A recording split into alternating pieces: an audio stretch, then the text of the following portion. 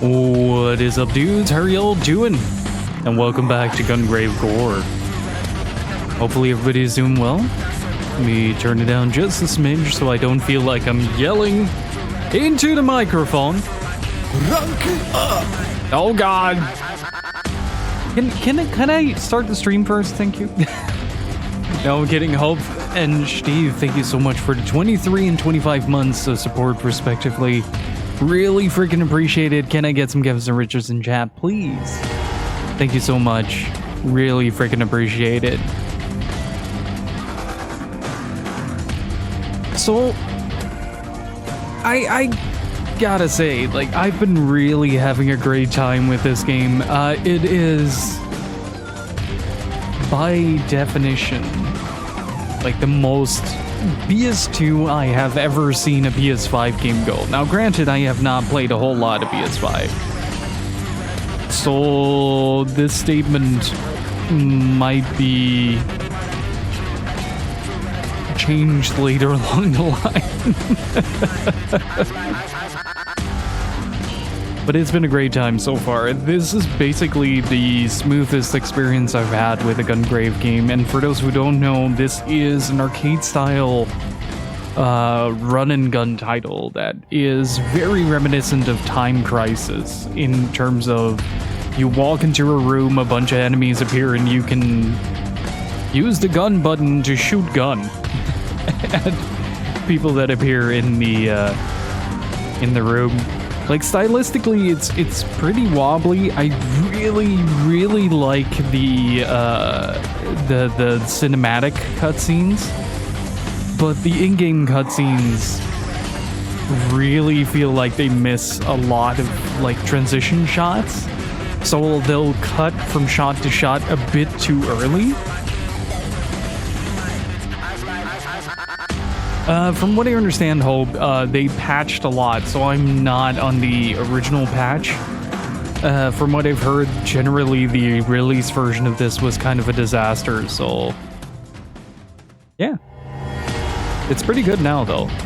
It does have that little DOA,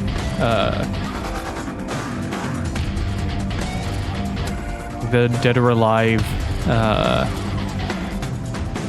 riff going on in the background here. I kind of like it. I think we're about halfway. Yeah, this is 31 stages, and we're on stage 16 now.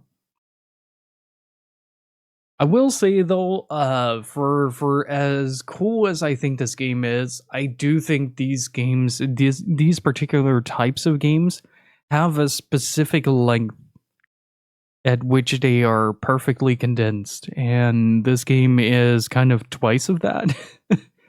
So we'll see how this goes. I'm really excited, honestly. But yeah, hopefully everybody had a great weekend. Okaketsu, Hope, Steve, and Pockets, how's it going? Zell decided to join us, and Grave managed to get into the refinery. Is there a second seed core here? First, we need to get this area behind the refinery that's been blacked out on the floor plans. We should find important information there. Grave already set off to clear the way, so I better get ready to go in with Dr. Aso. And, like, naturally, there are a bunch of, like, weird translation errors. The cutscenes are a bit of a mess, but the game is fundamentally a hell of a lot of fun. And I've been really having a great time with it. If you enjoyed this, highly recommend checking out the anime.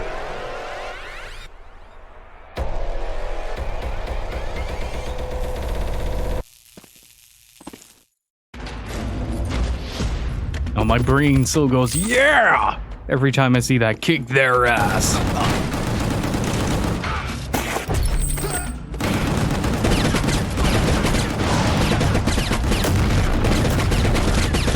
Okay, I need to check something for the sound real quick.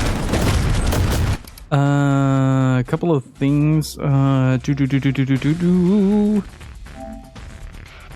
DualSense wireless controller. Did it change this? Okay, because I feel like it's certainly not me that Not me upset that Nier is definitely on hiatus for a second time. Oh no.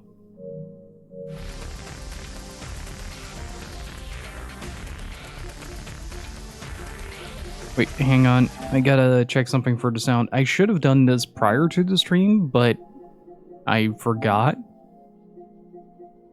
So one of the things that newer consoles tend to do is they tend to force a 2.1 output, meaning that there are 2 speakers, 1 bass amplifier.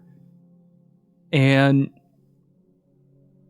one of the main problems is that my capture card reads those but doesn't output them correspondingly, so you can't convert 7.1 to stereo for a stream. What I can do is I can directly translate like 7.1 into 7.1 for you guys, but that would still mess up a lot of speakers, and let alone I don't think Twitch has the capability to actually output that. I'm not quite sure. So I am forcing the audio out into 2 channels for this. A little bit of a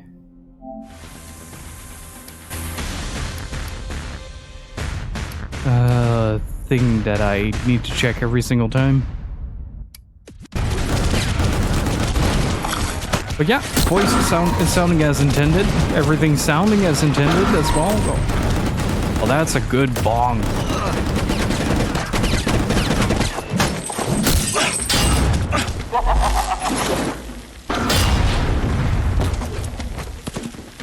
Oh, it was square to dodge away? Right, got it. Refamiliarizing myself with the controls here. But here you see, kind of see what I mean with the time crisis, with basically third-person time crisis. Also, is the game just so much louder than I am, or is that just me?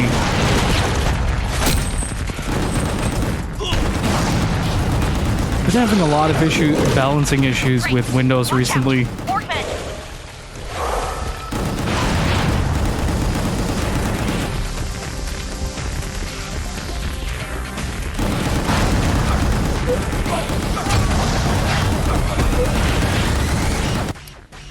It's slightly louder. Hang on, let me fix that. Ooh, that is a... This should be a lot better for you guys.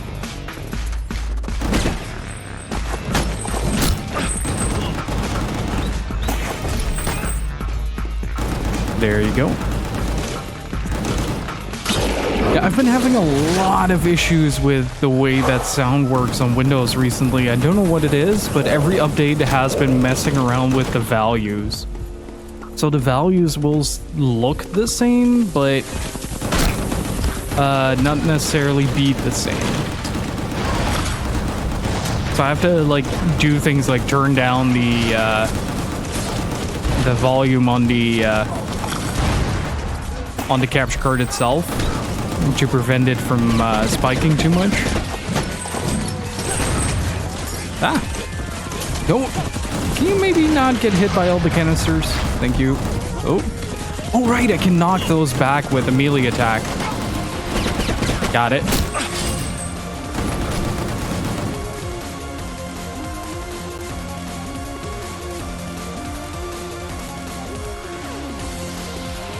Soundtrack is blasting some Mission Impossible right now.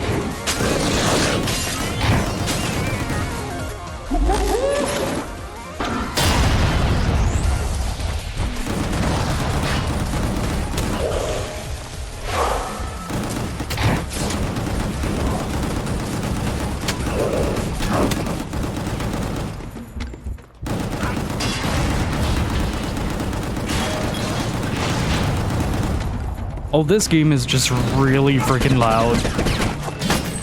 No matter what you do, it's just really freaking loud. Which is also why I mostly play these type of games in short bursts, like max of 4 hours.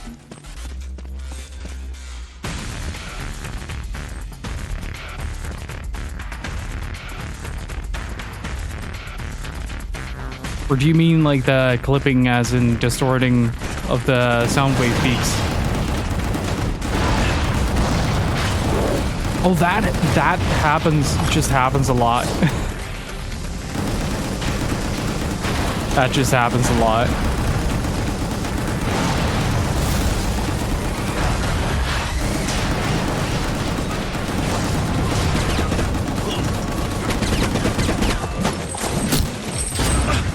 Grave, there are too many of them. Are there though? Like, are there really?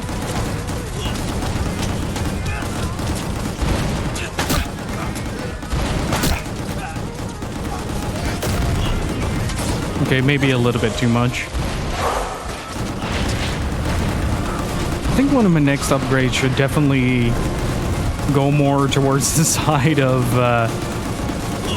here is some extra combo juice.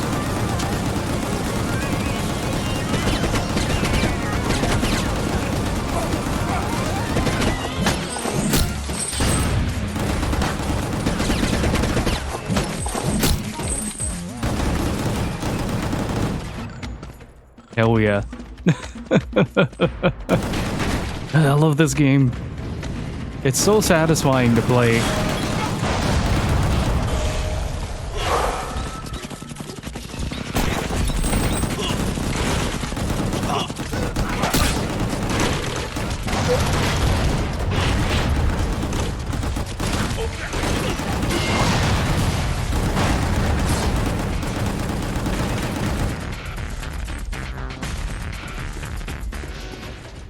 Also, for anybody interested in still getting on the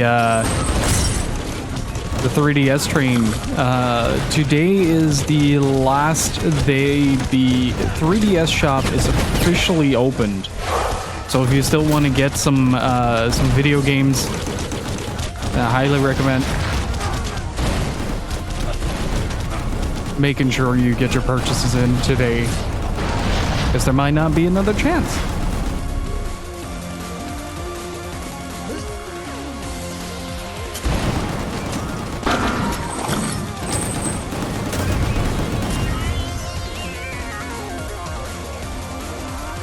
God, this theme is so Mission Impossible.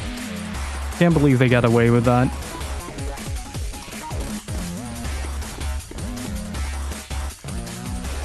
Wait, no, was it James Bond? Ah!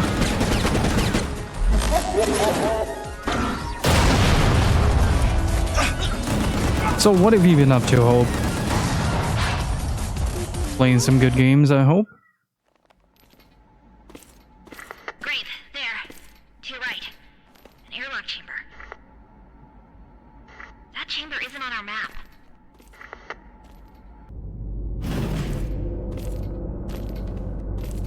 Like, these are in-game cutscenes, and definitely during the more actiony bits, they will feel really awkward. But once, like, the big cinematic cutscenes hit, it's incredibly good.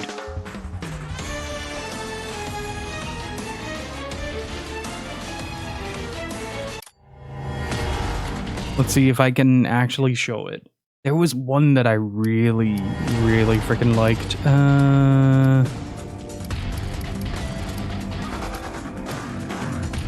Maybe in a lab? No.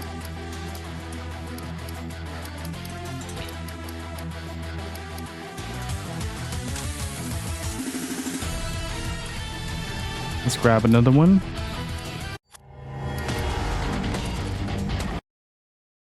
Too many games, so you're getting piled on with the hefty release schedule that's going on right now. There were a lot of unexpected things in the video that Grave shared as he entered the area behind the refinery.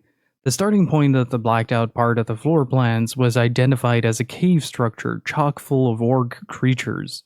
How the hell did this happen? What is going on here?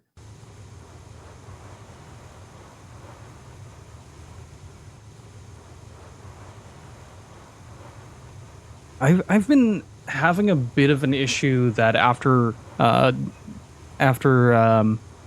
Disco Elysium, that nothing quite hits that sweet spot that game did.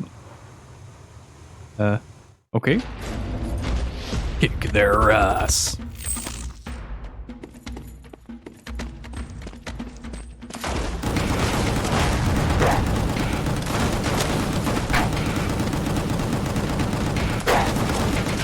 Nice.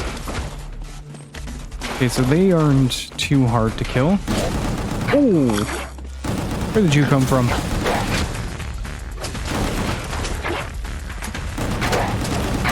Oh god, they have poison claws. You gotta be careful with that.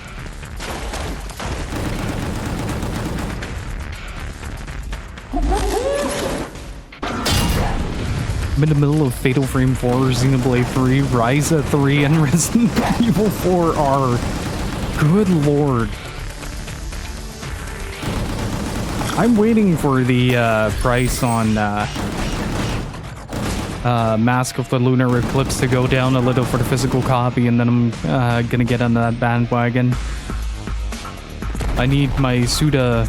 Oh, that was a clipped audio clip. I need my Suda collection to be fully complete. Picked up Liberation Maiden the other day from the 3DS shop. Really good so far. That's true. And hey, Cohen, how's it going? I've been having a fairly busy Monday, actually. Like the good kind of busy. So one of the new mechanics in Gungrave GORE is that you can use this sort of chain attack on people to do various things. Like you can grab them and then throw the person that you grab, etc. You can hold them hostage to kind of use them as a meat shield to soak up some damage for you, which does half your firepower because you can only use one gun. And beyond that, you can, whenever an enemy is glowing, you can hold R1 to instantly kill them. Great! Watch out! Brave? Don't fall down.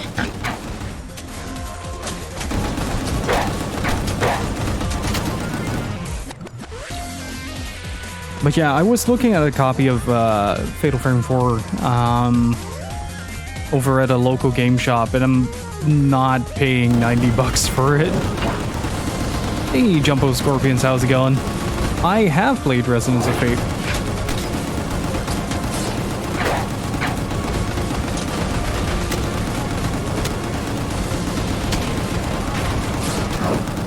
Grape! There's the exit!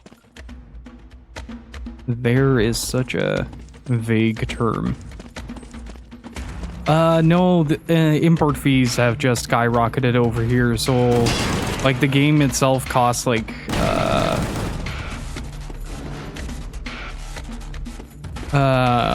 the game itself costs like $70, and then they have like all the import fees and all that. Basically, they're just charging an exorbitant amount just due to the sheer virtue that that it's the Asia release. Did you get this game day one? I did not. I got it for my birthday alongside Gungrave VR. I remember someone saying that seeing the fancy animations 100 times gets tiring in that game. Well, to an extent, yeah. It gets tiring, but the versatility of the application of the animations is pretty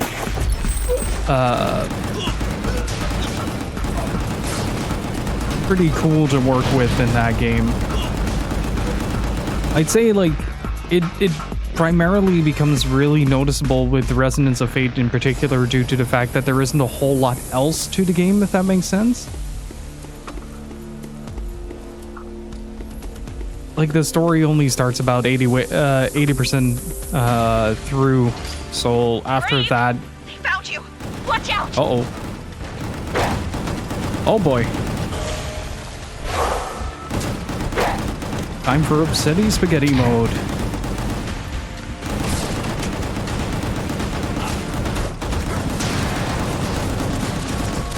Are we gonna try to do the worms again? We're gonna do the worms again, aren't we? Oh, there's a turret.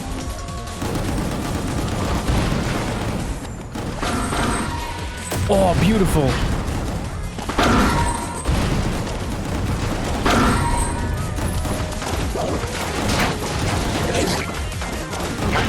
It's like playing tennis, but deadly.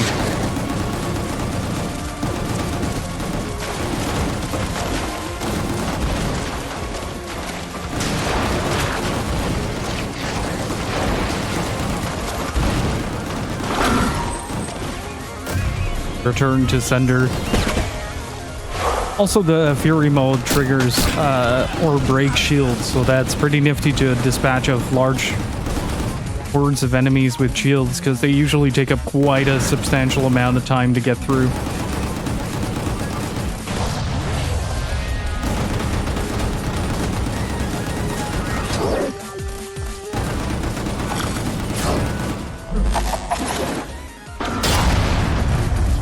God, I love that the camera works so well in this. There are invisible dudes over there. There they are. Hello, invisible dude.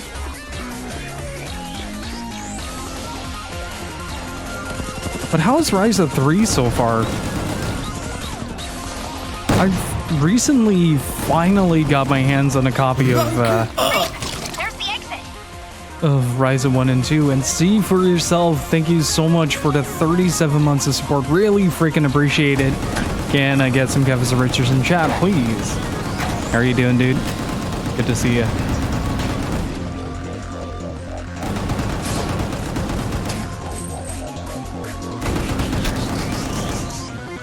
I'm planning on diving into them, into the Ryza games after I beat Dungeon Travelers 2. I'm about like 30% into that game. Ooh! I can splatter those dudes? Nice.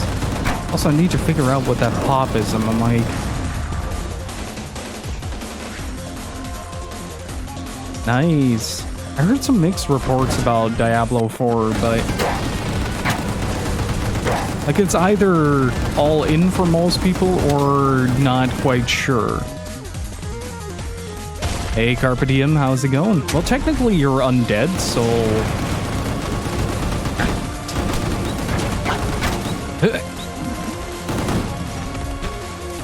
I like that he uses the gun coffin for the larger enemies.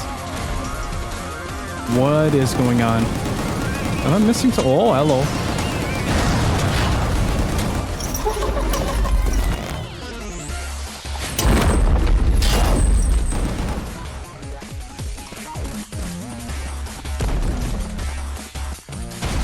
Oh, okay, the ceiling is only coming down. Makes sense. Oh, that is a cool execution. I like that. I feel like this game does a great job at just simply being extremely satisfying.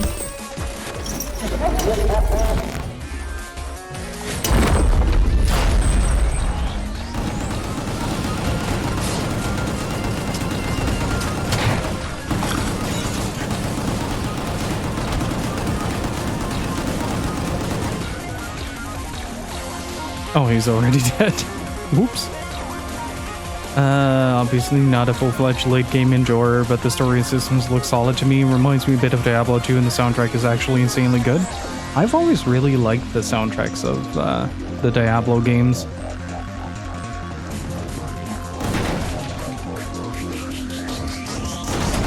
I gotta be careful here, because there are holes in the bridge. What is that tyrant-looking dude?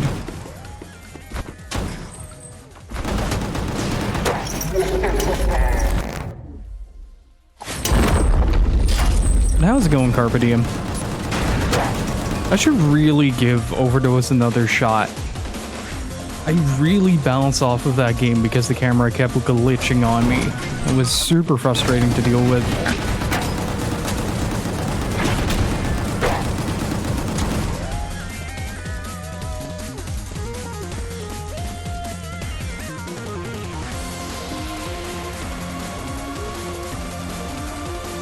I am doing pretty good, just kind of relaxing at the, well, sort of end of a busy day. Had a really early start, but I didn't get much sleep last night.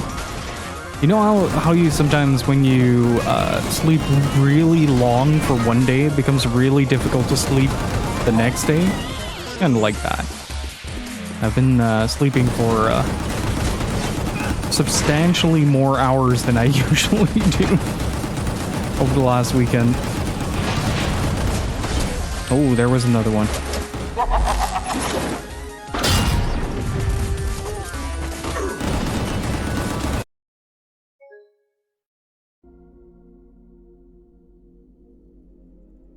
I Gungrave too hard.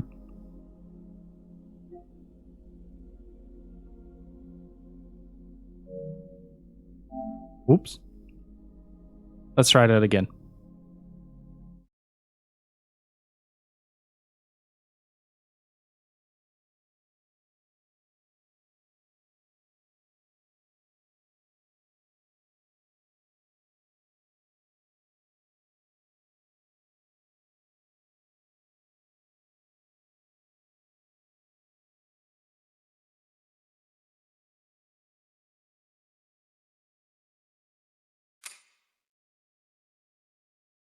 So, everybody who's new to the channel, welcome on in. My name is Gill. I break stuff.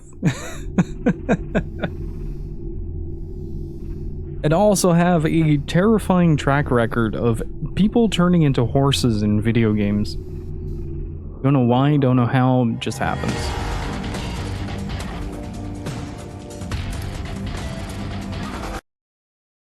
Yeah, I'm kind of in the same ballpark on the Diablo thing.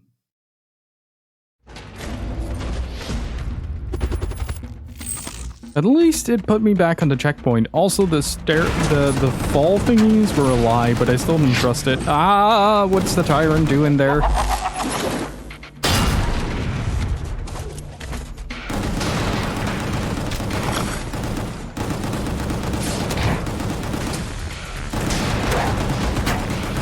And this game does a very good job of just being insanely satisfying to play.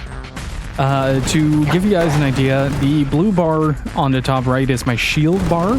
Once that goes down, my health starts to degrade pretty rapidly.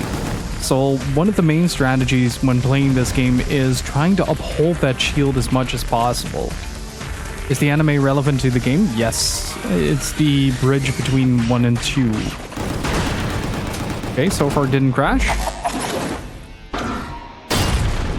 Not the target I was expecting, but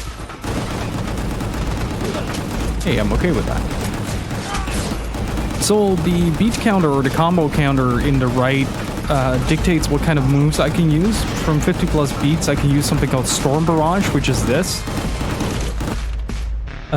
Which basically culls any enemies that are clustered around me. It does an increased amount of damage versus my normal shots. I can also sort of tunnel my shots. Go into this sort of rapid fire mode. Some form of reflection is going on. Not quite as substantial as I'd hoped for.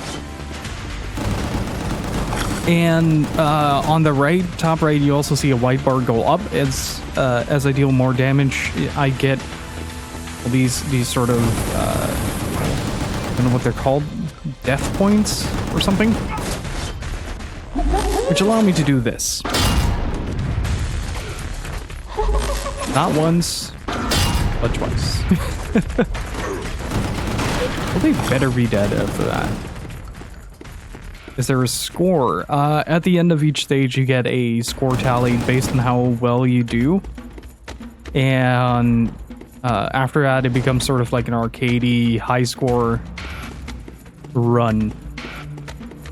And also, if you guys can do me a massive favor, please do go follow up my good friend Hope. He is the absolute comfiest streamer on this website.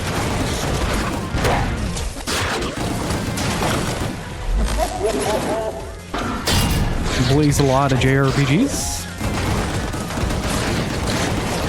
And, well, if you're curious about what is currently on the agenda for him, the list is quite extensive. I'm genuinely happy that Ryza 3 is doing so well, though. really just am glad that more people are embracing the Atelier series. Just generally, I find that Ryza made a lot of Atelier more accessible for general audiences.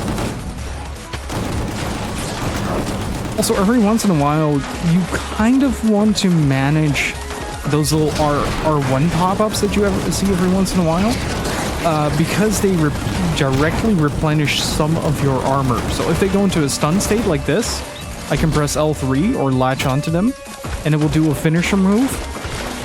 Grave will do a finisher move, and basically that gives me a certain percentage of armor based on the enemy that I'm doing or the flashiness of the move.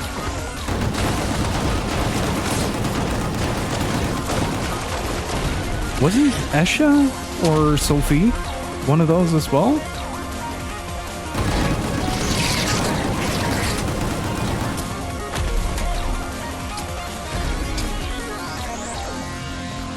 I know the Arland and Iris trilogies didn't quite follow the same. Grave, watch out! Upper level! Oh boy. Hurry, Grave! Faster! Or alternatively, take it really slow. I think that worked miracles. God, I love the lighting in this game. It's so good. Grave, watch out! Never came across Orgmen like this. They seem to be very much controlled. I see that the developers played Resident Evil.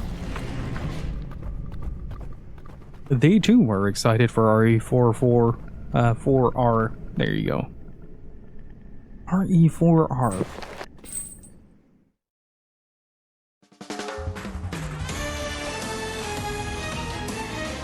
What do you mean 98? Ass. So this is the score screen. The better you do, the more of the DNA you unlock, and the more you can spend on different demolition shots. That's also the currency.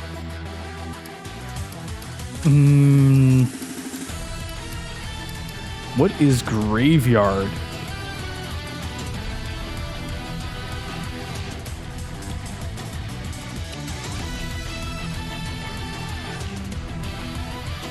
I am taking this. I am taking this. This is way too cool not to use.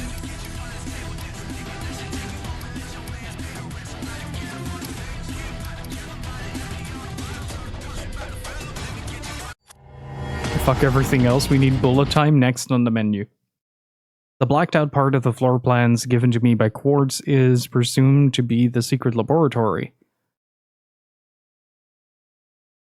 Quartz and Dr. Osso are heading to the secret laboratory along a safe route secured by Grave. I decided to stay here to protect Mika and keep an eye on the situation outside the cave. Someone as powerful as Grave should be able to clear all the enemies inside the laboratory before Quartz and Dr. Osso get here. So basically the story so far is that in this world you have something called Seed, which is a sort of drug that kind of works similar, I guess, as the T-virus in Resident Evil, in that it makes it mutates the body and makes the host stronger, just less of a virus and more of just a drug. So throughout the Gungrave series, you fight an organization in order to basically defeat all of the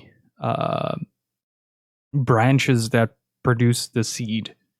And we now found a secret lab in Vietnam. Oh boy.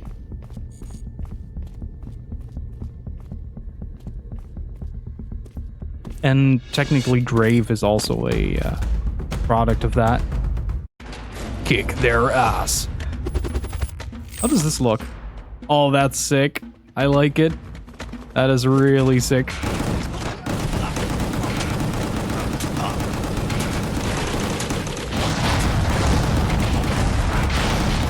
We're gonna get a bunch of scientist dudes, aren't we? Yeah.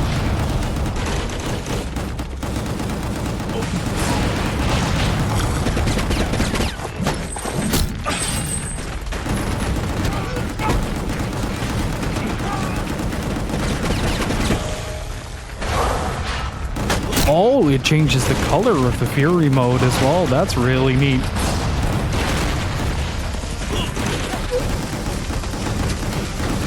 Also makes it a lot more clear from a color palette standpoint what's active and what isn't.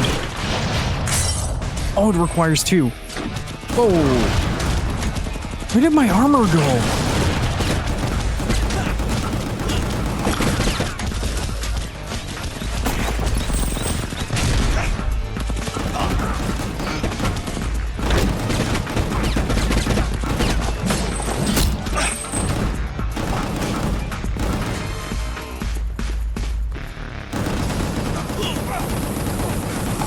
That just instantly melted.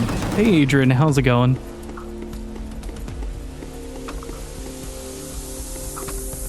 There's something really cyberpunky about it as well. I really like the aesthetic of this game.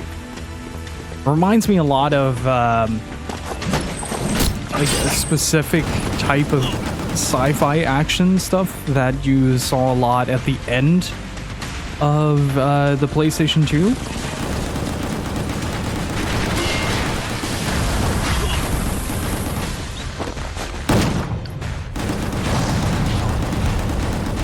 Stuff like Crimson Sea, for instance. Frank, watch out! Sea gas! Oh shit, gotta be real careful actually.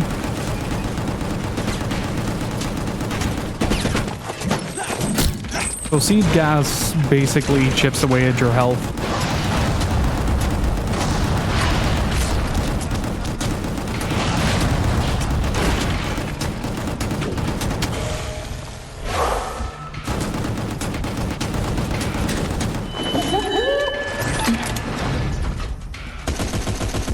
Oh, that is really cool. Holy shit.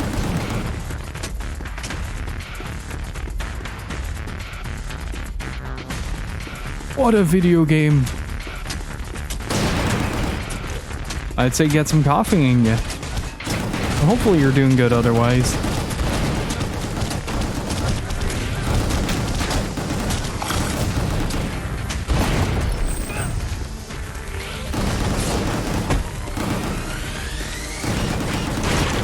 Ah, just missed it. I feel like this would make a great game to revisit every once in a while, see if you can get a better score on certain stages. Though I will say that the bosses in this game are very one-sided in the way that you can approach them.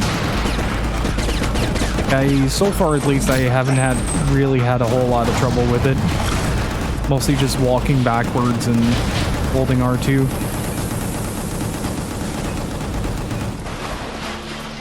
And it could also be fun to find ways to like optimize the way that you deal with the beat counter. See if you can keep a beat counter rolling throughout the stage. Alright, party time.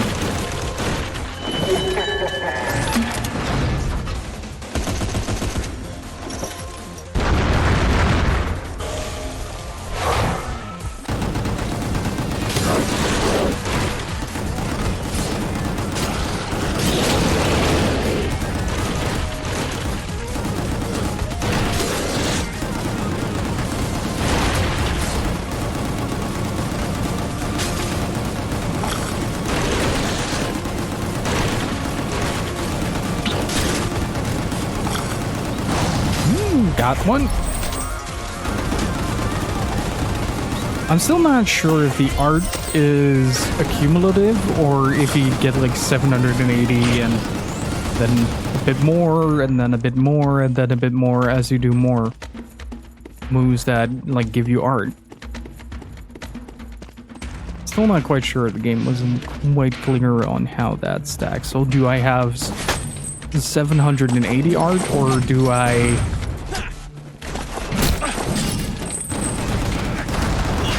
just got or do I just get 780? English is a language that I am supposed to speak, but sometimes I might surprise you.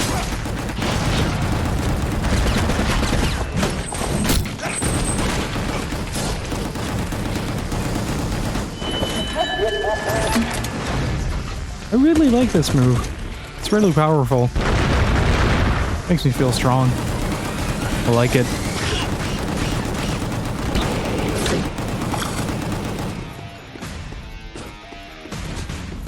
Oh, wait, there was another one.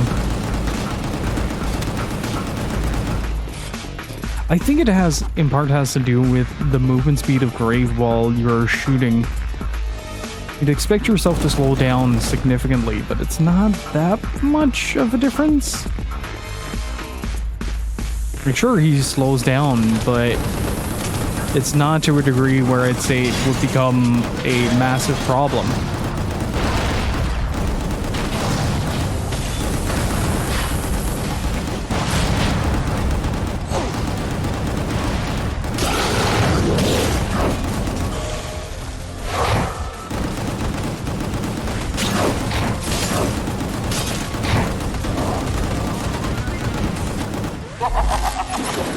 Catch this.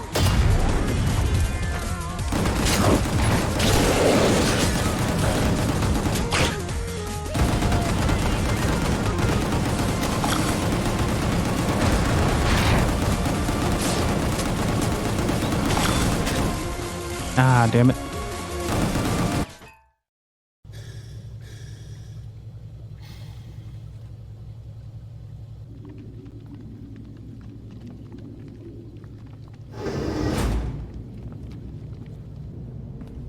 Oh, do we finally get to play as Quartz?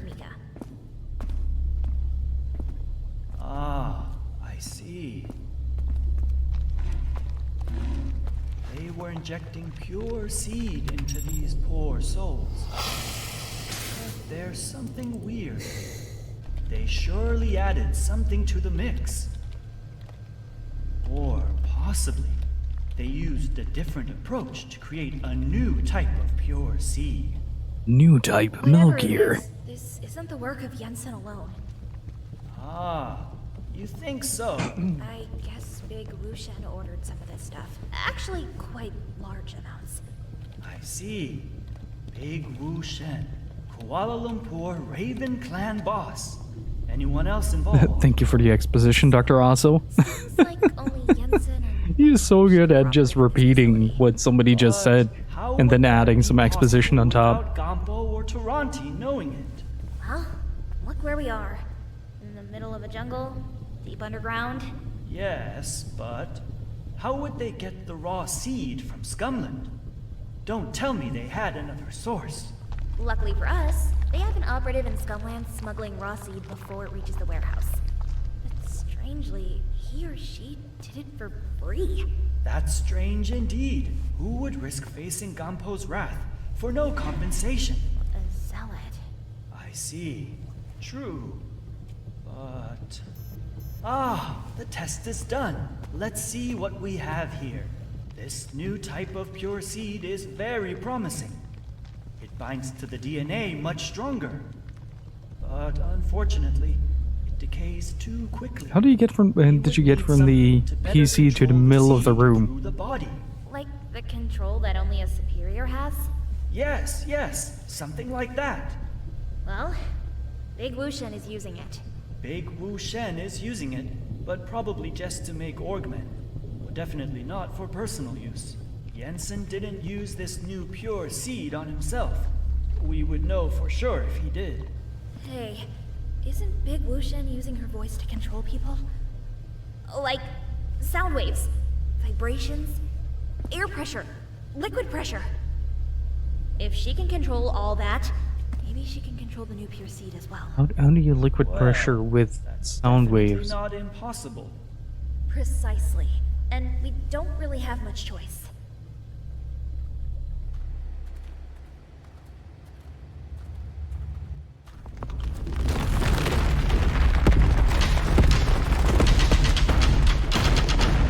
Quartz!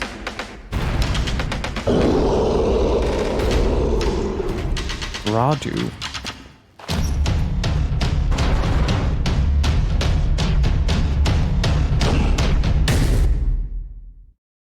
I do like the little fun bits that they add to this, though, when it comes to just a way that they present certain things.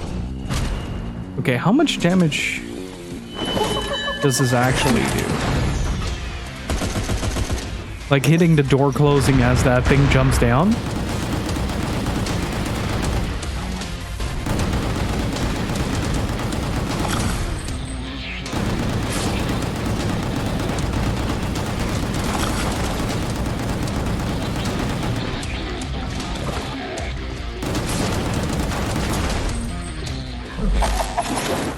How much does this do? Not a whole lot. Probably a better idea to go into the... Oh boy, that's a frame rate.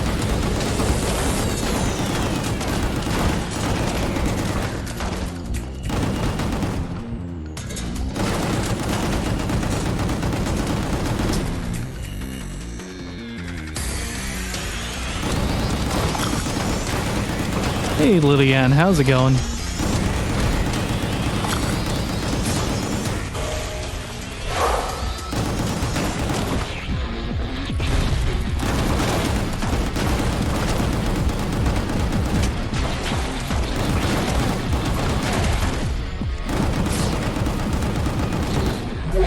As is tradition.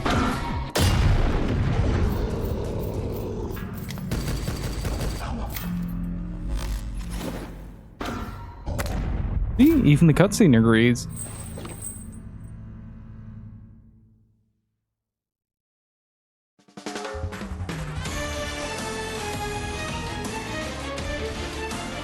Ass. It is important. Who wanted bullet time?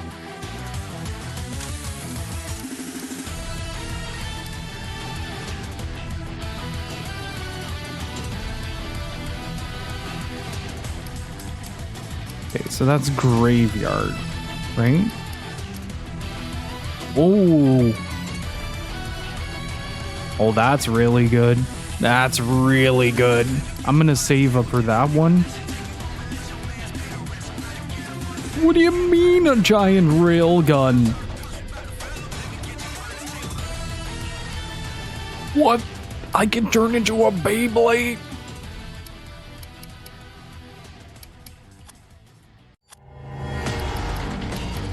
What do you mean I can turn into a Beyblade? Snooping through the Wii U / 3DS online shop before it closes. I did the same thing last week and I picked up quite a few good games. Primarily stuff that I know is either not available physically or has problems in the physical department, like Pokemon Auras, and Persona Q, because they had faulty productions on like the first 3 waves, I think. So a lot of the cards just broke. Dr. Ozo hurried out of the cave and delivered the urgent news. An orc creature appeared suddenly and the cave roof collapsed, separating Quartz from the party. The orc creature is probably what the former refinery workers were calling Bratu. Grave is returning to the dropship while taking care of remaining enemies. I tried radioing Quartz, but it's hard to locate her. I forgot what the... Let me look it up.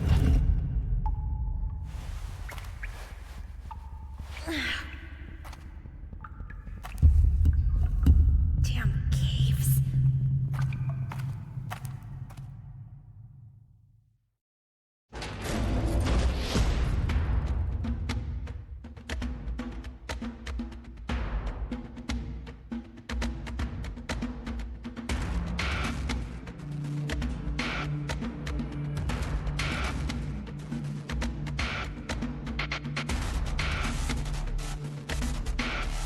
Beyond the grave.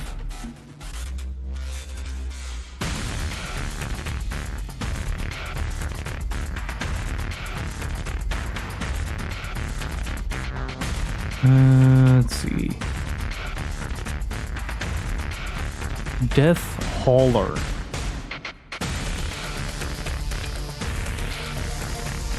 So high on the recommendation list. Also, hey, we finally get to play as Quartz. What is her gameplay like? A Seed Shot.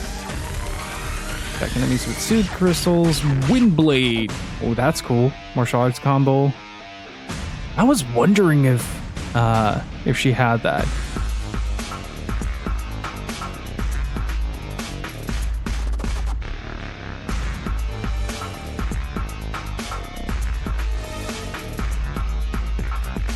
Okay, so she has an aerial attack and 2 moves. Gotcha.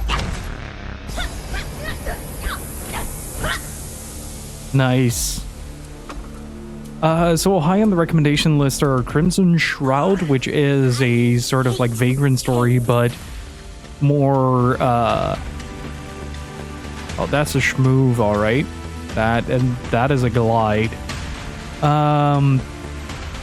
It's basically Vagrant story, but with dice rolls. Liberation Maiden, which is a shoot 'em up by level 5 and Suda 51. Attack of the Friday Monsters, which is just hella charming. And what else did I pick up? I picked up SMT4 because there is no PAL release of that game. And I got Stella Glow because it was 90% off. And I can't resist video games for $4 total.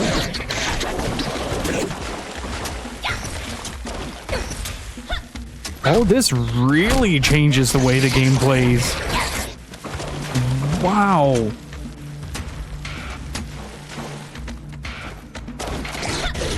Did you get arrow porters? I did not.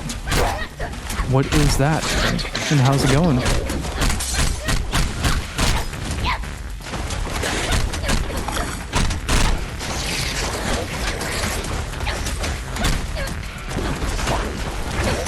Okay, she's definitely among the harder ones to play.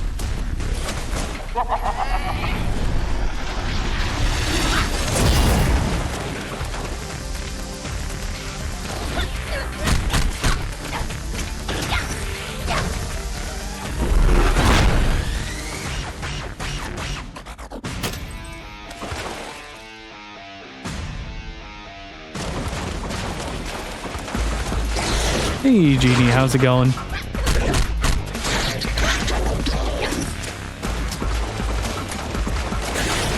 Let me actually take a quick look on that.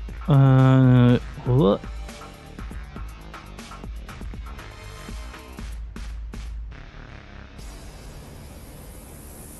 Let's see. So Arrow Porter is not available here, I think. Nope, not available here. I am still restricted by the shackles of PAL territory nonsense. And Iron Maiden War in the Sky.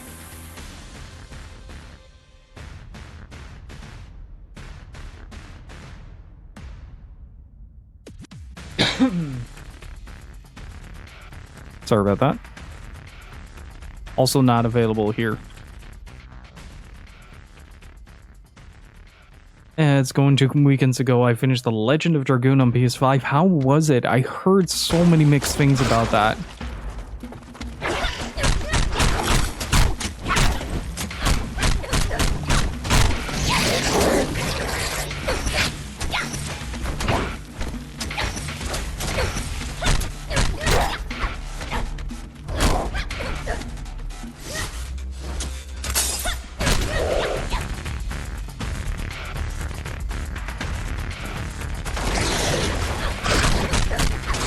God, this changes the way the game plays fundamentally.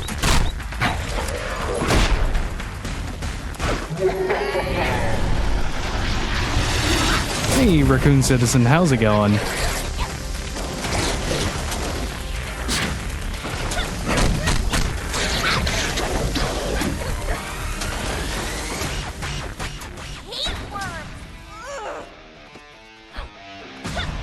I mean, she's a lot of fun for the variety. Okay, so I can use that into...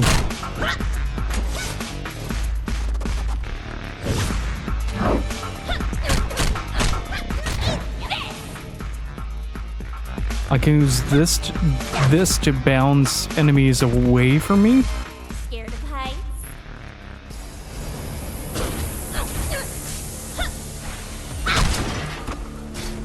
Or not.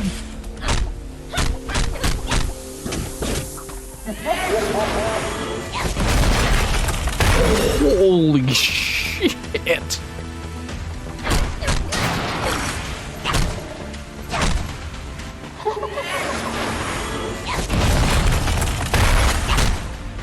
That's a beefy explosion.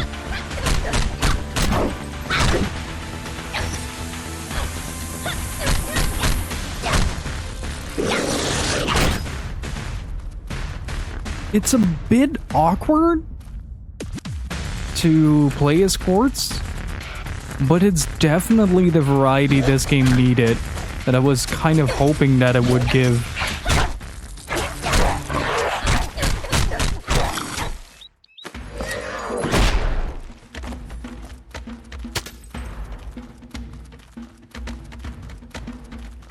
Because, like, if you're 8 hours long as a video game, as this type of video game, it becomes really hard to, like, not make it feel monotonous to some degree, right?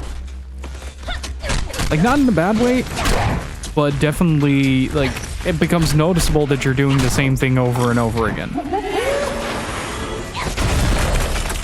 So adding in different characters to play with different playstyles is a very nice way to kind of mix it up a little bit and give you a little bit of stage variety, a little bit of gameplay variety.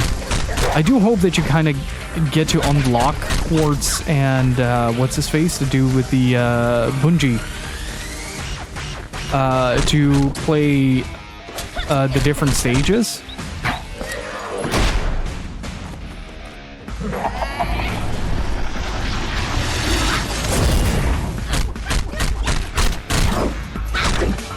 Nice.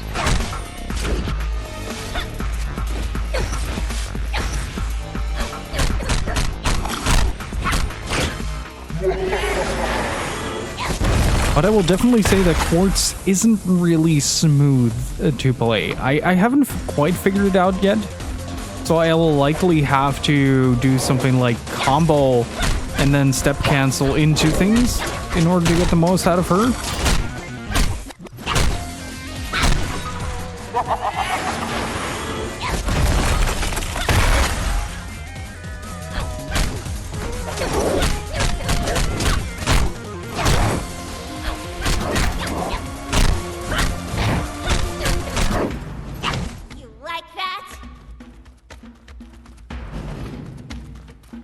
But I do really appreciate the extra variety that this adds to the game as a whole. Oh. Yeah, there it is. Okay, so I got to use my dodge a lot more. That way you get an instant freeze on enemies. That's really nice.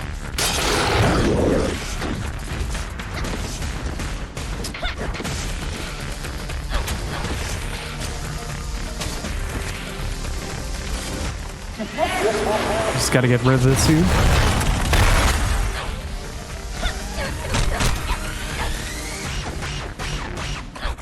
Also, maybe the jumping kick is a bit more efficient. Yeah, that's definitely gonna give some kick. No pun intended. Where do I go next? Here? Oh.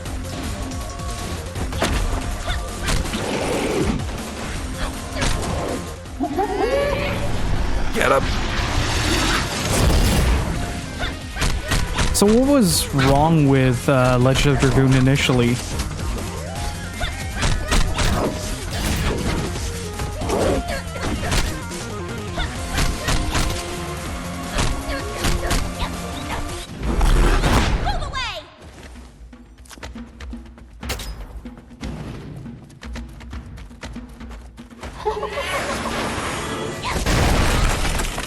just explodes the entire screen. It's so stupid.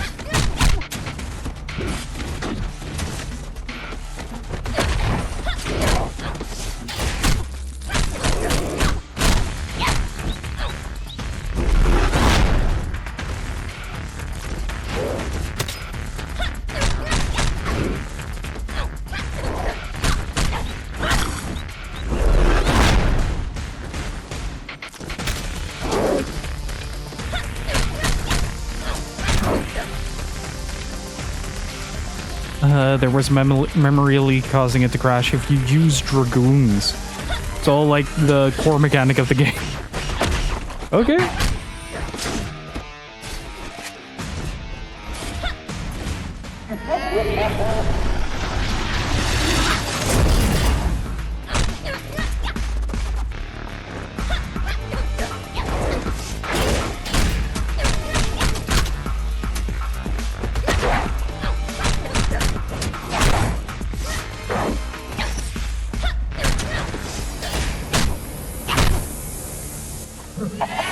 There you go.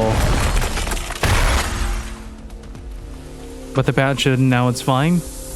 Didn't have any stuff for crashes. Well, that's really good if they managed to fix that. I'm starting to get the hang of this character. It's a bit tricky because like a lot of the animations have really awkward pause points. You have to like switch whenever you see that the little purple glow on her.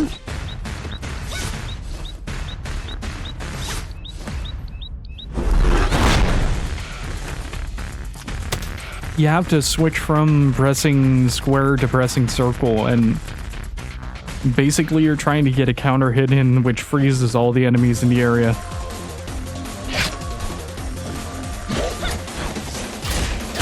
Like that.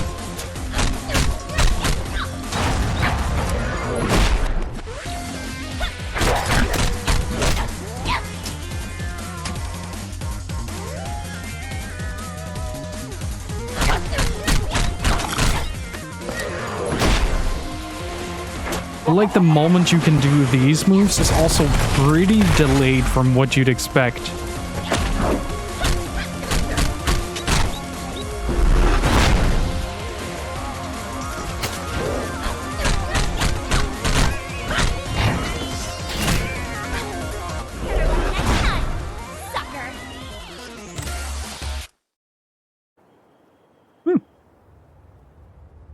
Not too bad.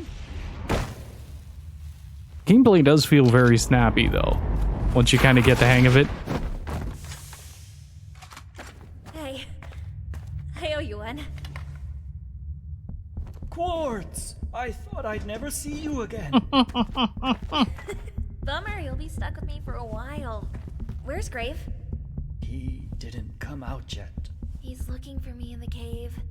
I'm not a child anymore, you know. A huge orc creature collapsed the cave roof. Damn, is he alright? Is he good? I don't know. Well, we need to go back there and check. God, these animations are great. Got back in one piece, huh?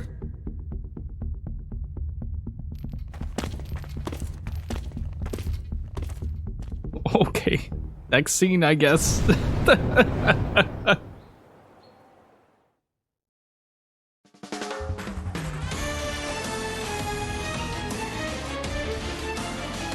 Abs. Ooh, got 4,000 for that. On to Malaysia. The first entrance to Kuala Lumpur, Malaysia. This is where the seed first arrives. Grave needs to pass this area to get closer to Big Wushen, who holds the key to Micah's cure. I can't believe Jensen and Big Wushen built a secret refinery without Gampo knowing and was stealing raw seed. It looks like the new pure seed's power is considerable. If Big Wushen used this pure seed too, she might hold some clues. I heard that when Raven Clan bosses turn into their superior forms, their seed capabilities are amplified to the maximum. If only I could get a sample of Big Wushen's blood after she turned superior. We need to find her first. Here we go, one down. Just jammed one of the Raven's scanners. The best way is straight to the hangars. We'll be able to land, but not safe to stay. Gotcha. That's close enough for Grave to sneak into their base and find Big Wushen. So, once you've reached Big Wushen, you need to force her into her superior form. Once you've killed her, Dr. Asu's VA is use killing this me. tool and take a blood sample. We will follow your movements from here. The fucking maximum seed. The seed is at maximum velocity. Grave doesn't fucking care.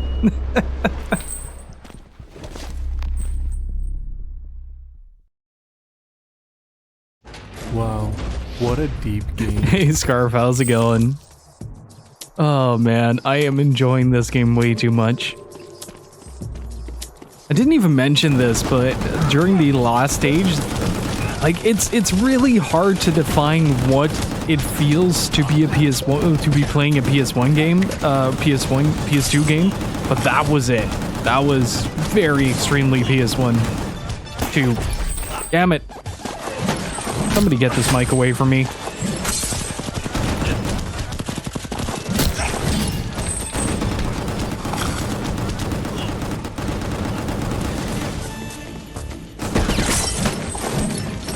Can't spell Kuno without fucking maximum.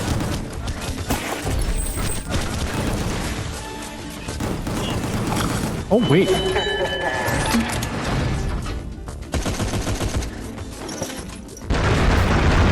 That works.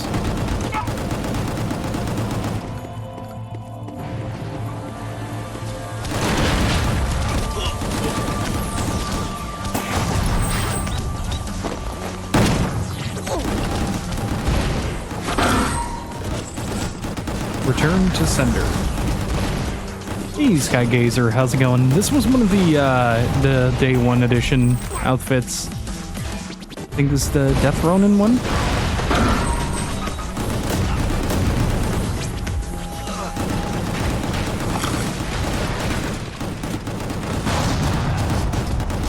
I'm doing pretty good.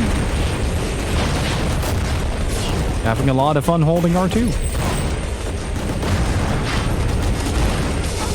So really appreciate that absolute dong noise every time you hit the missiles back to sender.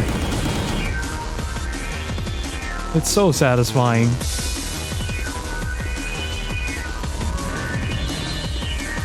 Like, not deep but fun, that sums it up about right.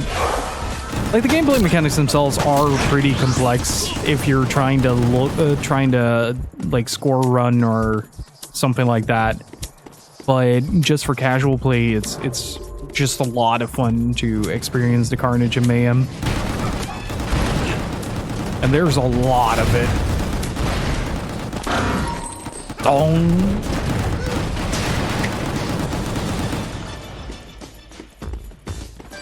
Oh boy.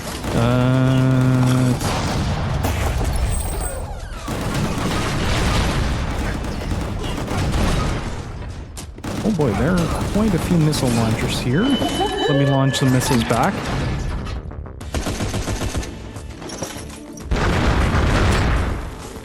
That works.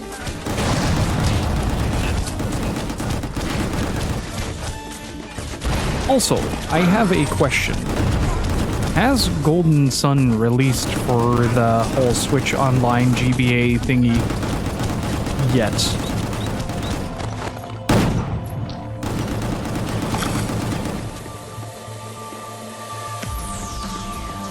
I don't think it has, right? Because that's gonna determine whether or not I'm gonna play Breath of Fire 3 next or Golden Sun.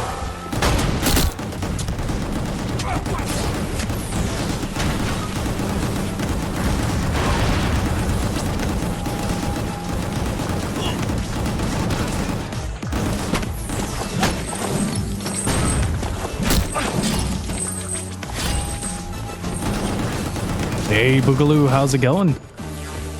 Both good options, I know, right? I'm gonna play both eventually, but... Great. The elevator. Or an elevator.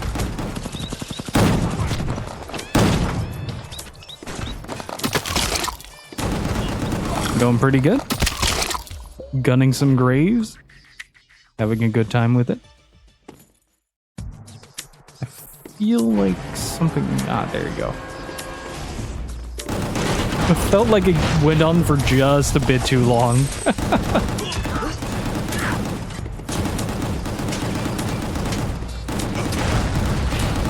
Oh boy. I thought a door open and usually that means one thing. Dong.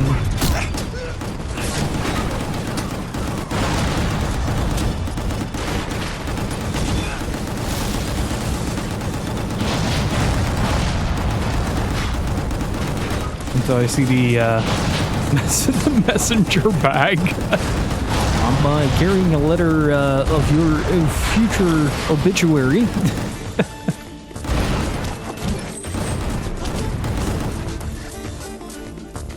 Oh, it's technically it's supposed to be like his own coffin.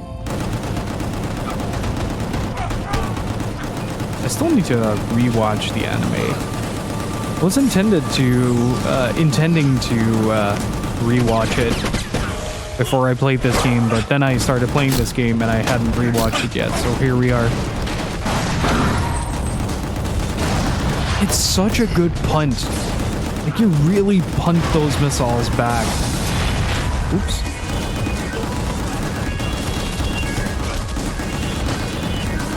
So no golden sun just yet.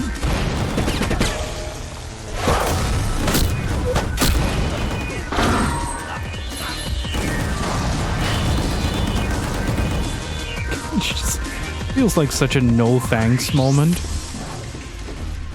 Like, hey, want these missiles? No, not really, no. You can have them. Just keep them. I don't have any need for them anyway.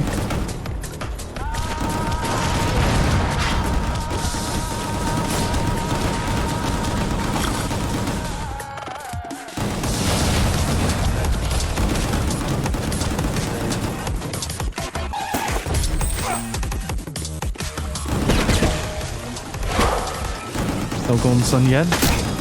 Today is a sad day, friends.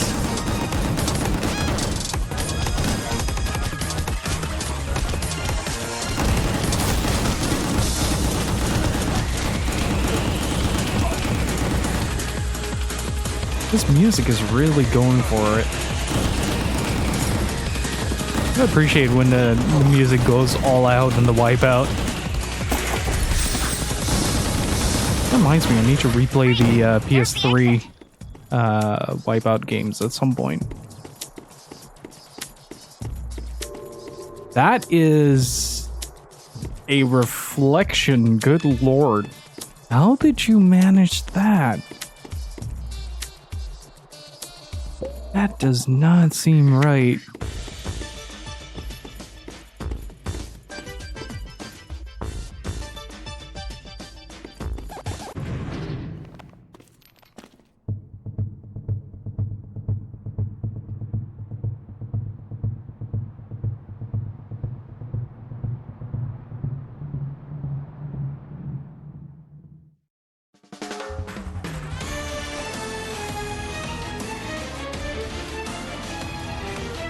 I've got some good sass.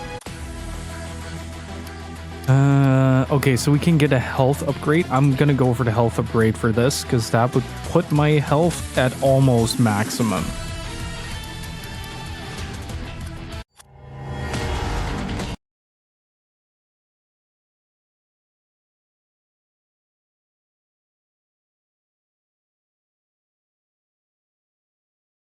I keep forgetting that. Like, I'm so used to checking some stuff on the side whenever a loading screen pops up because I'm used to waiting, but with the PS5 there is barely any waiting. It's kind of insane.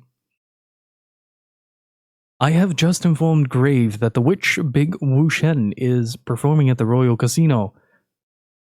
Her playing queen with her voice enchanting tricks is just as the rumors described her. That is a sentence. The casino must be full of her henchmen. I wonder if we can catch her. The odds must be 50-50, right? Either we catch her or we don't. Who wrote this shit? Give that man a medal.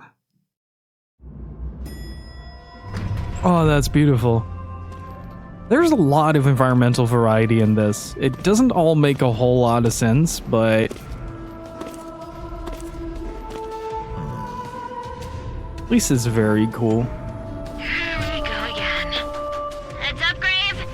She ain't singing for you. Oh. Looks like we have a new uninvited guest. Now, do what you need to do, people. Protect your queen.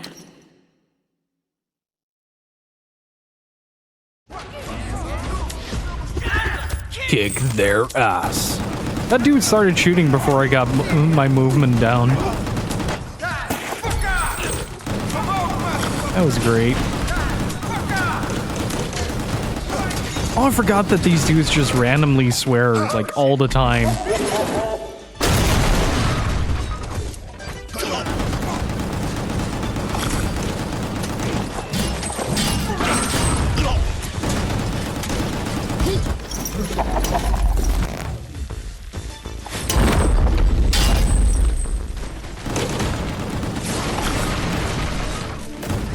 I think I'm gonna set up the VR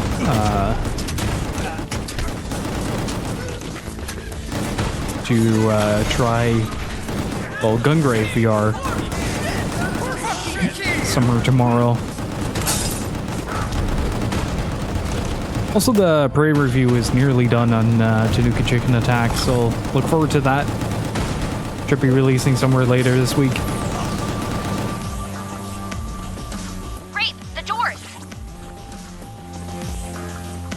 I don't know if anybody here played the VR game Sirento, but this stage really reminds me of that game. It's basically first-person Shinobi.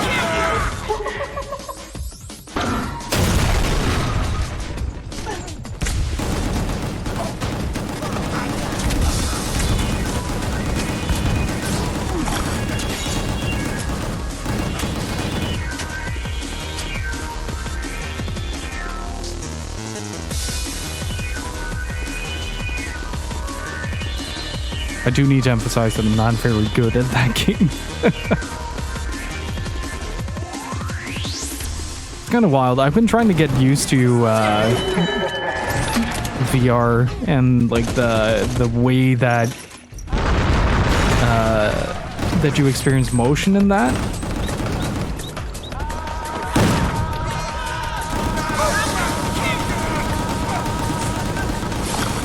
But it can be a little frustrating to feel like you're only experiencing like small increments of,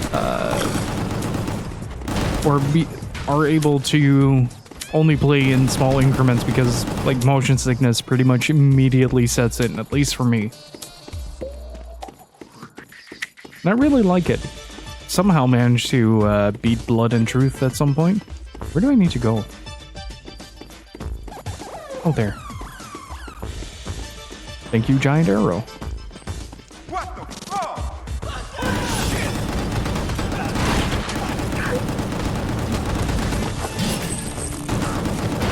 You just draw a gun and shoot him in the face. Ah! Too close.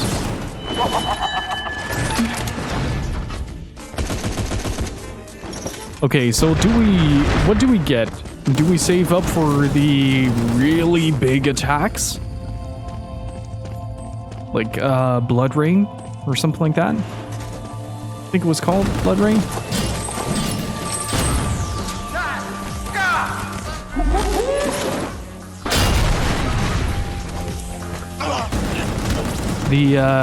The level 3 one?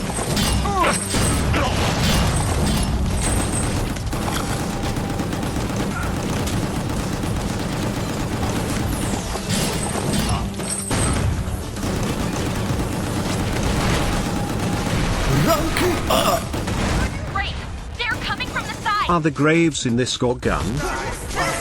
Hey Thomas, thank you so much for the 19 months of support. And this gun is definitely GORE. Grave. Thank you so much for the 19 months of support. Can I get some Kevins and Richards in the chat, please? Really appreciate the continued support. Oh boy.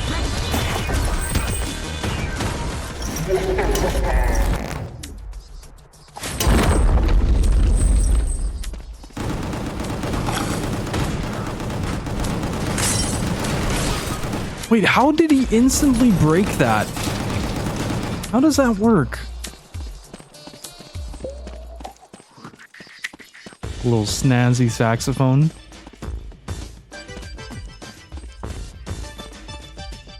Sounds like a sort of future city town in the JRPG.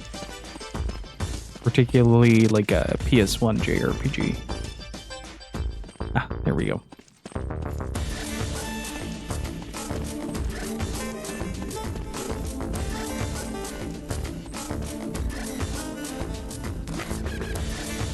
Great rolled.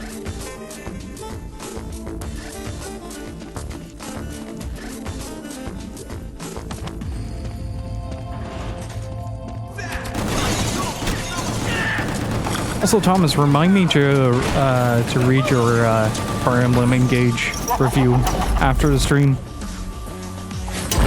Didn't have time to finish it.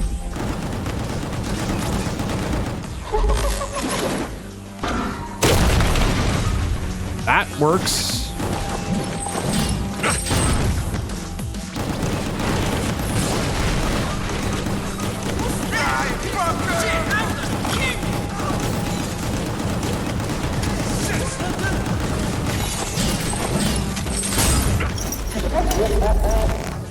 I read the first major paragraph, like your background with the series.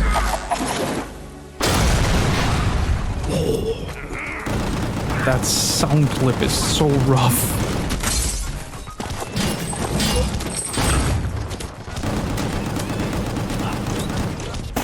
Let me get some armor.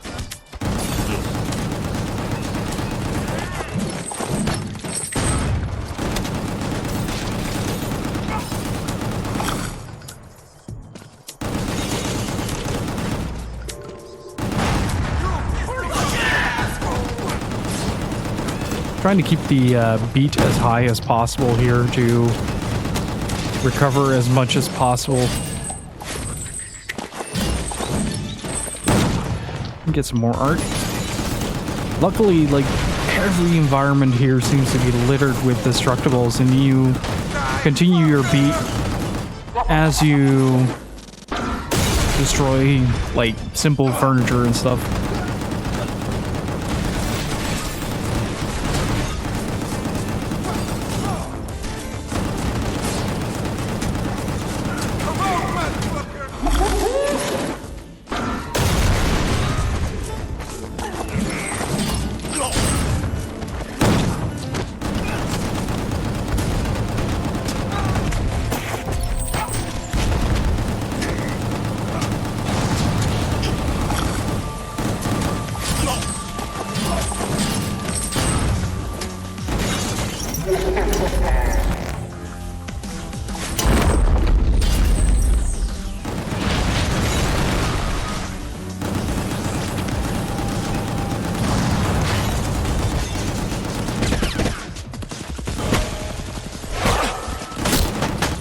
Time to bring your shield to a bullet fight. Oh boy. They are going down. Oh boy. Get the 500. I think the closest I've gotten was nearly 1,000.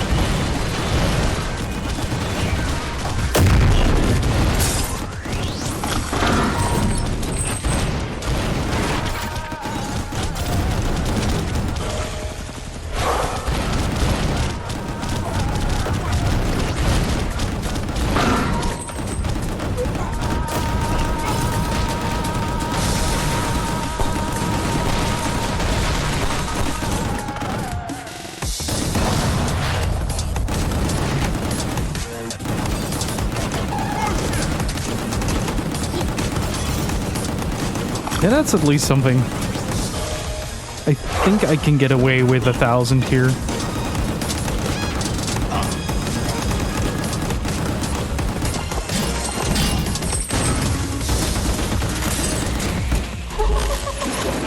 I really like the OST of this. Really good.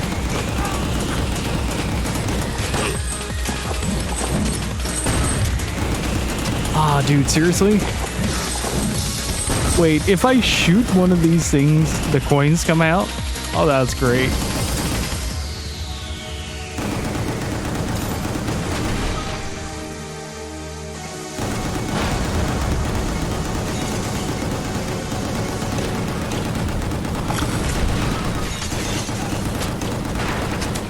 Great. Use the elevator. I'm already in the elevator, jeez. This is very unsafe to have an open elevator like this.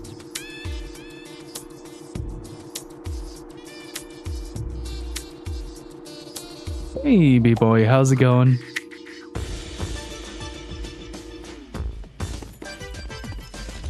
How did we go from a casino to this? Oh, secret laboratory. Oh, this is fancy. Oh, we're doing this again?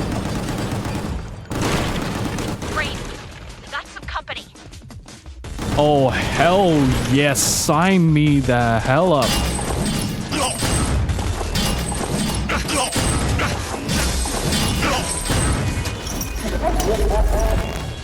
Almost finishing Wii shop stuff. Nice. What are you picking up?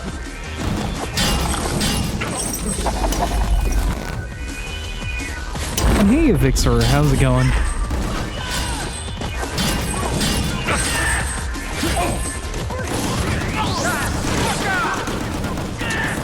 I'm so glad auto-targeting is a thing, but I do really love it. Love these sequences where you can light up the room with your gunshots.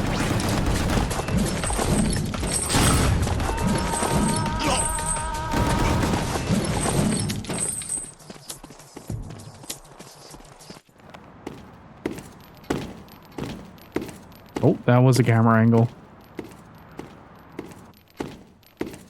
The final Wii U games being Final Fights. Nice.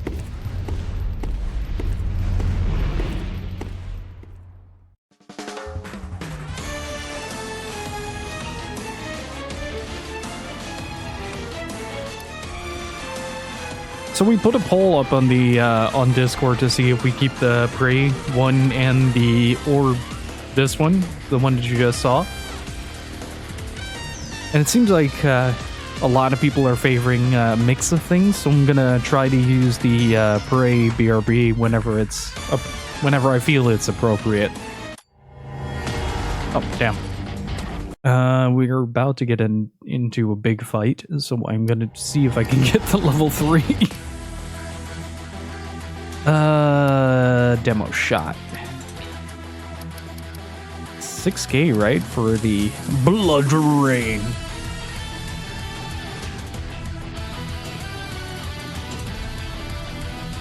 Okay, so there is... Do we turn into a Beyblade? Or do we turn into a ballistic missile? Chat, what do we do first?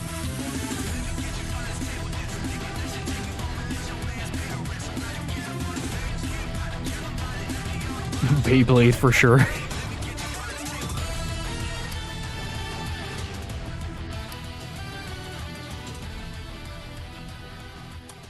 Alright, it's time to let it rip.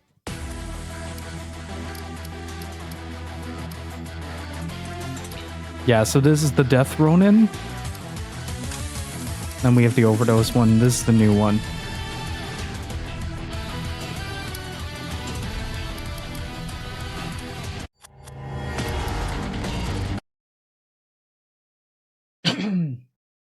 That damn witch. Getting away by using her henchmen as bait? I know her pride won't allow her to abandon her headquarters, so we have no choice but to head to the summit.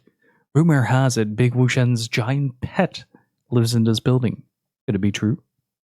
We're about to find out.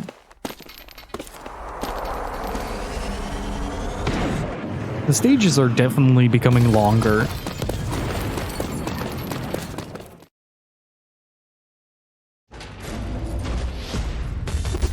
Although.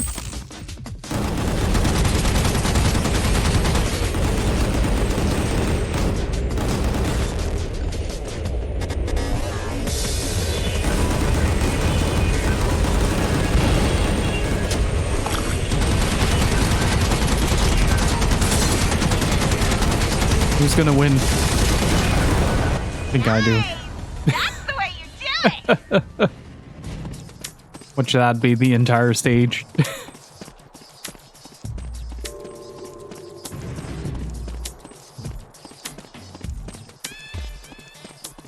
This stage does look like more like Overdose, I'd say.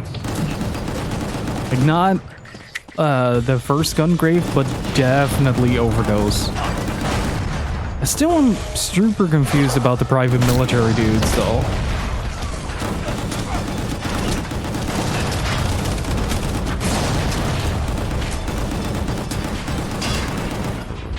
I was getting a bit confused by the hit detection there, but I was mostly just on fire.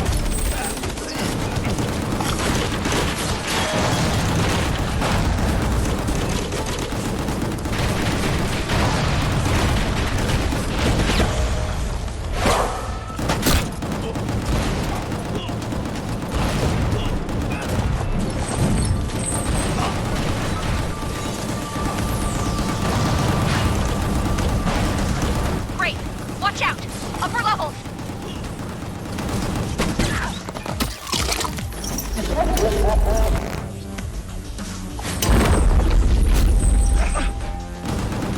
I'm really excited now for Exoprimal. Like, I initially thought I would really dislike the game, but after playing it with friends during the beta, I really had a great time, so I'll likely pick it up once it goes on sale at some point.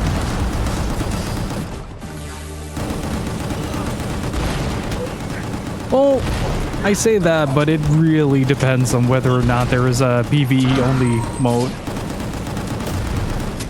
Because that was the thing that mainly held me back. So if it's just a hero shooter, I might get it if it's like a couple of bucks, but before that, probably not. But if it has a PvE mode, I am down. Watch out! I've been playing a lot of EDF recently, and it reminds me a lot of that. Oh, beautiful usage.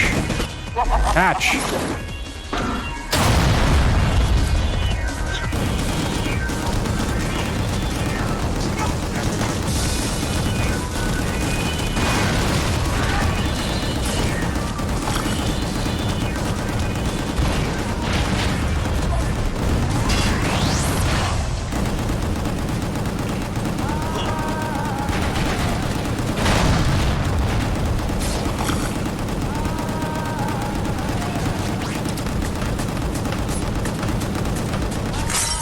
Oh, okay.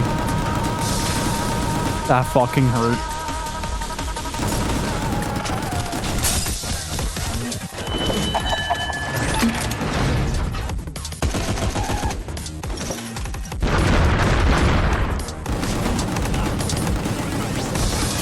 Laser dude's not best friend. Note it.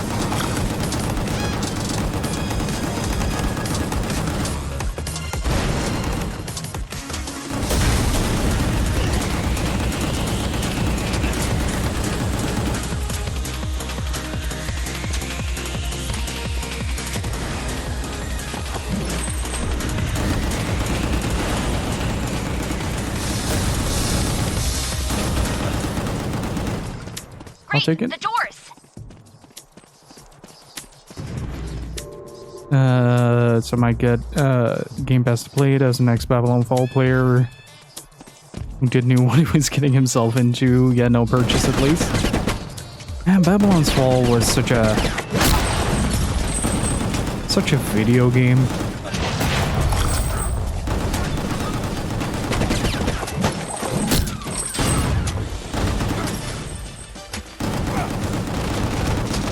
Game Pass is great, especially if you just occasionally want to like play a couple of games, especially for co-op stuff. You just pay for a month and then play a bunch of co-op stuff and cancel it again, then get Game Pass whenever you feel like playing more co-op stuff.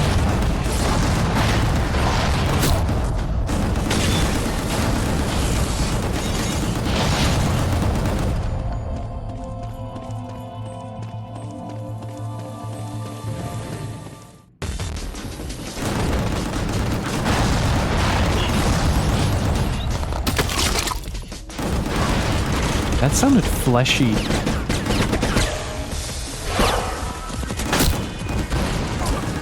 Oh, do we test it out? Do we test it out?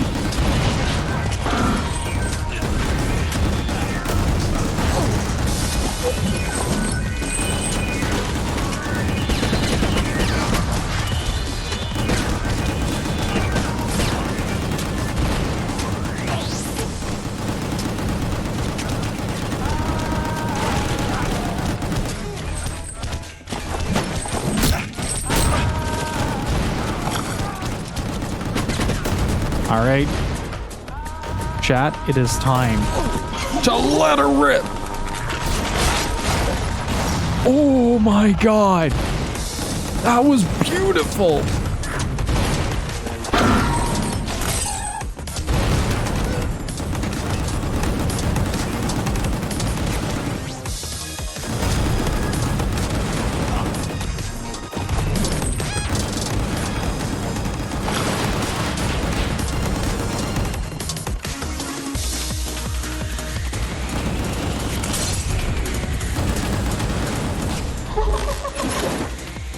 Deflect this. Great! There's the exit! Video games are a great time, chat.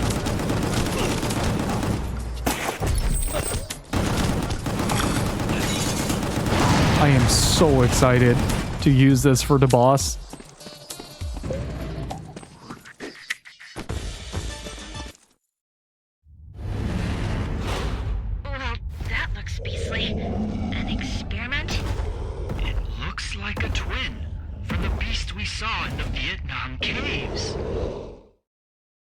Oh look, it's the Rancor.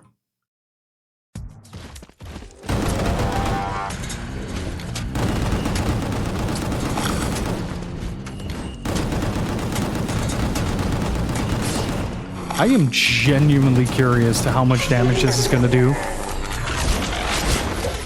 Not a whole lot.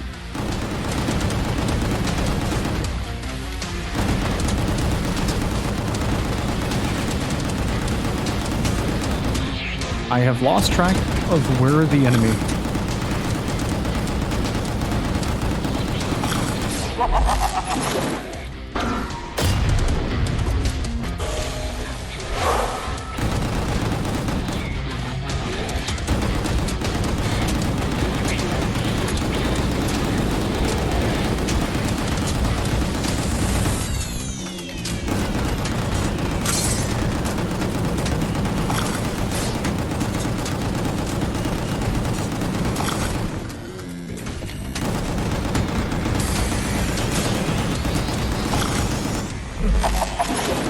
Each missile.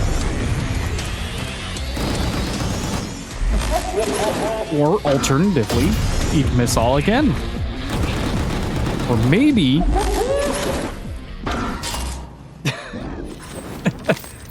might I propose an alternative?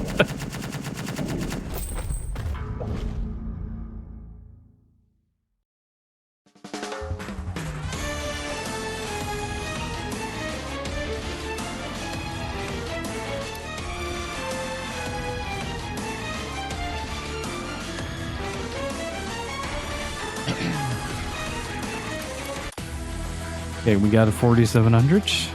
Stats. I do want to get this though, because we're getting to the point where I might actually need to get that. We have located Big Wushen, and Grave is confirmed to be entering the headquarters summit, where Big Wushen is located. we found Big Wushen. Also, Grave is at the place where he found Big Wushen.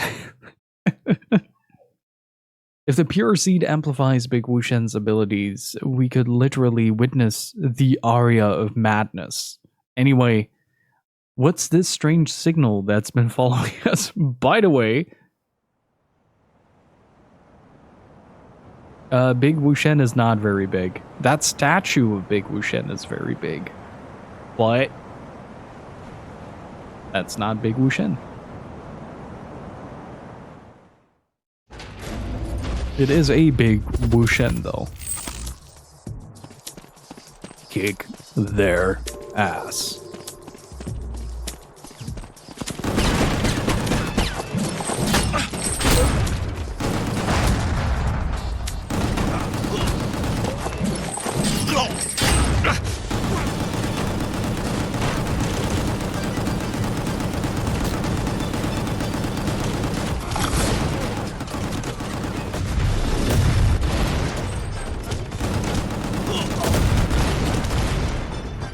Oh, hello. Didn't see you there.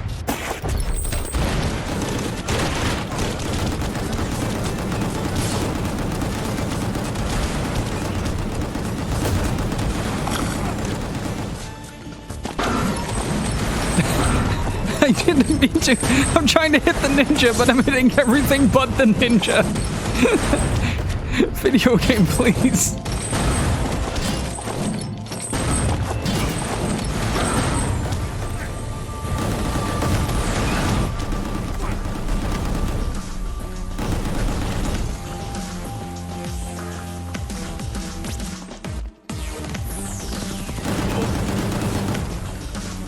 Oh, man.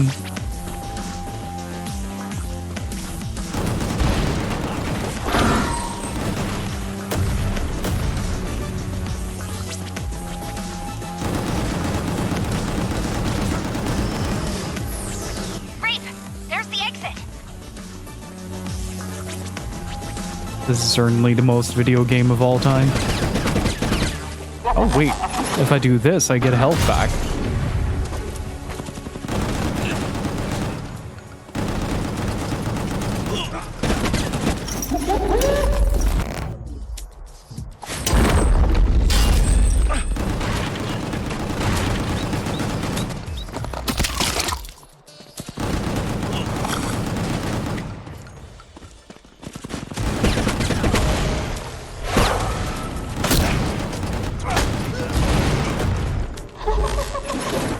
Catch.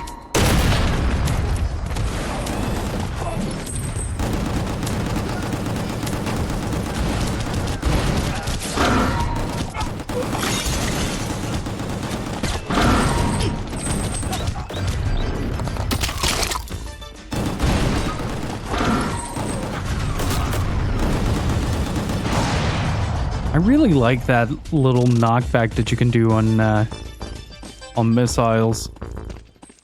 That return to sender feels just incredibly satisfying with the big dong noise. It's so good. Also, I haven't done this yet, but earlier in chat, my good friend Hope was here. And I really think everybody here should follow him. He is the coziest dude on this website. And I highly recommend checking him out.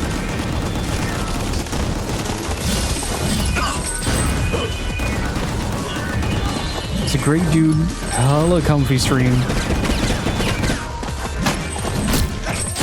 and a great friend of the channel. So please do go check him out.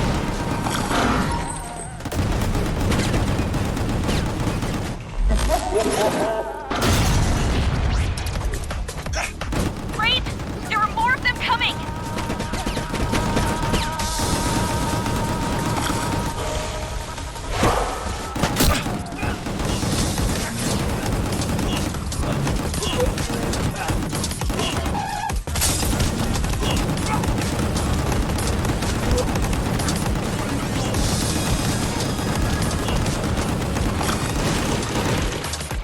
This would have been a great usage of the Beyblade.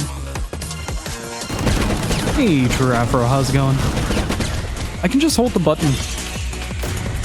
They introduced a full auto mode for this installment.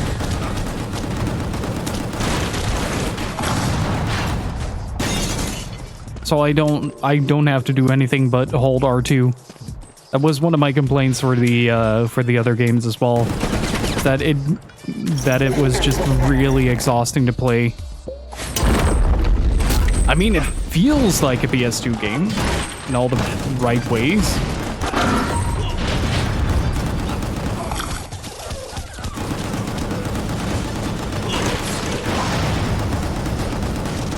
Let's see if I can save up for the Beyblade. Big ol' blade. Blade.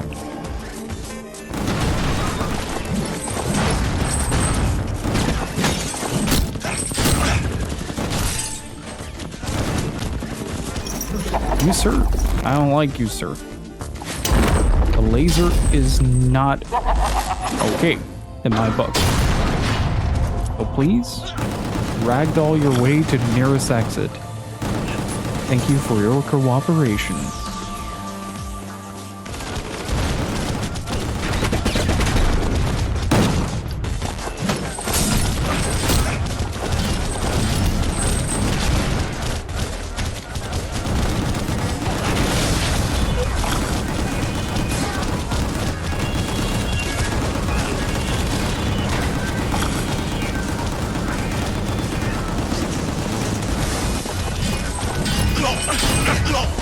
Oh, it is time.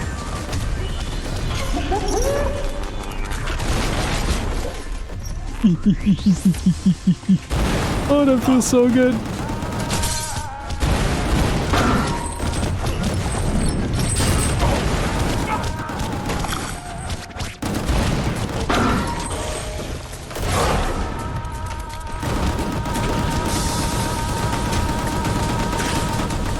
Holy shit, game. What are you throwing at me?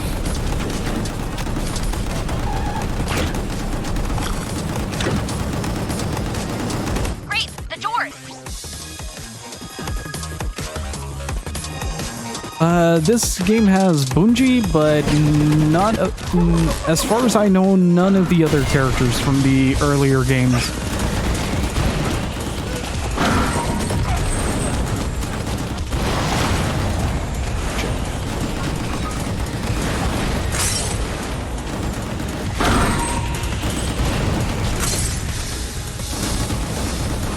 Laser dude, not my friend.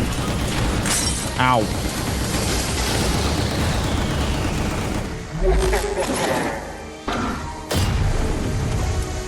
As far as I know, we're about 2/3 into the game now. Like, there are 31 stages, we're on 22-ish, I think.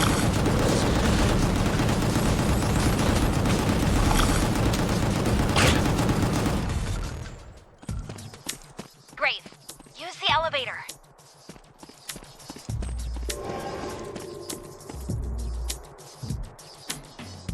This is not safe. There's no door at all. What if you trip? I guess you just die.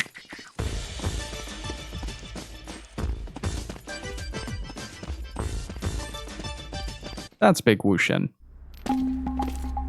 You are a nuisance, Grave. A waste of my precious time. But it appears my pathetic underlings I honestly were don't know, unable to Couch Potato. exterminate you.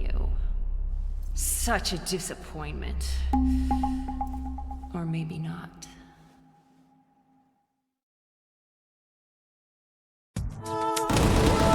Big Lucian, the witch.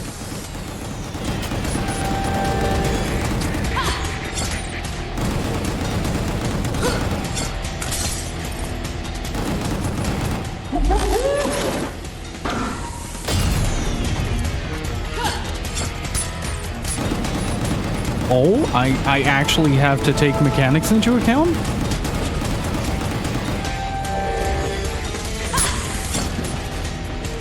What is this?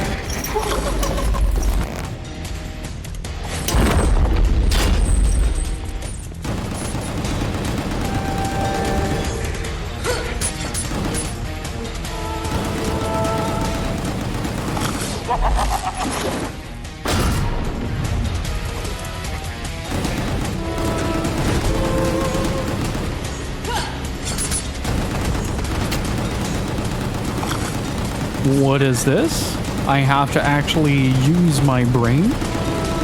For reference, most of the other boss fights that we've dealt with so far have mostly been pretty one-sided in their approach. You just hold R2 and move backward.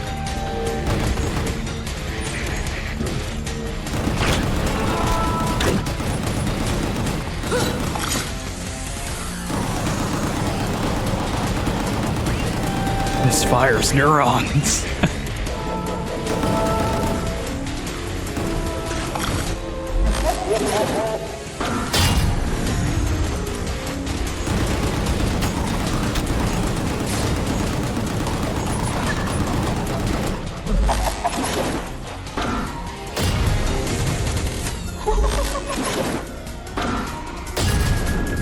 There you go.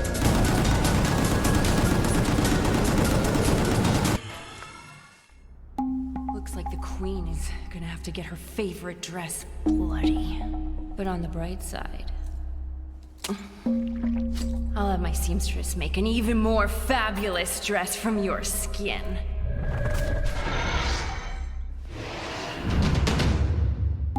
Can I show this on Twitch? I'm pretty sure that's a cyber nipple.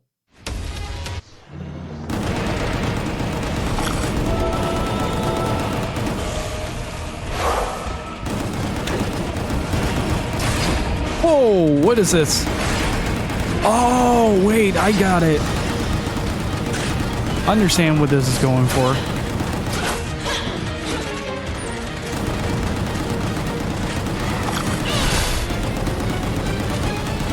This does not fire neurons, admittedly.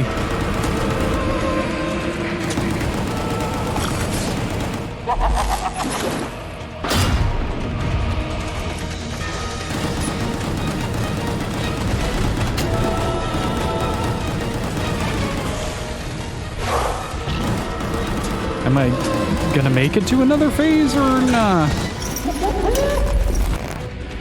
What's Mega Man doing here?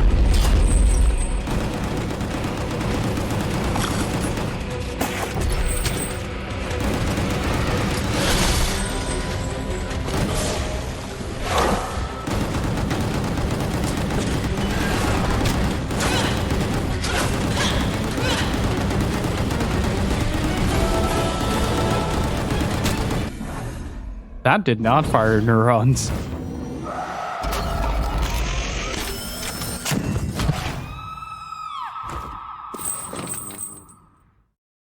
Ideology.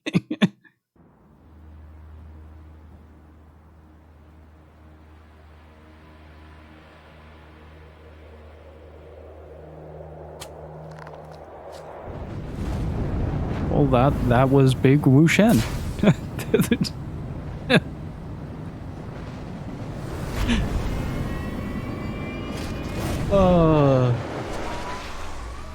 I got so excited when I had to start dodging stuff.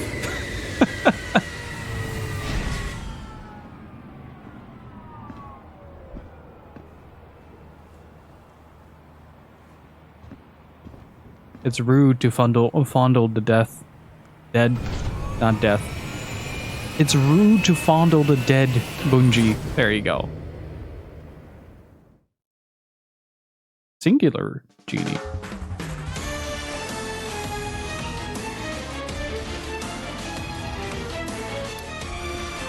What do you mean?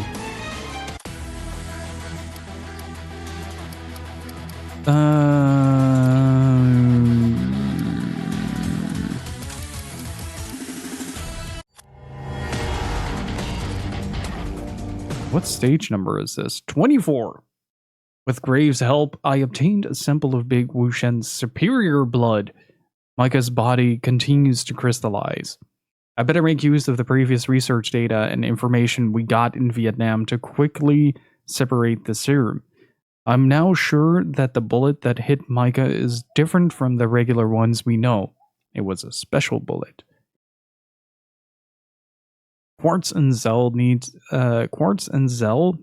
to figure out game. to hurry and figure out the location of the seed core that was removed from No Man's Gate. This should be enough.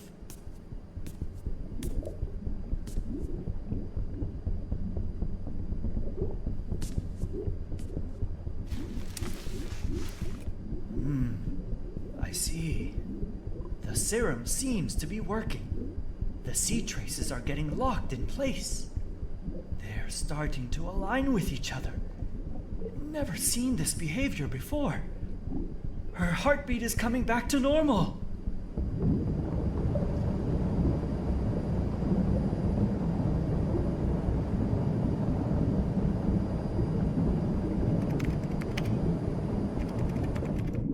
Hey, what's going on?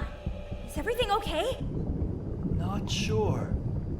Something weird is happening with Mika. Oh, it's Mika. My bad. Zell, take over the plane. Actually, the seed crystallization process has somehow stopped. But then this weird realignment of seed fragments has started. You mean Quartz? We had a stage with her.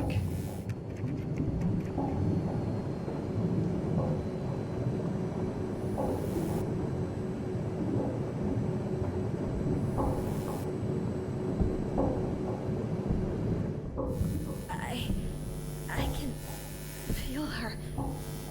I can feel Mika in my head. Like some kind of connection. Like she's inside of me. Part of me.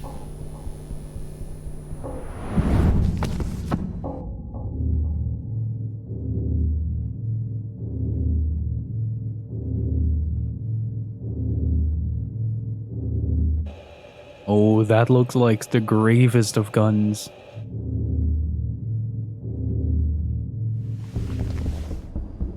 Just moved on out of here. That's not how metal and tubing sounds. Damn it. Damn it, video game. Not being such a video game. Crimson Tears on PS2. That's what this style and aesthetic reminds me of. That strange flash? No, but I felt something. Something extraordinary. What happened? Woo! That was big for sure. That massive flash coming from Singapore? See? Over there. You can still see the light stream over the horizon. I see. Judging by these readings, it seems like the seed crystals realigned within Mika's body. That caused them to resonate and connect with other seed particles. All particles. Everywhere. All the particles. Bad. I'm still feeling it. Is that why her crystals are glowing? Heckin' molecules. I just fear this might kill her. Damn sure we need I really like how everybody in this game is constantly in a state of having a different conversation. Even if they're having the same conversation, they're having a different conversation. Pick your best men. Now, go. This voice acting is beautiful. I really appreciate this. The whole city block ravaged. Everything is covered with seed, as if a massive blast happened. What the hell could cause this? We know almost everything there is to know about seed. One thing we never had direct experience with is the seed core, the source of seed. It's such an unfortunate Maybe name. the seed core we saw in Scumland has been shipped here, in Singapore. Ricky. Well, he is Gampo's right hand. Thanks and for Raven the Clan boss exposition, in Singapore. Dr. Hudson. They might expand operations here. Makes sense. Hey, Argon Lupus, how's it Mika, going? she's resonating again. Stop the plane! Just dead ass in midair. Just, oh, I was kidding. Turn back! Quick! Yes, sir. Time to wake Grave up. We Wow, can't get any what a closer deep than game. this. I am still not recovered They're probably covered with seed. It must have been a massive blast. Great. You need to find Taranti. He's got the seed core. You must destroy it. We'll have to wait for you here.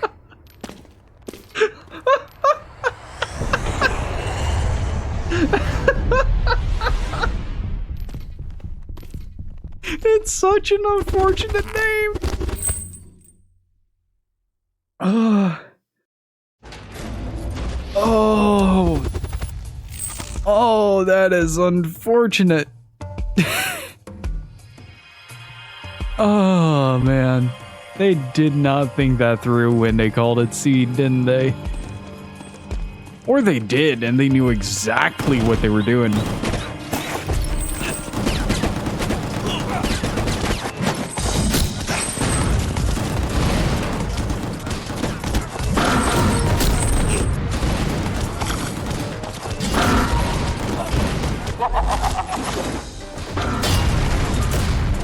Was the gameplay the same? Yeah, to an extent. Great! There's the exit! It's much more streamlined, so it does still feel like you're playing a PS2 game, for the most part, with just a little bit of a graphical overhaul.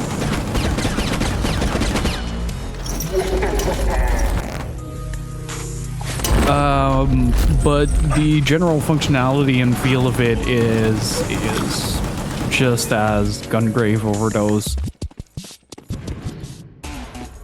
Just with the camera finally locked to the right analog stick, which was something that the original games didn't have, which made them very frustrating to play because the camera was locked behind the player at all times. And the level design is a lot more open. Watch out! Upper level! So that allows for a lot more freedom of movement and much more, just being able to actually move around for a change, which is nice.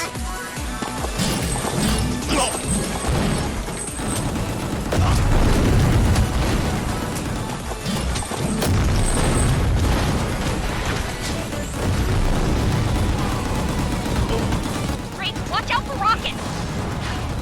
It's good general advice, honestly.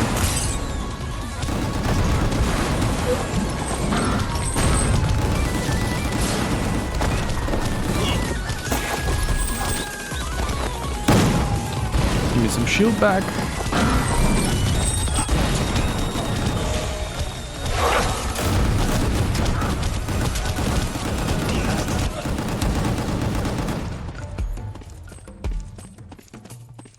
But yeah, the gameplay is still very time crisis-y in that you go from area to area and you kill all the enemies in the area, and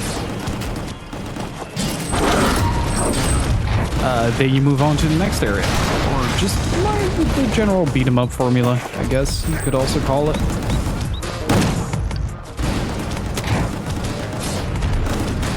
But you really like it. A lot of the new mechanics are a lot of fun to toy around with.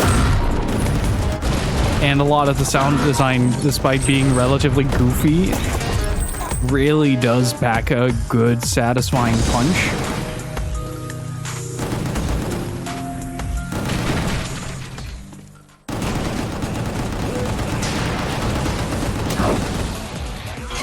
It's time to let it rip. Oh boy. That did not go as planned. I'll take it, but it did not go as planned. And I also made a small change to the beat meter. Like in previous installments, you had to get a certain beat count before you got your like the little special things that you can do. And now it's basically just like go ham, and it builds up rather than yes, should be. I'm getting some Anarchy Reigns vibes. Yeah, but a little bit more fun.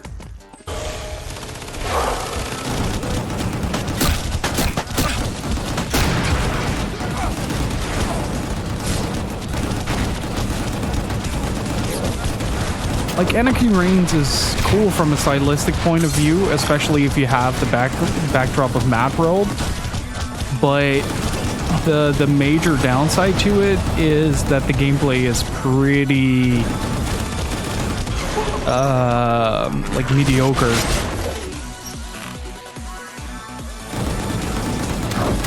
Like, it feels like a very standard beat 'em up from that era. Which is cool if you're really into that, like me. But it's not particularly great, unfortunately.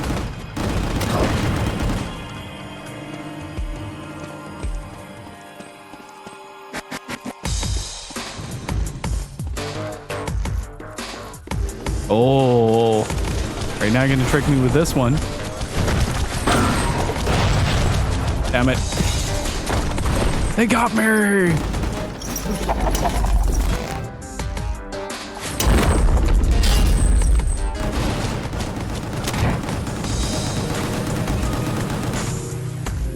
Okay, where do I go next? I'm just gonna follow the arrow.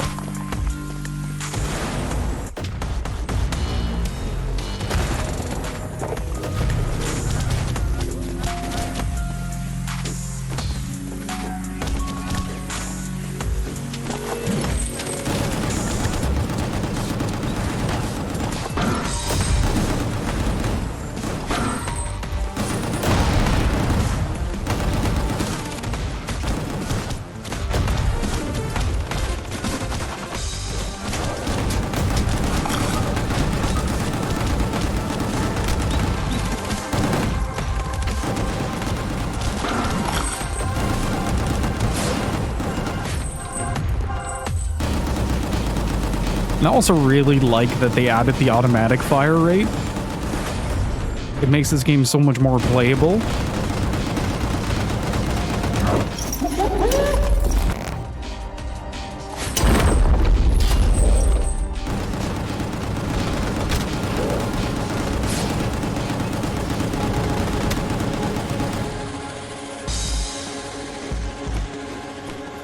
Or rather, playable is not the right word, accessible is the right word.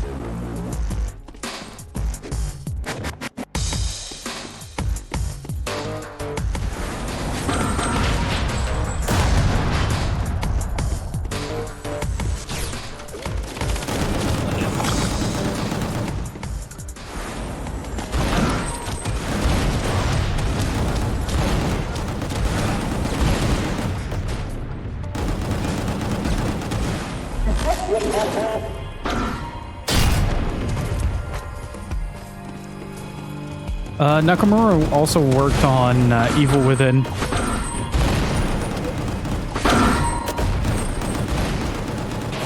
And Okami. Grave, you need to jump down. Okay.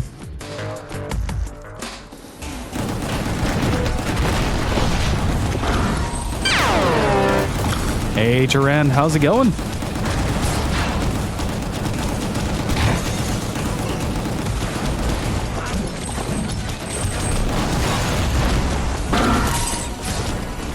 Laser dudes. Where is he?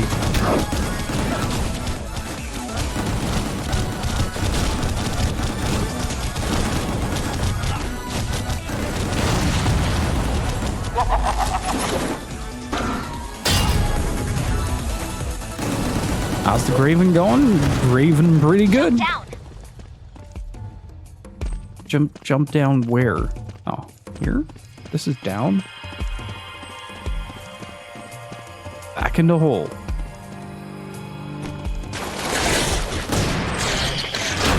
Why are these leeches everywhere?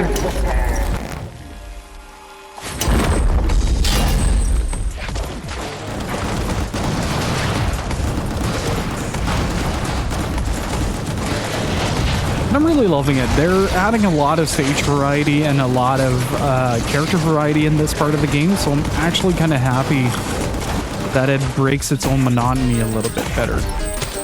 I was really concerned that it was gonna go the full 8 hours of just grave stages, but instead we get Where are you shooting Kesu sperm? Gotta stop the seed from spreading, Steve. Gotta stop the seed. It's everywhere, covering the whole town.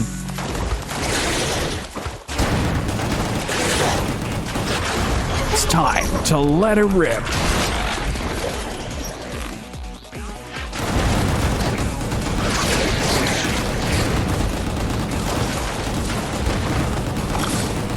The blast was huge! Huge, I tell you. Watch your health. What?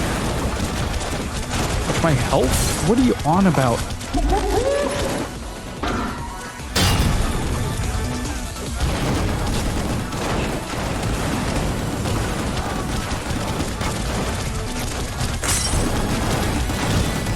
There we are. Kill that guy.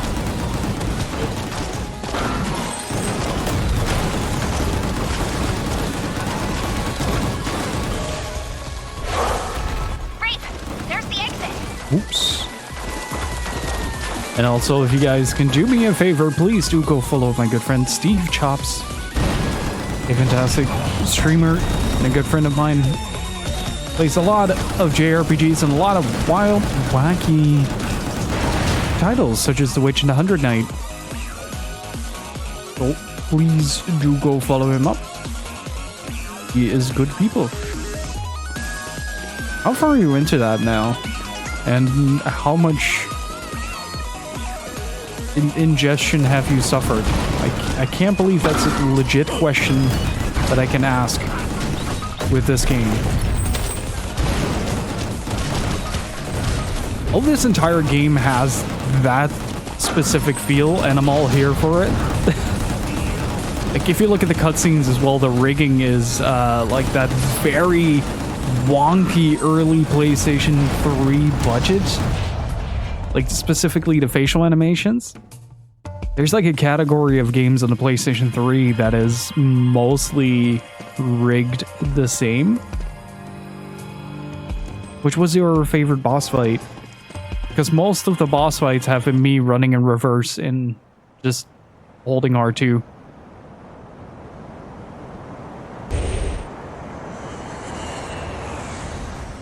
I like how the sound effect of the airplane comes after.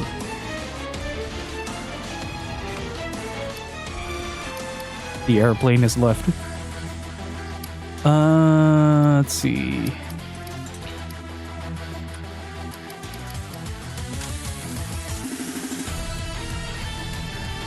I feel like this is going to be a lot of fun to replace the level 2 with. Like, I like this, but having multiple missiles is something that I'd like the sound of even more. So there's that. Having some wonderful leftover mushroom risotto that Gypsy made yesterday. Absolutely delicious. Some risotto with mushrooms, peas, and garnished with a bit of spring onion and cilantro. When I injected the serum extract from Big Wushen's blood into Mika, the crystallized skin began to glow. Could it be that the seed inside the body and the serum is mixing and mutating? Phrasing. Thanks to this response, we were able to locate Chiranti and the seed core that was transported from No Man's Gate. But I'm worried about Mika. Will Mika's condition improve if the seed core was destroyed? I wonder what's that sound I've been hearing since earlier. An earthquake?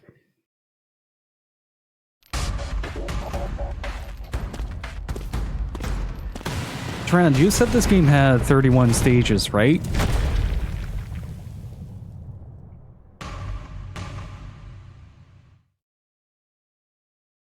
It means that we're getting pretty close to the end. Been a pretty fun ride so far. I do have to say it's overstaying, like, for a single session game it would have overstayed its welcome, but splitting it up into 2 sessions seems like the right idea for this game in particular.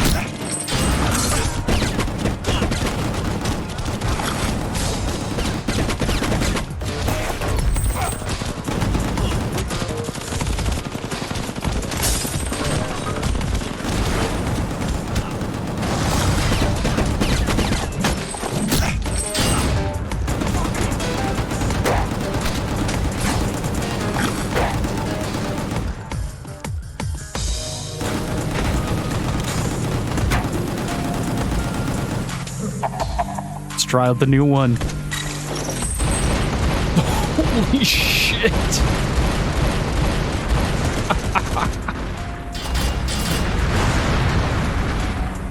Oh, that was so many missiles. That was kind of nutty, actually.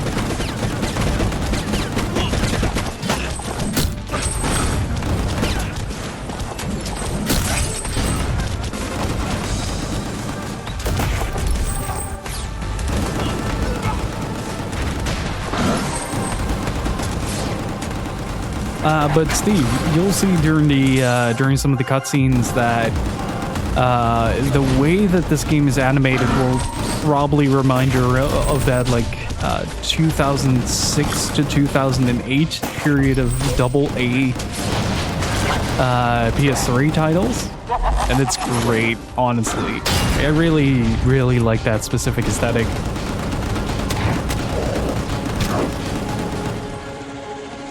It sort of adds like a very static-y feeling goofiness to the game that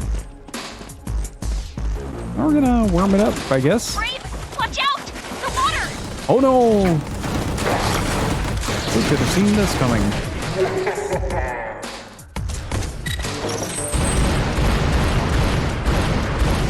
It has eyebrows. And for those who weren't aware yet, now you are.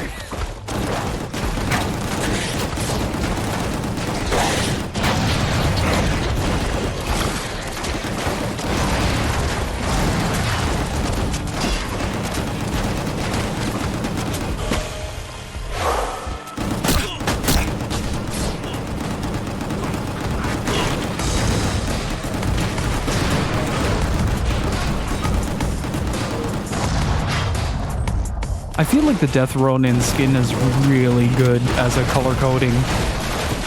The Fury mode that you can enter, that I just did where I got the red aura, is purple on that, and it stands out a bit more. Like it contrasts a bit heavier between the background and everything that's going on, because a lot of the design elements are mostly warm colors, so lots of reds, lots of yellows, lots of oranges.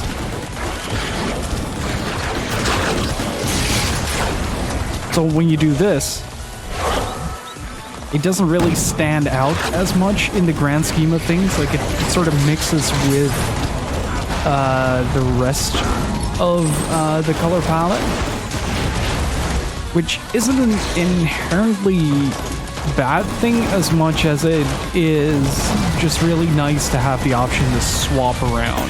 Oh. Brave, there are more of them coming! I'm so pissed if I set myself on fire. What if I told you I could turn into a Beyblade that just kept pressing the wrong button? Oh, no. Damn it. I need to find the right moment.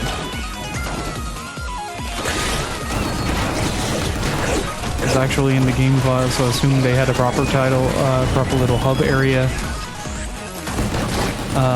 planned, like the first game at some point. The first game they had like the van, right? Am I remembering that correctly?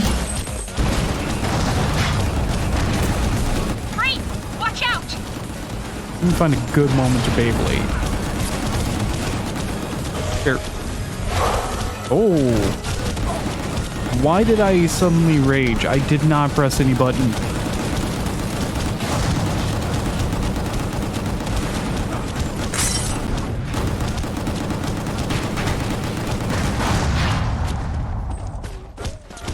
Like, if I remember correctly, it was kind of like DMC 5, where the crew was just kind of chilling in the back of a van.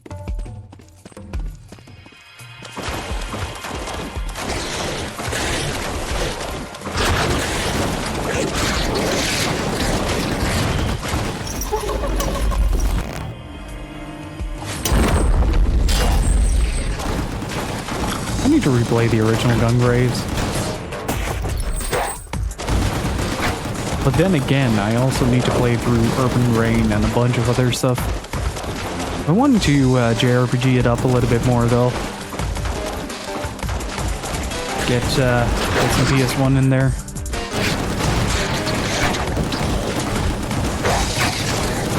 It was actually Duran's stream that really inspired me to want to play Breath of Fire 3 again, so gotta do that. The execution is really nice. It's a shame that some of the sound design doesn't have a whole lot of oomph. Let it rip! See? Beyblade. It's not super effective if the enemy is right in your face, but it's a good gap closer. Like if an enemy pops up over there on the side of the room or something, you can just start a spinning murder spree. Pretty satisfying.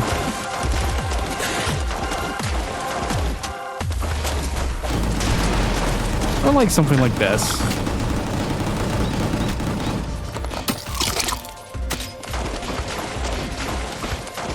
You can have the added explosions with it.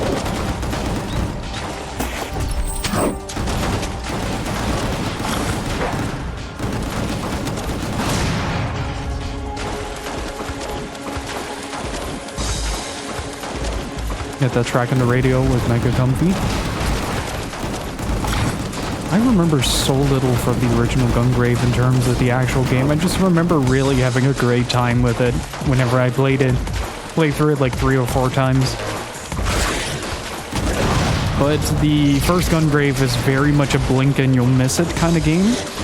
In that it's just very short.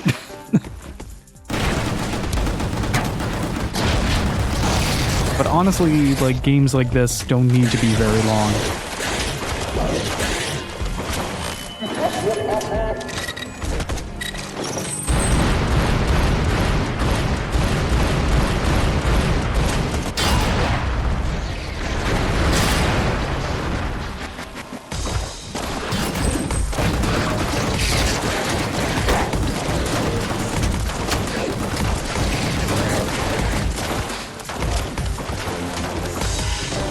Like, there's a very specific sweet spot for these type of games.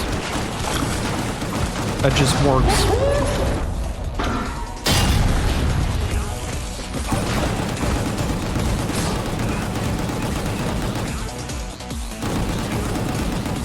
What came first? Was this a game first and got an anime, or was this an anime manga or got a game?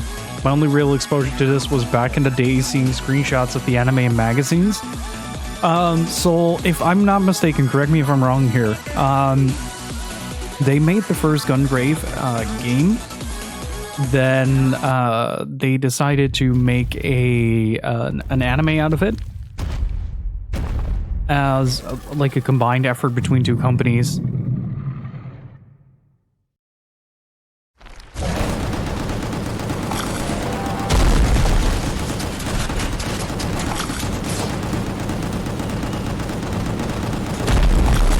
I really want to see what the missile barrage does to this thing. Holy shit, did I just murder the frame rate there?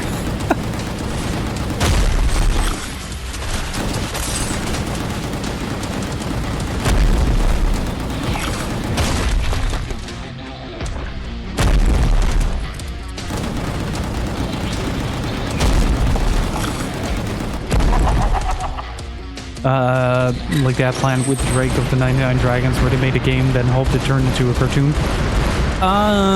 It would be more akin to like the way that Dot Hack presents itself, if that makes sense.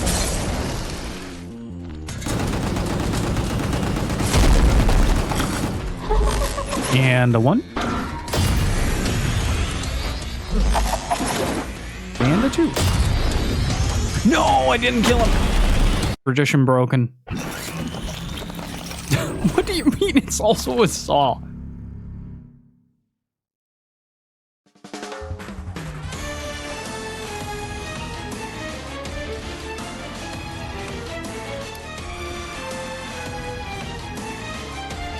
You say that now, but the actual like CG cutscenes in this are fantastic.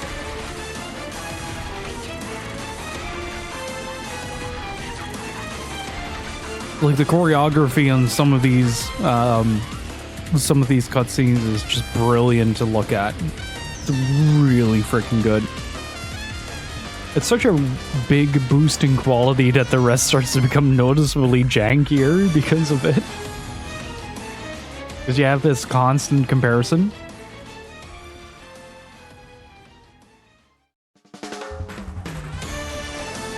But yeah, it basically was the original was meant as a joint endeavor between, I think, Madhouse and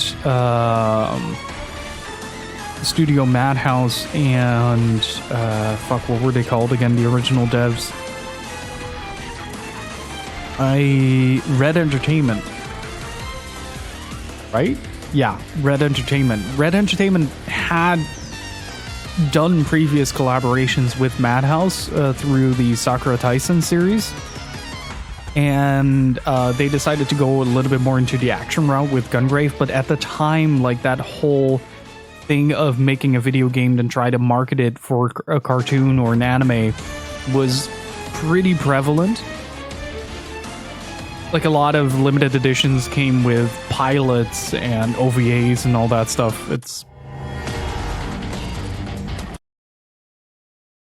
Was a fairly unique time. A time of exploration and experimentation. Grave is getting through the Singaporean sanctuary.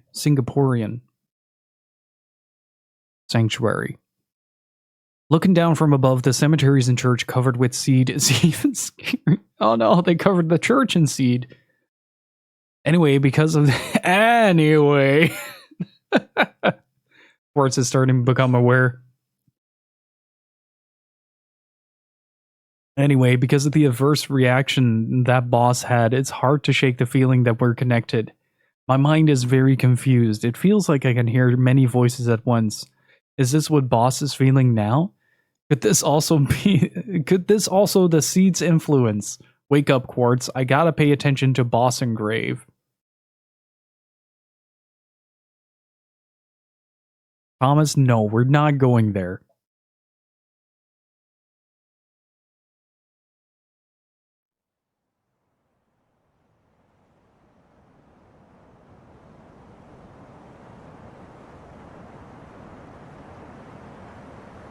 Grim Reaper. If I recall correctly, wasn't the anime storyboarded by the Trigun dudes that did the original Trigun game? God, this is such a Time Crisis stage. Good lord. The opening is very Time Crisis-y.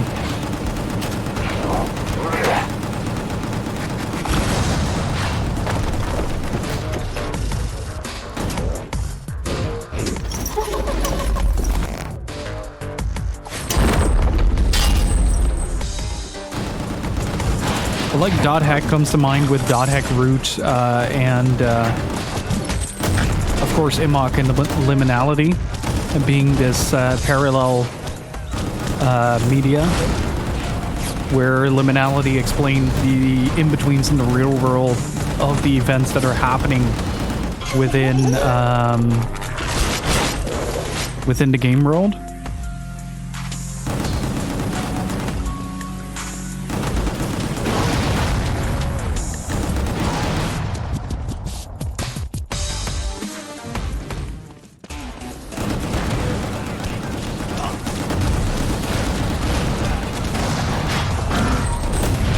This soundtrack really reminds me of Dead or Alive. Dead or Alive has a lot of the same motifs. A very Team Ninja OST. Great! Watch out! Upper levels! Oh boy. I didn't watch out for the upper levels.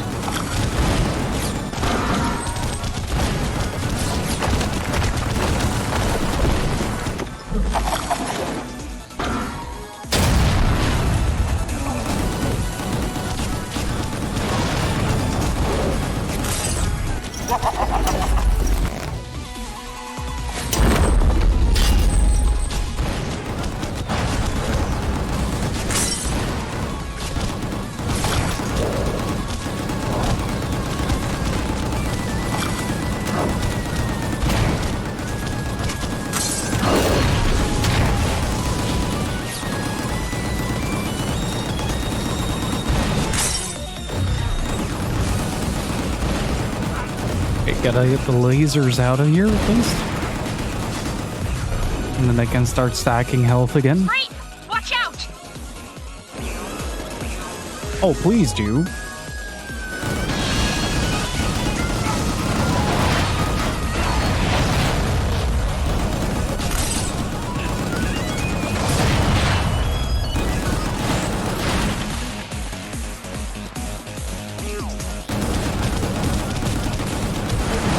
Yeah, this feels very... This is the most Time Crisis level so far.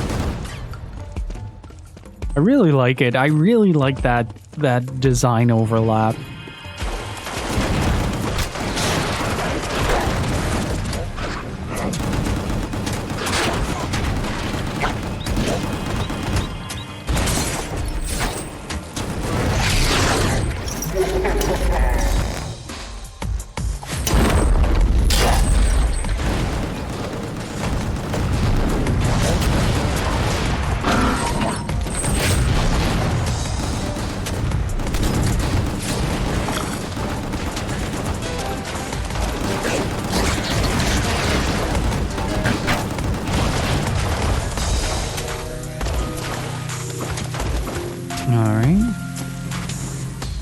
Really think upgrading the basic bullet damage was a great idea.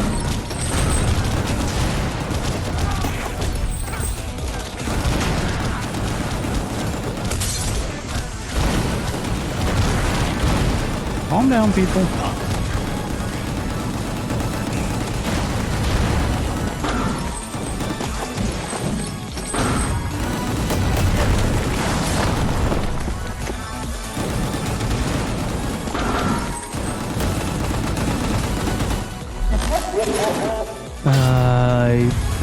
Still kind of funny that Aoki Yoshino worked on the OST for this. Just know her for the bangers from Breath of Fire. Oh right, I get to experience the Breath of Fire OST. Oh boy, it is time to let it rip.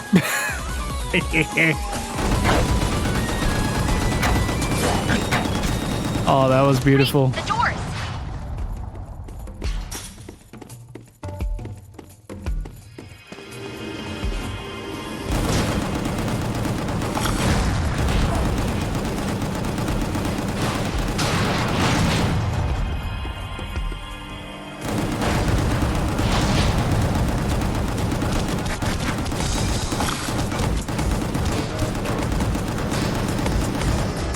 There you go.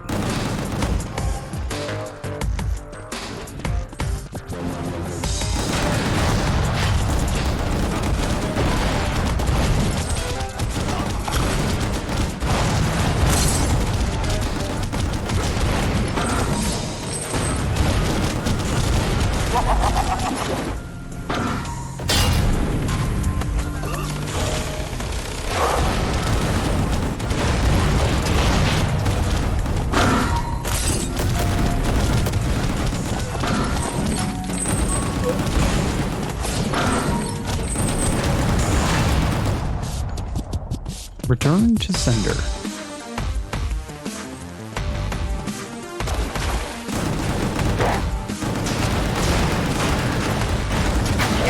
There's so many explosions going on. You know, I'm just really glad the sound doesn't stack, like in, not Left Alive, but the other Wonkadoodle Front Mission game, Front Mission Evolved. Front Mission Evolved had that machine gun sounds would stack, causing them to basically Watch out the window! sound like a broken speaker.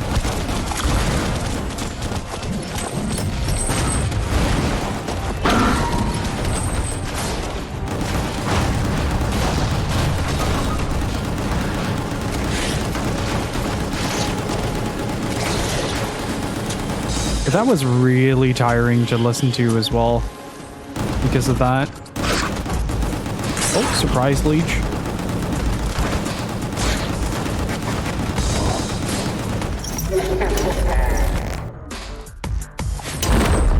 It's just basically 6 hours of...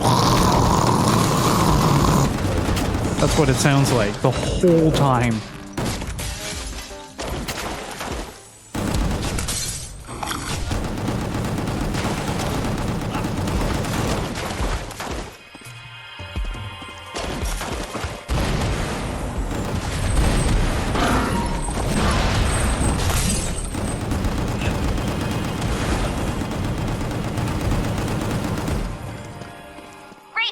There's the exit.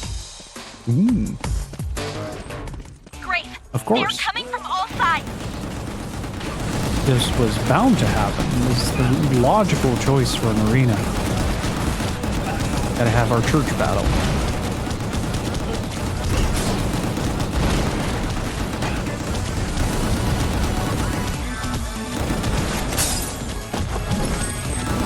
Wait, laser dude, can you maybe not? Like my shield just where it is, thank you. Great. Watch out. More men.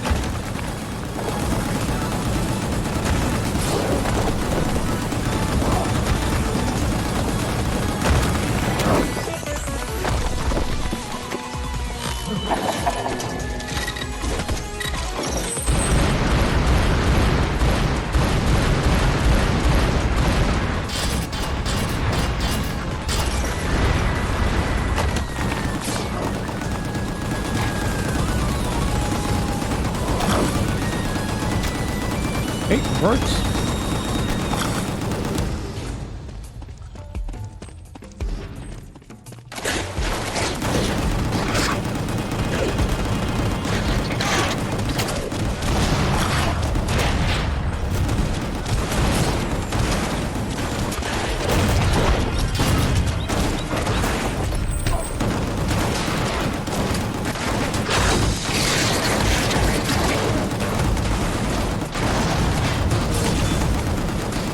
Please stop bleaching.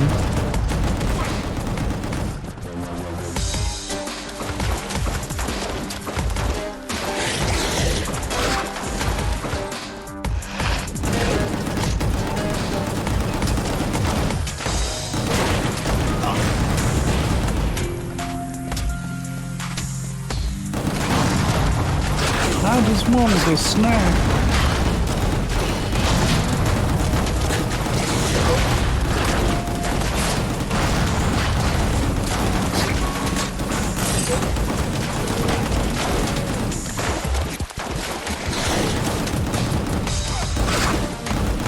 I really don't like those laser dudes. They're pretty hard to dodge. Usually when you see the laser, it's likely already too late.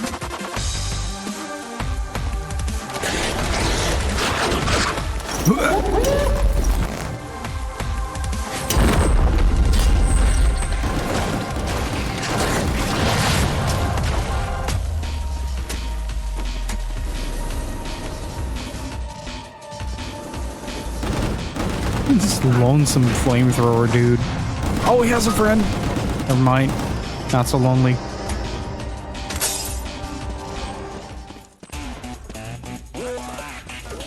This is gonna bode well.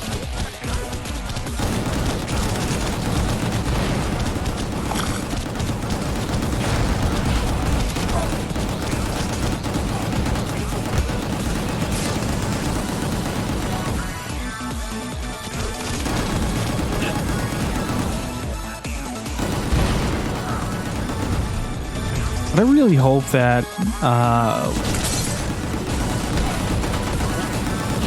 whatever success they've garnered with Gungrave GORE will translate into kind of a return to form for these types of games.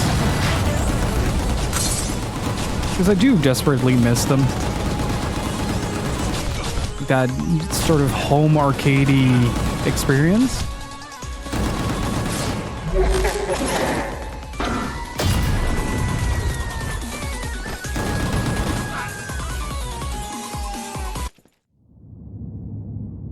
It doesn't have to be like exceptionally high quality, but that double A feeling needs to come back. And we're seeing it more and more these days. Like Star Ocean 6 had that vibe, Valkyrie Elysium, but on the bad side of things.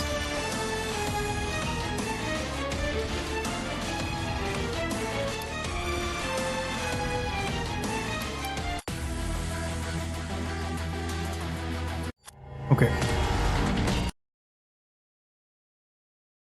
Wanted Dead also falls in that category. The Stranger of Paradise. Just the games that kind of poke fun at themselves and don't take itself too seriously, or sort of taken themselves so seriously that in and of itself becomes funny. I think this is a Bungie stage.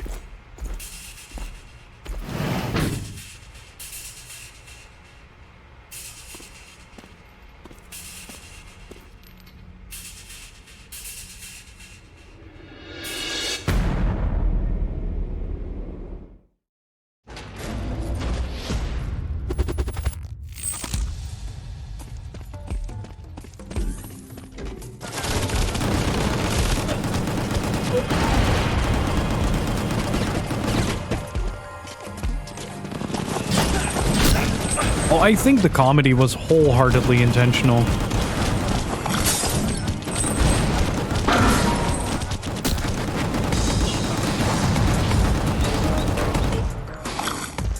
That it was much more about just having fun with it and just going all in on the premise.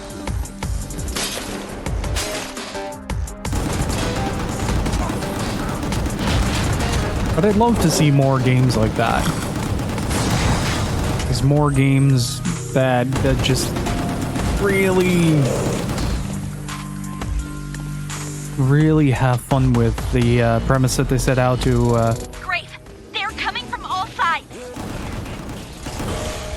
All right, it's time to get furious. Hey, Rudy, how's it going? So many timing and appreciators in chat right now.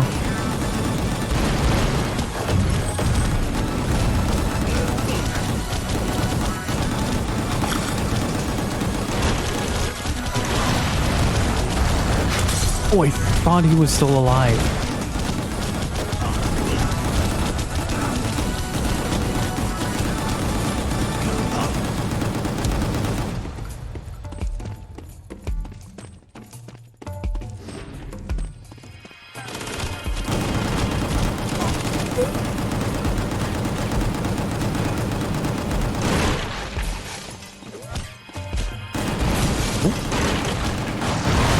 Okay, let's take care of the missiles first, because these are now starting to actually become a problem.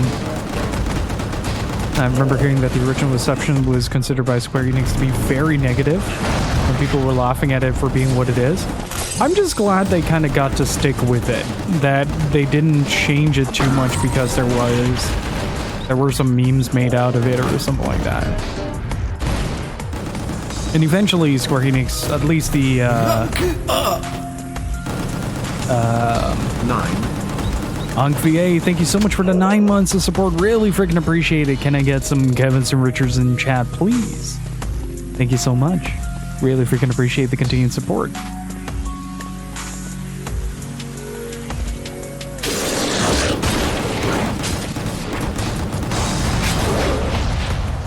It's kind of, I think it's kind of the point when it comes to Stranger of Paradise to kind of be the sort of not parody, that's not the word I'm looking for.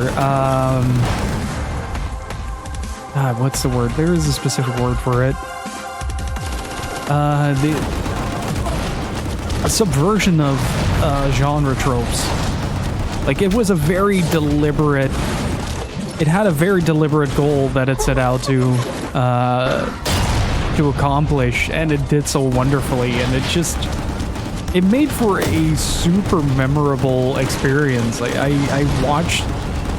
haven't played it myself, but I've watched through most of it, and I gotta say, like, Grave, you need to jump down. when a game becomes that goofy, you know you're in for a good time. We're doing a siege run. I think more like the funny parts of, oh yeah, that's fair. That's entirely fair. That's entirely fair.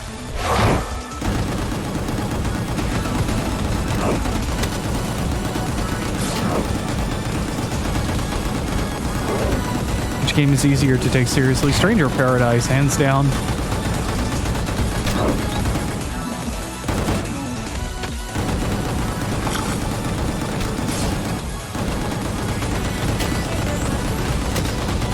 how's it going on? Thank you again so much for the 9 months of support.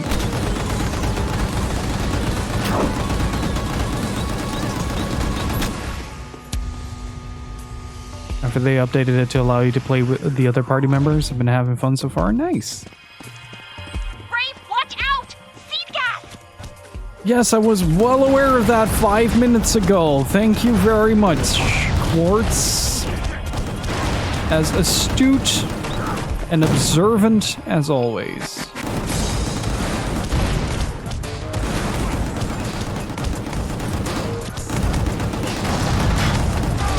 The way I see it is that Stranger of Paradise kind of falls in that same category as The Bouncer.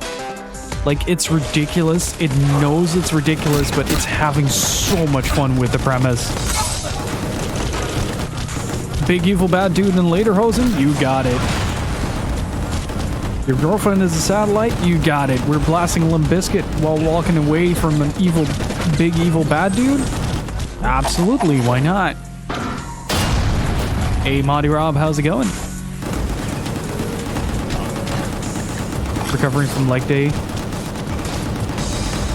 think I'm going out to a newish restaurant by me. As in your restaurant or a restaurant near you?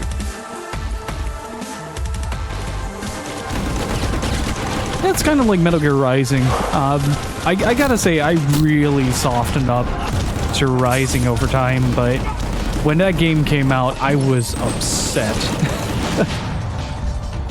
Positively upset.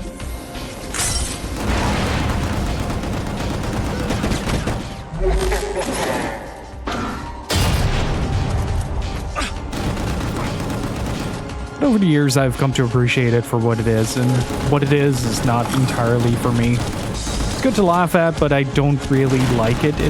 For me, it's one of Platinum's weaker games, at least technically.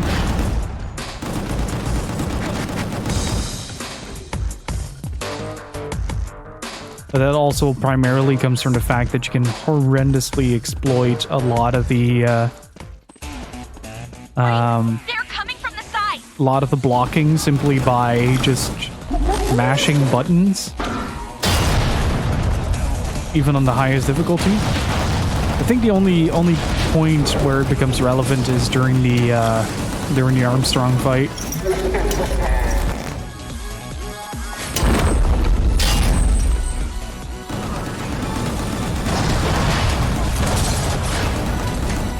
But when I did play it, I did have fun with it.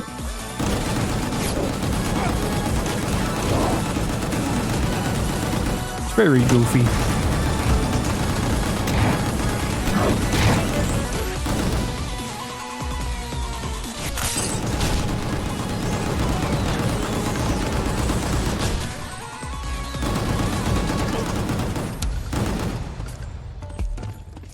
Oh, I heavily dislike Astral Chain.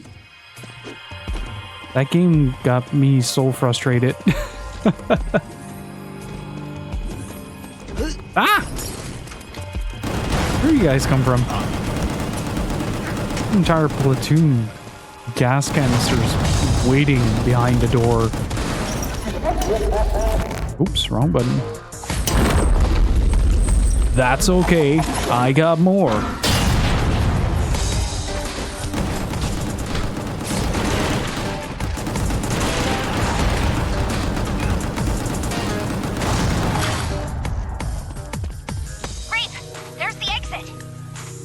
I think the thing that messed me up the most, though, with Astral Chain was that I just didn't really like the feel of the Legion.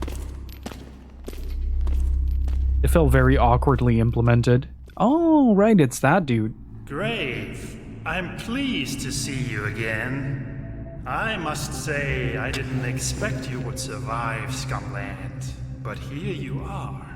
Unfortunately, though, all your efforts are worth nothing. Nothing! Oh, pardon me. You didn't even meet the person behind all this. However, I doubt you will ever have the chance to meet who knows who. He already found what he needs, and he's very close to getting it. He will control the world through seed, and you will be a part of that world. Else, you will perish. Here, later, it doesn't really matter. Why don't we find it out now?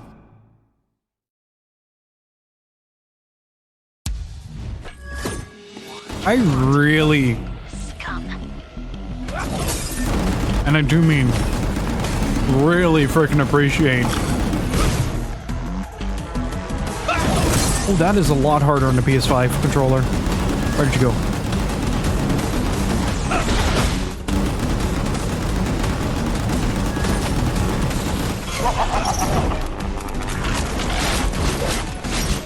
Holy shit, that took a big hefty chunk out of him.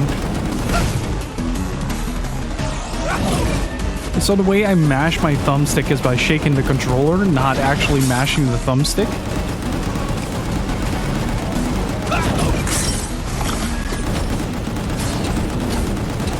Oh hey, we're in the near fight.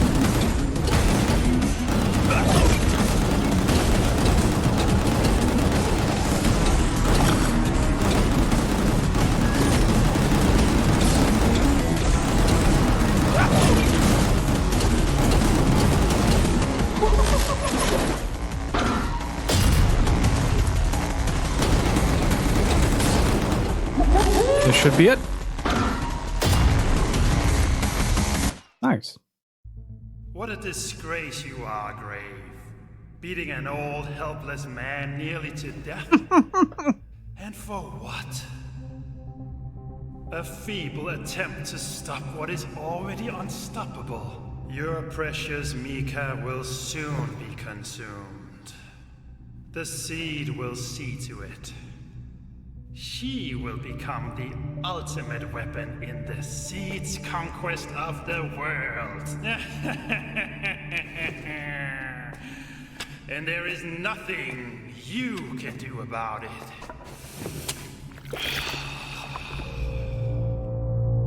And now, this old man will take great pleasure in putting you out of your misery. They didn't even... They just shifted the camera to a new scene. That is incredible. That is dedication to your craft.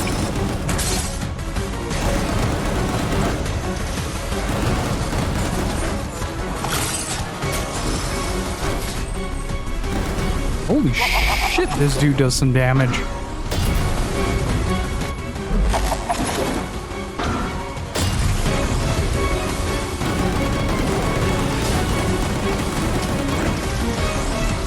Can I knock those back?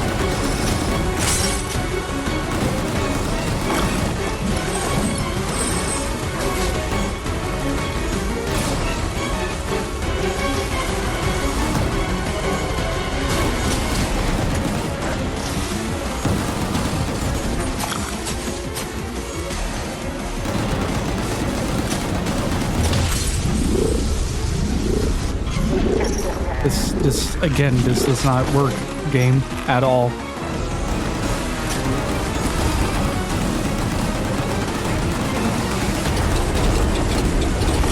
What the fuck? I can't see shit!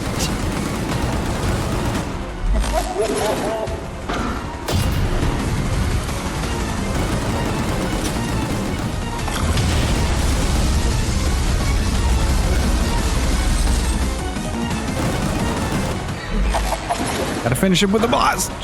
Ah! Hey, Mind, how's it going?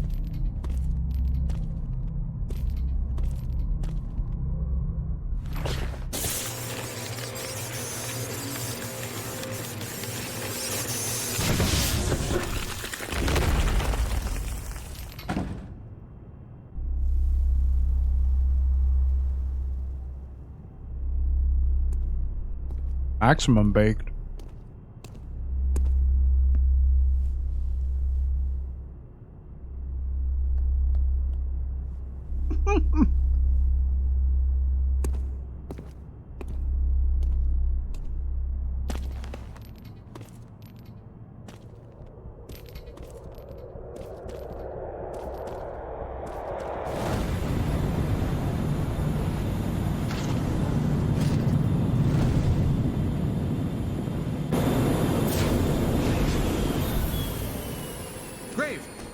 back! We got a problem! Gonpo and his forces attacked us. Strangely, they weren't after us, but Mika instead. How did she get kidnapped again? I'm fine. I'm fine. No, you're not. We all got beaten pretty badly, including Grave. We need to be fast now. The Raven clan. That's scum! Yeah, they have a head start.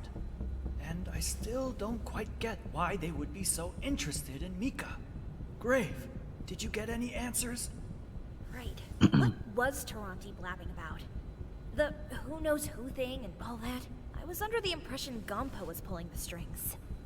Well, there is an ancient myth about Scumland. The whole island rose from the sea when a higher entity left its footprint on this world. For a very long time, people didn't dare step foot on this island.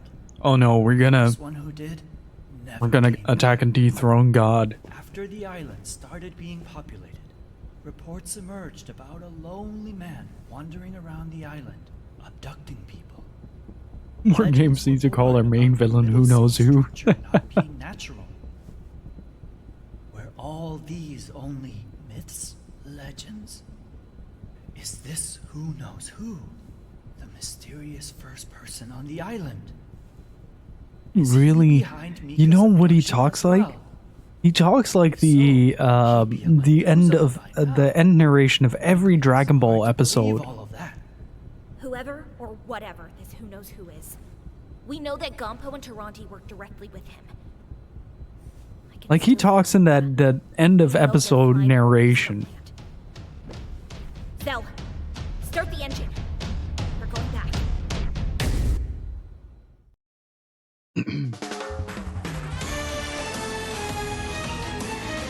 It certainly is quite something, though.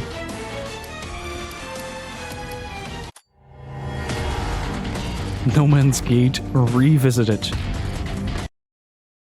While Grave was busy dealing with Taranti, RavenClan's top boss Gonpo and his henchmen made a surprise attack. That scumbag! I think he was already planning on kidnapping Boss from the start.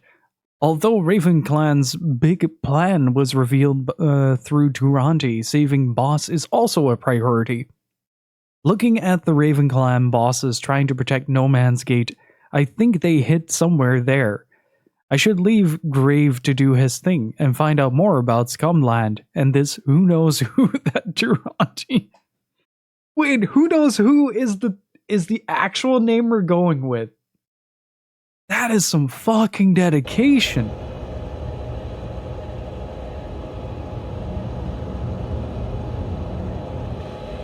We'll have to drop you off this time. This is the closest I can get. Hold tight.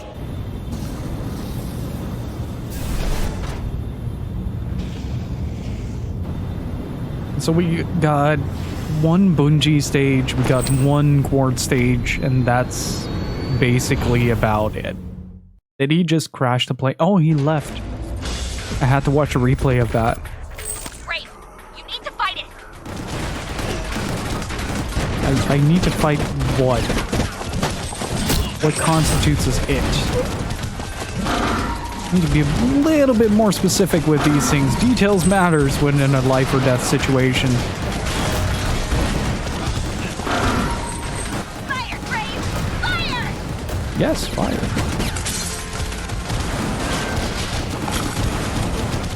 You have astutely observed the fact that fire. Brave, there are more of them coming.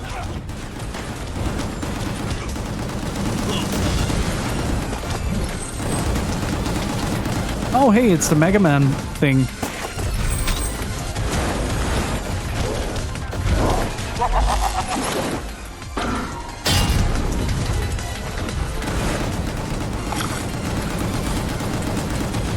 Wait, I might be able to Beyblade this.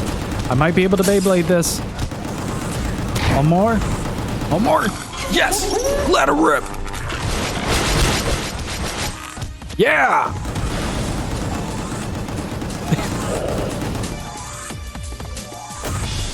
Oh shit, there's more?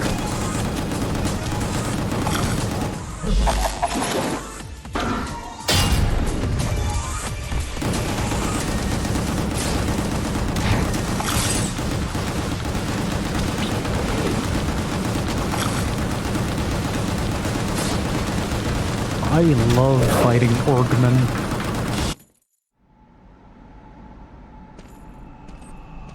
Especially when I can be a Beyblade. That's it. That was the entire stage. Oh.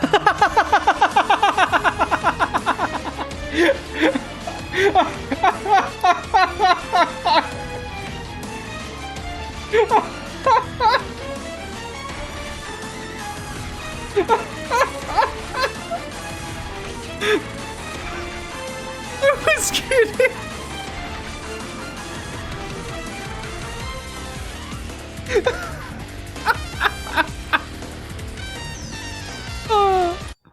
I was kidding, video game. I was kidding.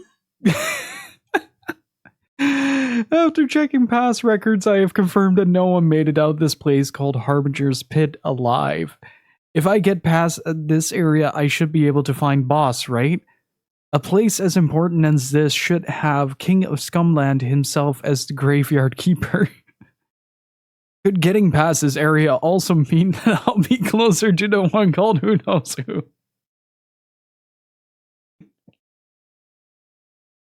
I can't believe we're going with that. Oh man, I can't believe yeah. Yo, what up, Final Fantasy VII? How's it going? How does it feel to be AA?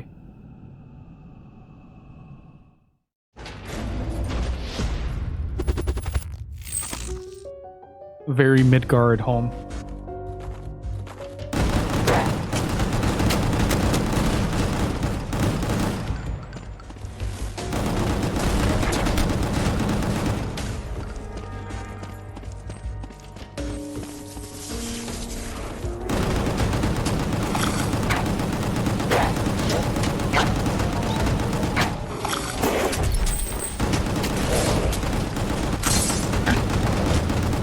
I think it is also just largely lost in translation, though. Like, if I'm being really serious here. Because a lot of the concepts and a lot of the general grammar gives the distinct impression that a lot of the translation was done through machine translation rather than hiring translators for it. Which gives funny results, sure, but it also loses a lot of context, and there's just a lot of spelling mistakes, a lot of grammar mistakes, and just... yeah, it isn't great. And while I don't think it necessarily detracts from it, it does make following along with the story kinda difficult.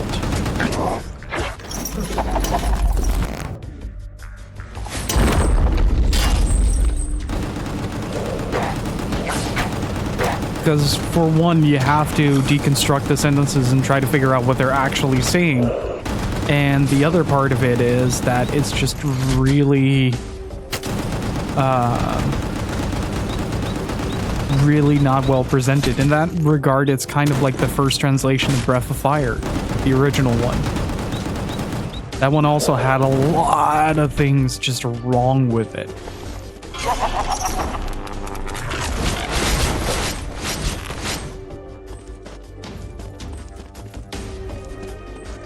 And in and of itself, that's fine, but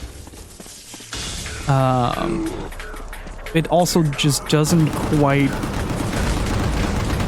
Serious Sam, that's what this onslaught of dudes running at me reminds me of. There you go. I've been trying to figure out what that was for a good while now.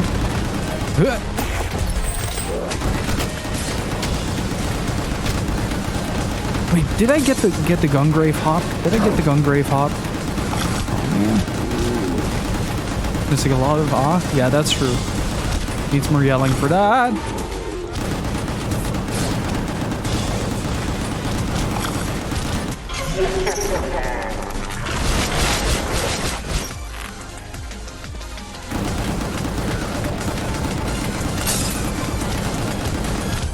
Yeah, I don't necessarily think that the story that they're trying to present is bad at all. For for an action game of, well, with a premise that is already kind of silly, it actually does have quite a substantial amount of world building and background lore going for it, which makes it a shame that so much of it is just kind of lost. Wait, let me at him. Thank you.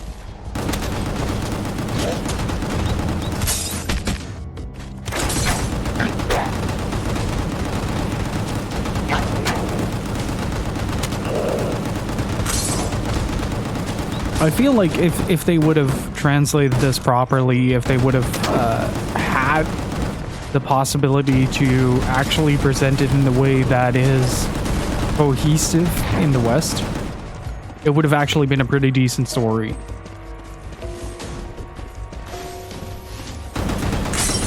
And it's just a real shame that because of the way that this game is presented, that it sort of falls flat with that.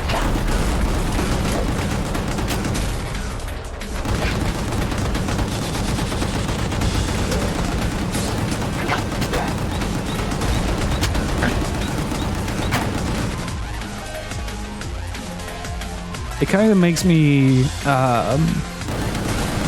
feel the same way that DOA 6's story mode makes me feel, in that it's very difficult to follow along what's actually going on, and as a result, you just are less invested in the entire endeavor. And it's a shame. Though the gameplay more than makes up for it, though. Like, I will say that. The gameplay of this game is fantastic. Some of the best in the series. It's so smooth. And the auto fire feature is great for people like me.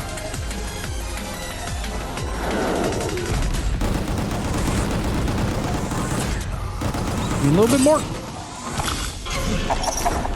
Yeah. I love doing that. It's the anime cut. Holy shit. We weren't kidding about the Orgmen. Good lord.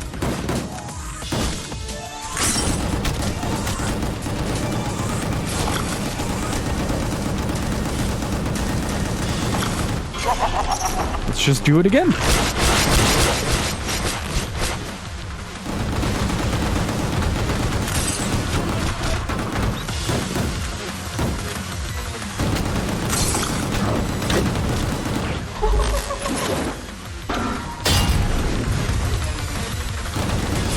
Unlimited org works.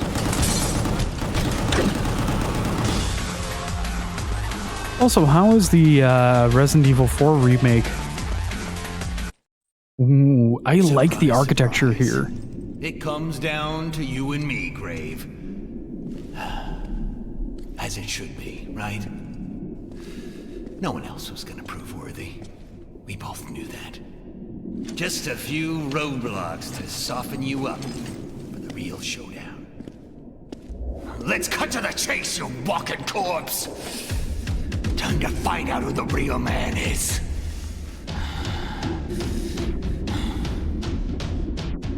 God, this man has so much Wesker energy.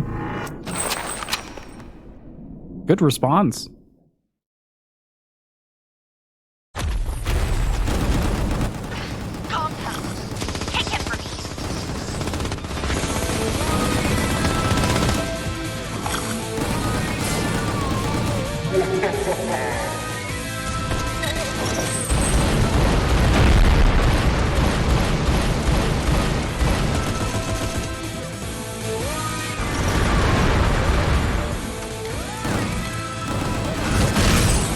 Weak sauce.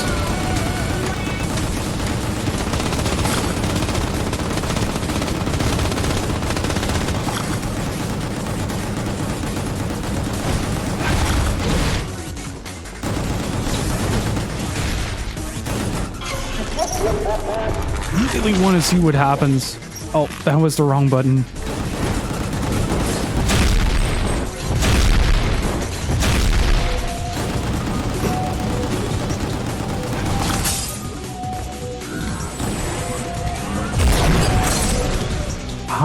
us that laser track.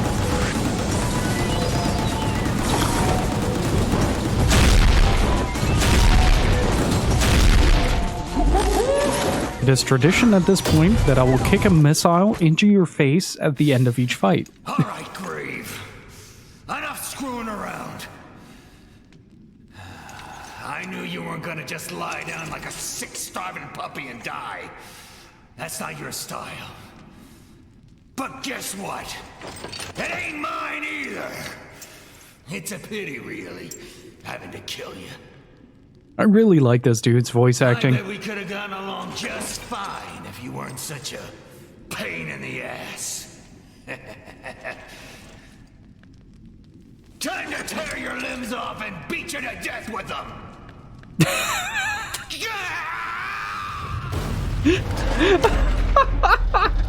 Oh, that is a good threat. What a boss design, though. Oh, that is really freaking cool. I'm not going to be able to see shit, am I? Whoa. Wait, I have an idea. Ow.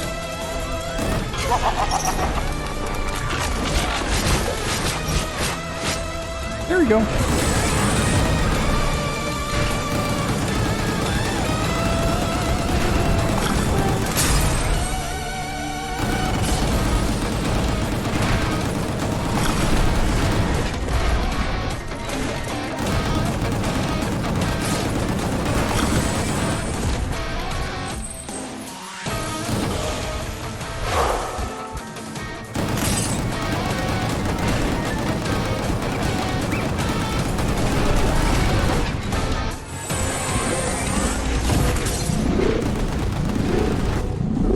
Holy shit, what?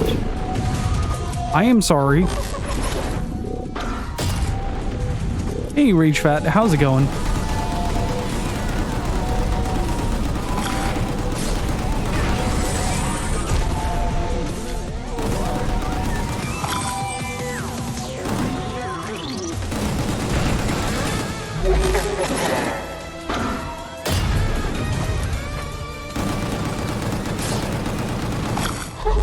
Eat it!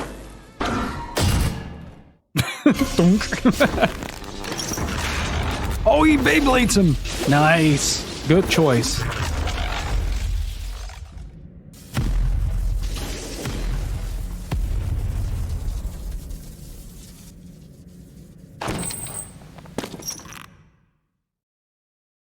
Good choice. I like it.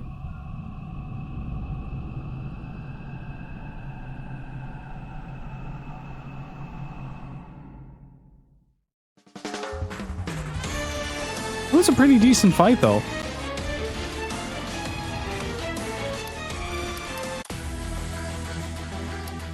Let's get the final health upgrade. I think this should be the final stage. Shield recovery.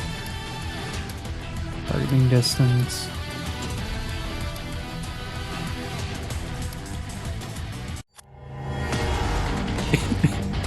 I'm sorry.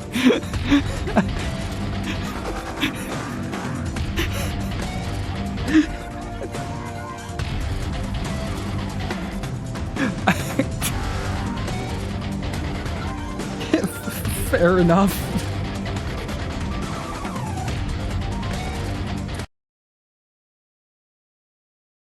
Oh no, one more stage. I saw brother enter the ship first. If who knows who succeeded in the Spectre experiment that revived me, then brother might end up having a lovely reunion with the dead. Things are getting interesting. So after this is one more stage. How aliens? Why aliens? What's hidden behind No Man's Gate? Doesn't look earthly at all.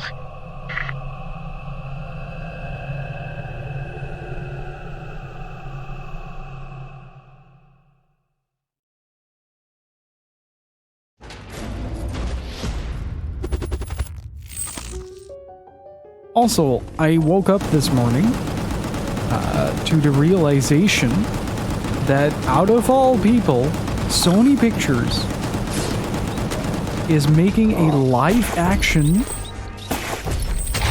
Saint Seiya movie.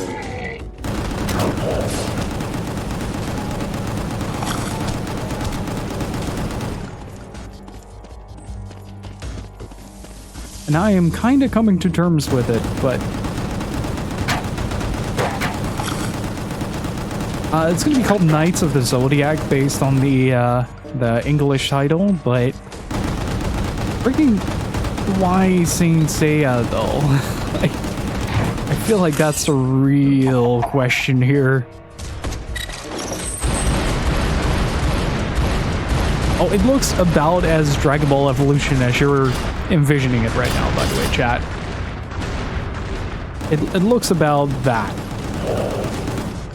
Also, we have officially entered quantum theory territory with the architecture. I like it. Oh, we should play that on stream at some point. Man, this is... I wasn't kidding. I was joking at first, but I am no longer joking.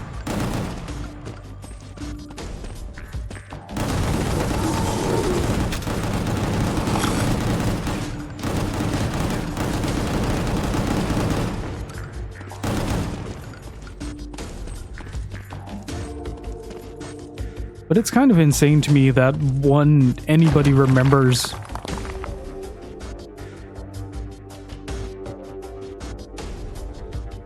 Fine, I guess I won't fall.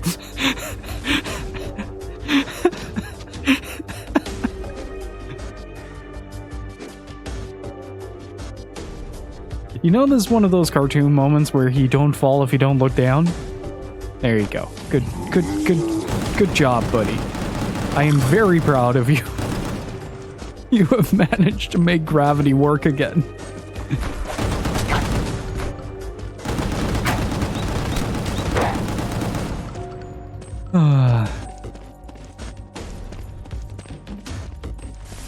I find it really bizarre. Like, I really loved Saint Seiya as a kid, but even then it was already kind of delving into the realms of obscurity in a weird way. Like, it was very popular in France. So one of the things that just really surprises me is just why would you revive it as a live action movie? Like, the interest for it has already dwindled due to the new series, the reboot, not being very good.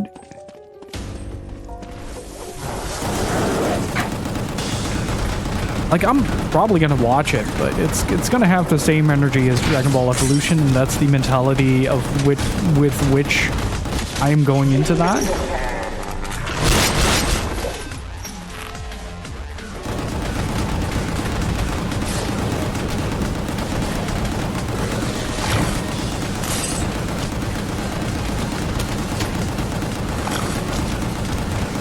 But for me, it's just such a ridiculous premise.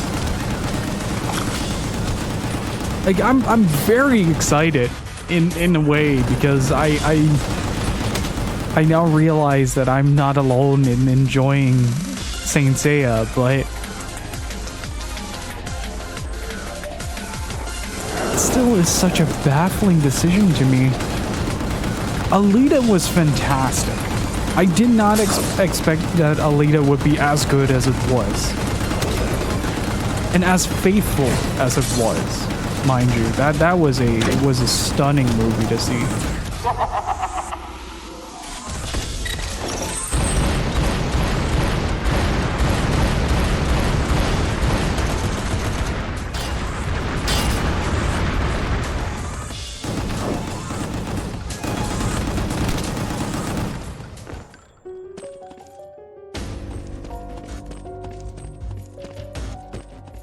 I don't know, has there been, has anybody seen the new Dungeons and Dragons? Rise, my beast. Rise and serve. Destroy or perish. It matters not.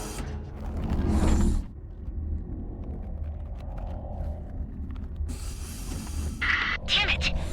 Who knows who is resurrecting Bear Walkin and Ballingbird Lee? is that possible? Why is who knows who resurrecting bears? Grave, I know you've fought them before. Wise from your grave. Extremely careful here. It's not out until this week. Oh, right.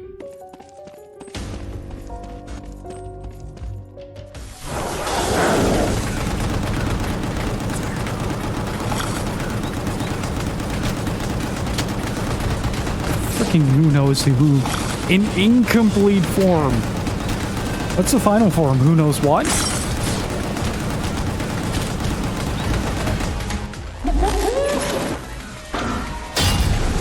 Oh, right, John Wick was last week. I need to see that. It's gonna be weird seeing Lance Reddick.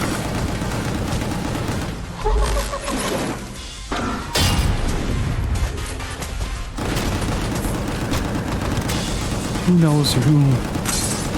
Incomplete form. I am awestruck. That was one of the most powerful name revelations I've ever experienced.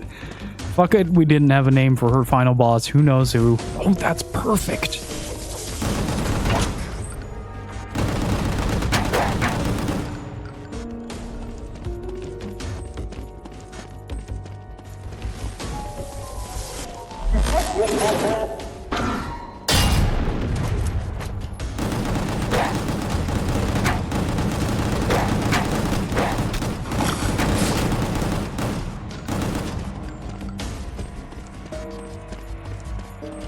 It's so mysterious. Ooh. I love me a good mystery. Oh boy. You really think I didn't Beyblade? Really think I wouldn't Beyblade? You thought wrong, buddy.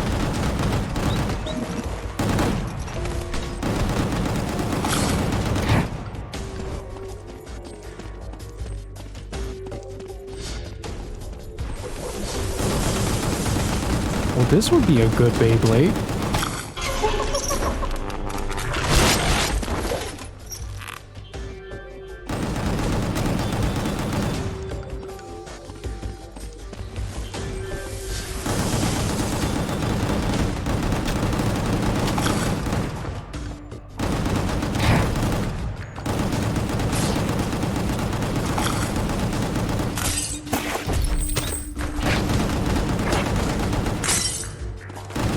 Nah, just a tad too late.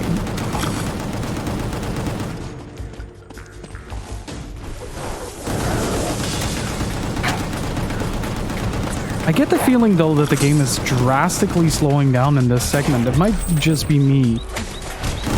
Oh, what is going on?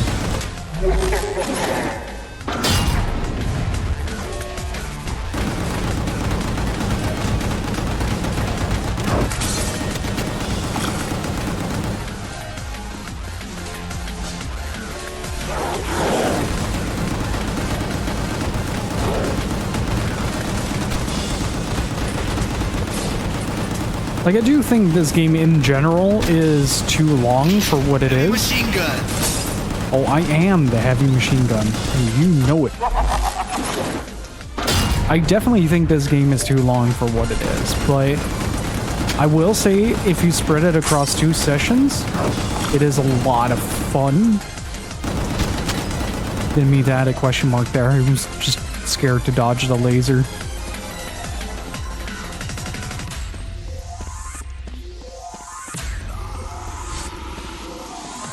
Alright, we're gonna fight the master. Oh, both at the same time. Let's go.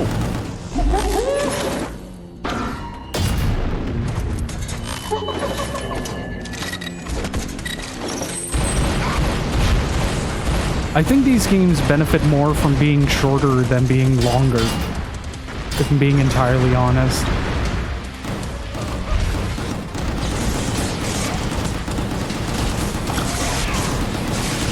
Are we seriously getting away with this?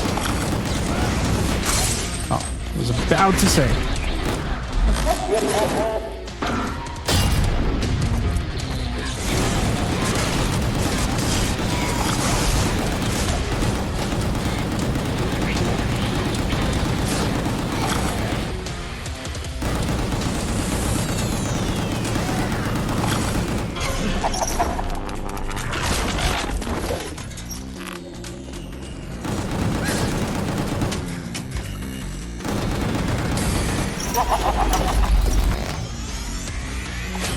But I feel like about 4 to 5 hours at max is the best length for games like this. Just purely based on... Oh, that targeter is going places it shouldn't. Purely based on the fact that it's just a bit more... it allows a game like this to concentrate a bit more on the... Oh, hang on. Gotta do something important. There you go. What? What?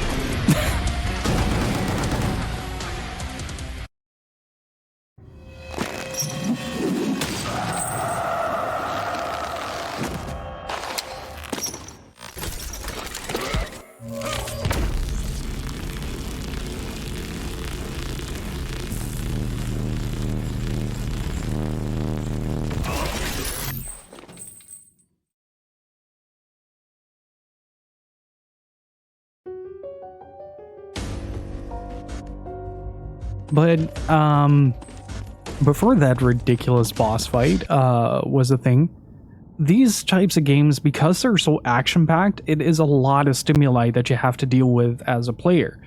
So usually it is better to do a bit less in terms of game and concentrate your narrative a little bit into a more condensed space. Because the last thing you want to do with a game like this is make it feel like it's too long. I don't think that's the case with this. It does drag on a little bit during the finale, as we're noticing right now, but because you can easily split it in half by just playing like the first 16 missions and then the last 16 missions, it becomes a bit more digestible. But the fact that I need 2 sessions for this means that the game is a bit too long for the type of game that it is, if that makes sense. But I hope that makes sense, what I said earlier. Like, there is a specific genre, like shoot 'em ups, for instance, don't need to be hours long. It will overstimulate the player and leave them exhausted after playing that in a negative way. And there have been games as well that are just too much how do I put it? To play for a prolonged period of time. From Mission Evolved for me is one of those games, but that's primarily auditory because the audio is so loud it exhausts you throughout the playthrough. Oh, I'm taking 5 demo points. The area where who knows who plans to control the world through seed. A strong energy of the seed flows through. Yeah, the sheed. We had Sneed, we had Sheed. The seed is strong. I've finally located Boss and who knows who. They are in the center of the ship as expected. Bunji, who we detected earlier, was seen following Grave inside. Cell also said he'll aid Grave to repay his debt. Well, it's important to defeat who knows who and prevent Ravenclaw's plan. Ravenclad's plan. Rescuing Mika safely is just as important. I think this should be the final stage, right, Duran? Oh. Fair enough. Thank you, video game, for answering my question.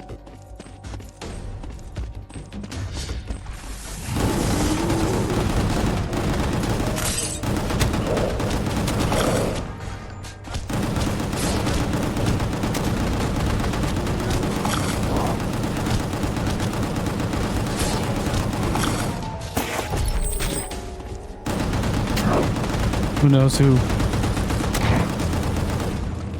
Or was it who knows what? Who knows anymore?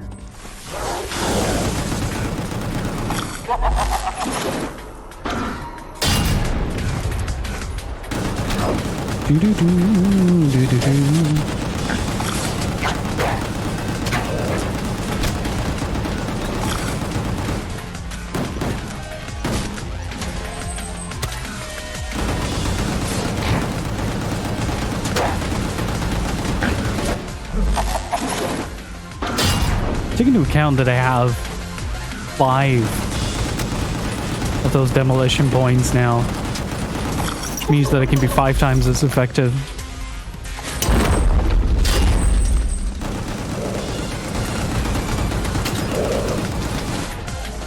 Does difficulty affect the amount that you gain for well, let's call it demolition meter? Does it affect demolition meter gain?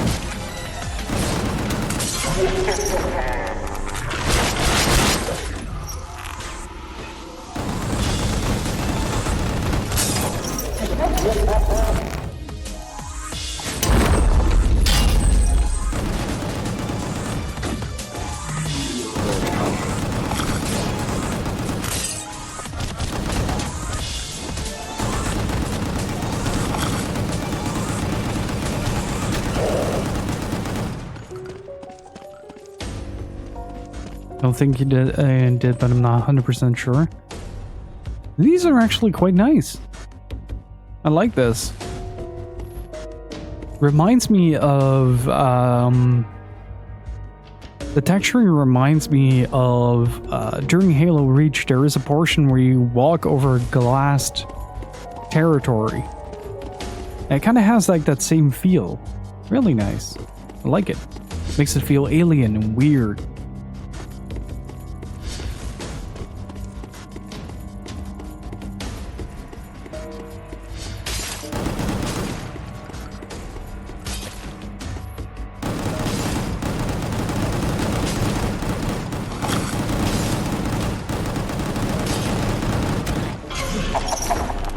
Let's see how far I can... That wasn't as far as I had hoped.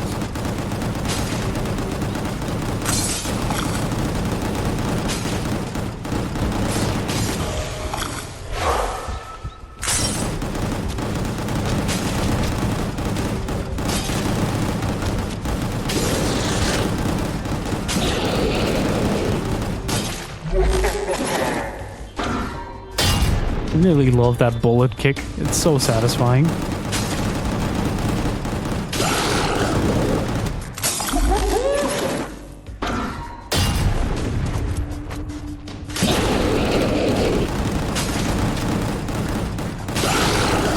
Oh, I can imagine. I was kind of hoping to line them up in a specific way so that the shot would... so that the spin would hit them all and just clear the room in one go. But that would have been too satisfying. But like, if you look at this, like just the wall paneling just really makes it look extra alien. I like it. Not just some spaceship interior. It's very otherworldly.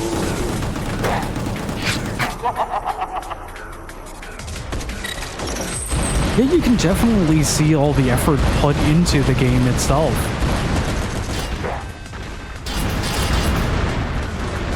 But I'm unsure whether or not it is a deliberate thing to kind of get that PS2 feel kind of permeating throughout, as well as like the localization.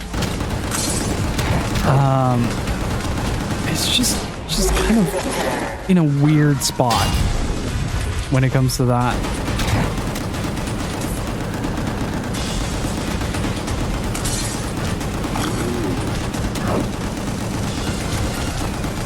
I do really like that you're basically constantly without shield during this segment.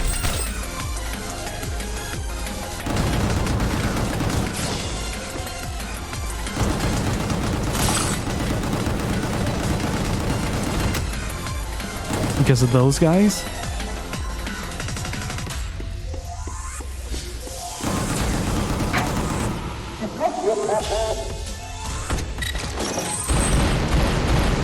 But I can really see the railgun being super satisfying in this stage.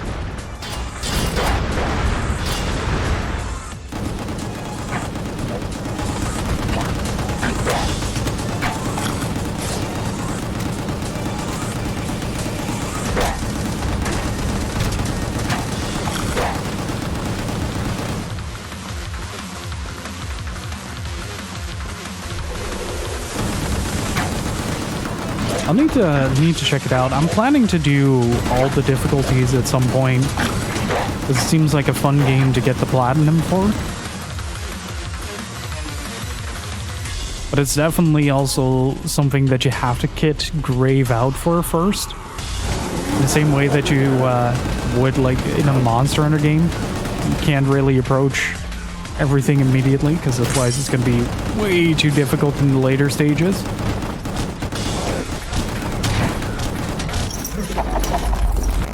Hey, Super Duck, how's it going?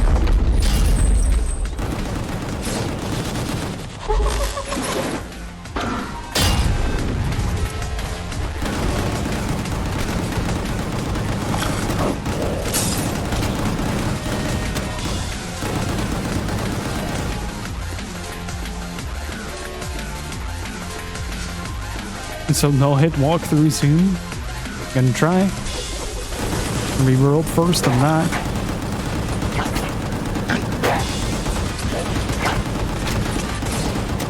No shield break percent. Just try to dodge all the lasers. Honestly think that's gonna be like stupidly difficult in a game like this where everything is just constantly in your face. And hitboxes are super wobbly to say the least. Really? 3 hours and 55 minutes. Really? That's all it takes? That is so short.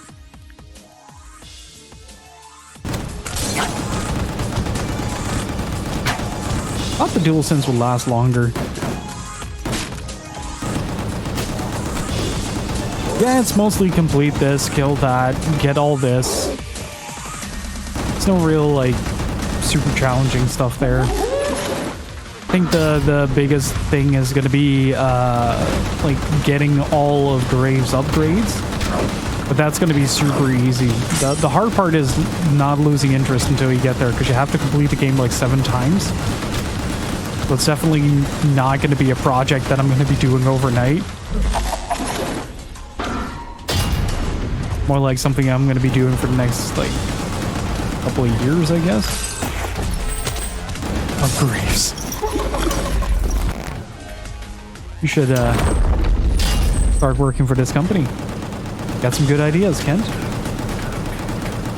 I don't think so, but I haven't checked all the hidden trophies.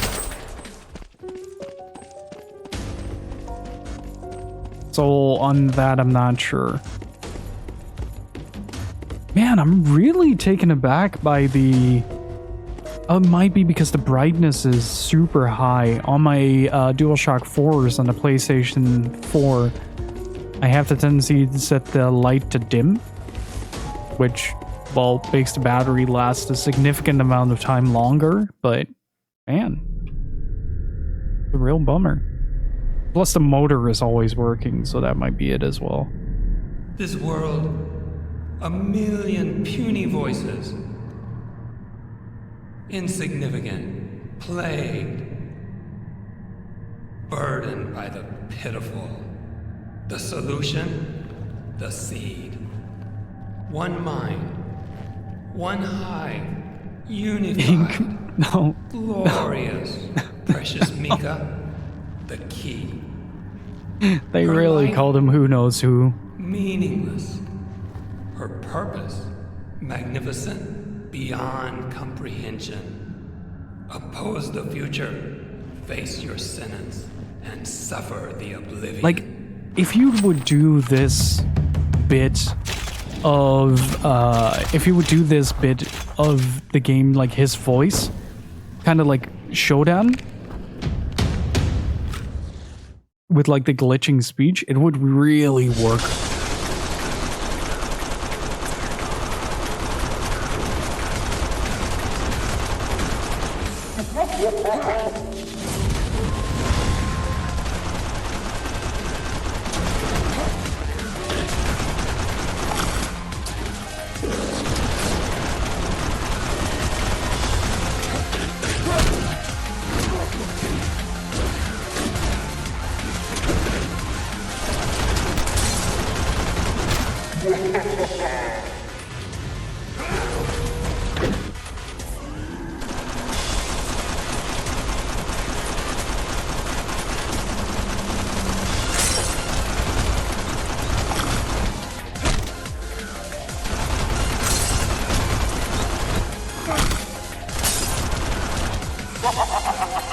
I am noticing though that during this segment, I don't know if you've experienced this as well, Turan.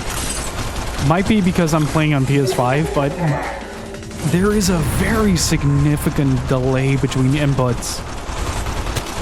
Like it goes some of the special inputs. Might be because the animation isn't finished, but it takes I'm noticing that the further I get into the game, the longer it takes to do the specials. But it's super inconsistent as well, so you get the feeling like there's multiple input windows. Ah, there's one more.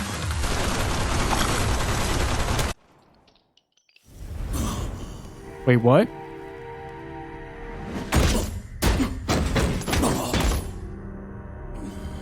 What did I miss?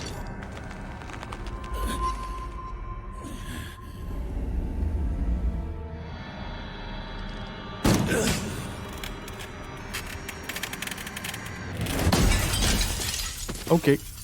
Okay.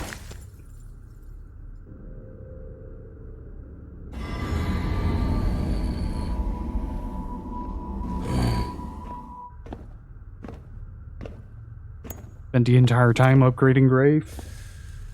Beat the bosses, Bungie. Something good.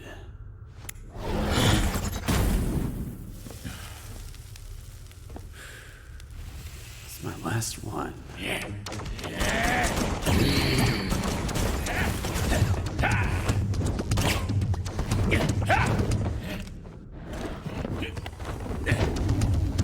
Like, these cutscenes are so ridiculously well put together.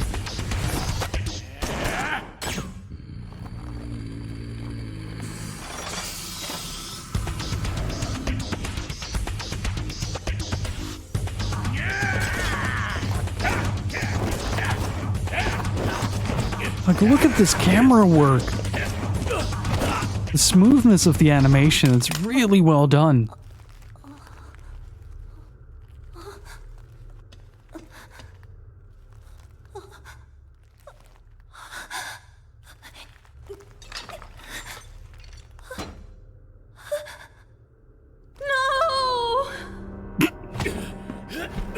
Voice acting, however, leaves much to be desired.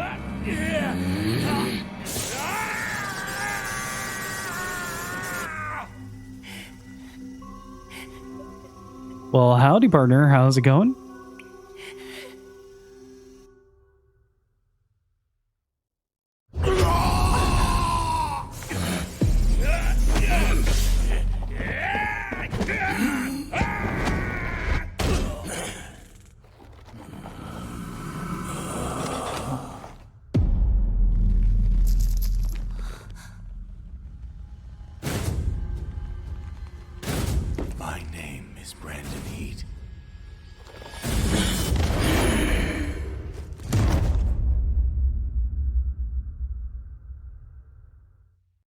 That's it.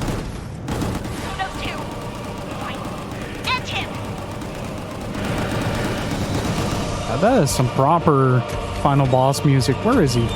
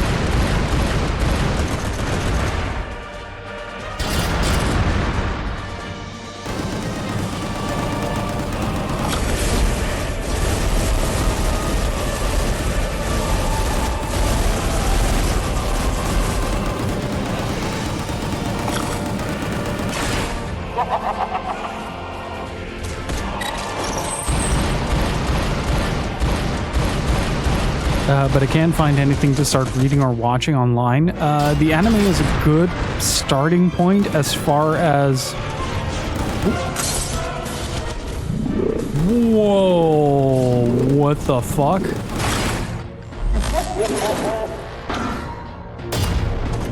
How did I survive that last time then?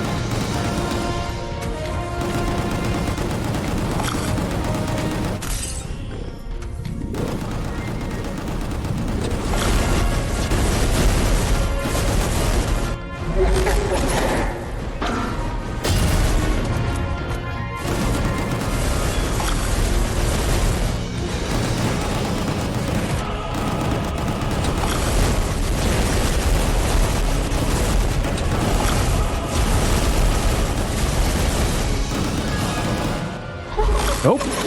Catch. The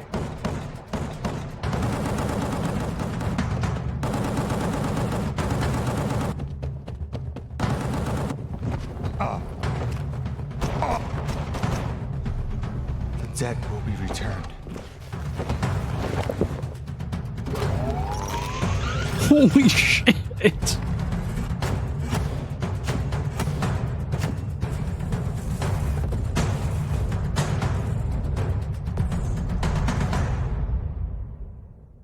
Who knows who anymore?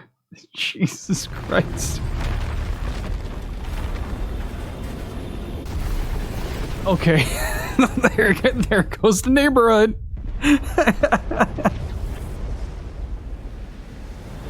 Whoopsie. It's over. You will all be safe with me. And one day, when I figure out how, I will set each and every one of you free. I know what I said, Grave. My fears about whatever's happening inside me, but I'm not afraid anymore. I'm not a monster. I can control this. Maybe I can even learn how to use it. You have to trust me. Grave, I don't know what happened down there. You sure know how to make an exit. The whole place has been reduced to dust. Is Boss safe? I'm gonna roll to credits now. That was the end of Scumland, and our team managed to escape safely. However, Hey, Brickleborg, how's it took a going? long time to revive the world that was infected by the seed. And it's still flowing inside Boss. Her fight is not over yet.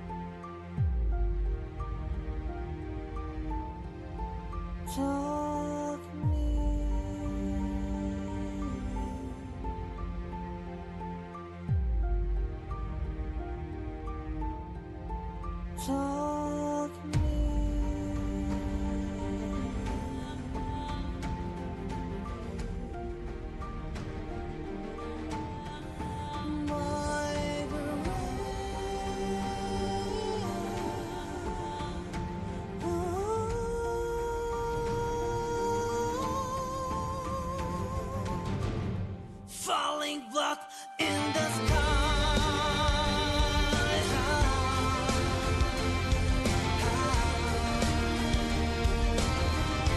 Falling block in the sky.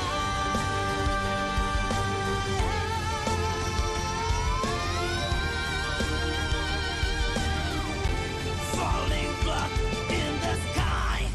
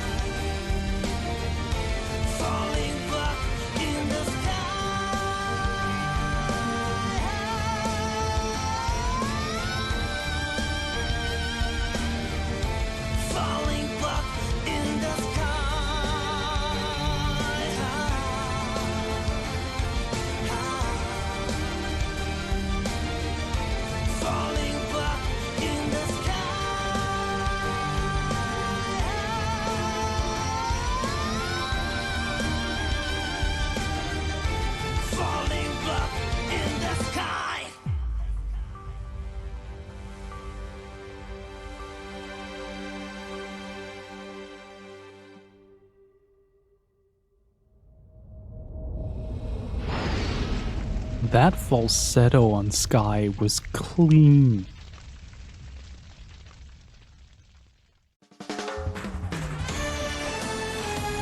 What I need to know, do the lyrics actually say "fuck me" by the radio?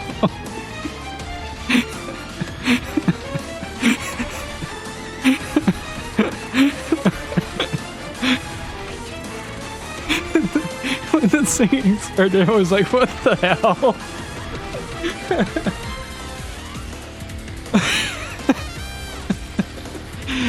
Oh man, this is most certainly a video game. You really need to catch up on current events. Oh man. This is actually really decent. Like, I'm gonna go with buy. Width just seems uncomfortable. Plus high risk of electrocution. But I'm really surprised at how solid this game feels in all seriousness. Like, it certainly has a significant amount of jank just kind of permeating through, like pulsating through its vein. But at the same time, I think that is the exact charm that a game like this needs to kind of be as memorable as it is, right? This game does that. You know how we constantly keep talking about, like, Michigan? Well, not constantly. Whenever it's brought up. Like, Michigan, Deadly Premonition, those type of games that are so embodied in their own jank that they just make the best of it. And this game feels exactly the same. It's such a huge quality of life improvement over the rest of the Gungrave series, though. Like, having actual full camera mobility instead of the clunky shoulder button is just adequate, and that's fine. Yeah, I think that's the type of energy that a game like this needs. It needs to be over the top. It needs to be silly. It needs to have, like, these really cool moments. And honestly, the CG cutscene work, like the actual, like the pre-rendered stuff, not the in-engine stuff, is so freaking good. I'm actually really curious to try this out with the Japanese voice acting on the next playthrough. See if that sort of takes away the really wonky voice acting, which also kind of added to the whole PS2 feel of this.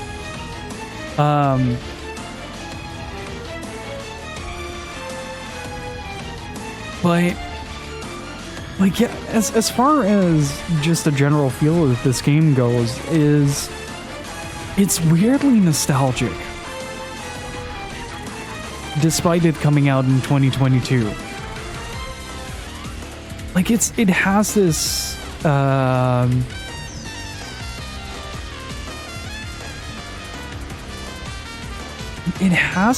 this sort of, I can't really explain the exact feel of it, but it really takes me back to like playing Time Crisis 4 in the arcades and just enjoying like these arcadey action titles on the PS2, just with the way it feels, with the way it's set up, with the way it's presented. Everything really sort of steers me towards that direction, and that's beautiful. I absolutely love that. And I was really happy to see that they kind of learned from the older Gungraves, where the corridors were relatively claustrophobic, which meant that the camera, which had to be at a set distance from the player, constantly clipped into the environment. And it made it, for someone like me, who tends to get the camera stuck in said environment, makes the game feel really frustrating in the worst kind of way. And I was really happy to see that this game didn't have that. It was a nice little variety that was just kind of sprinkled throughout. It wasn't too much. But like I said before, if you split this game in 2 sessions, it's like the perfect digestible length.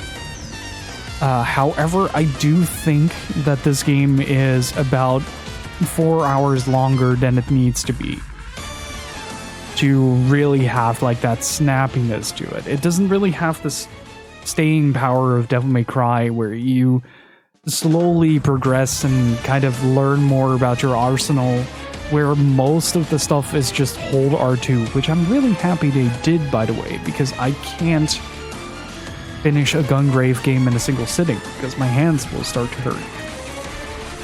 But I'm glad that GORE kind of fixed that by having the automatic mode.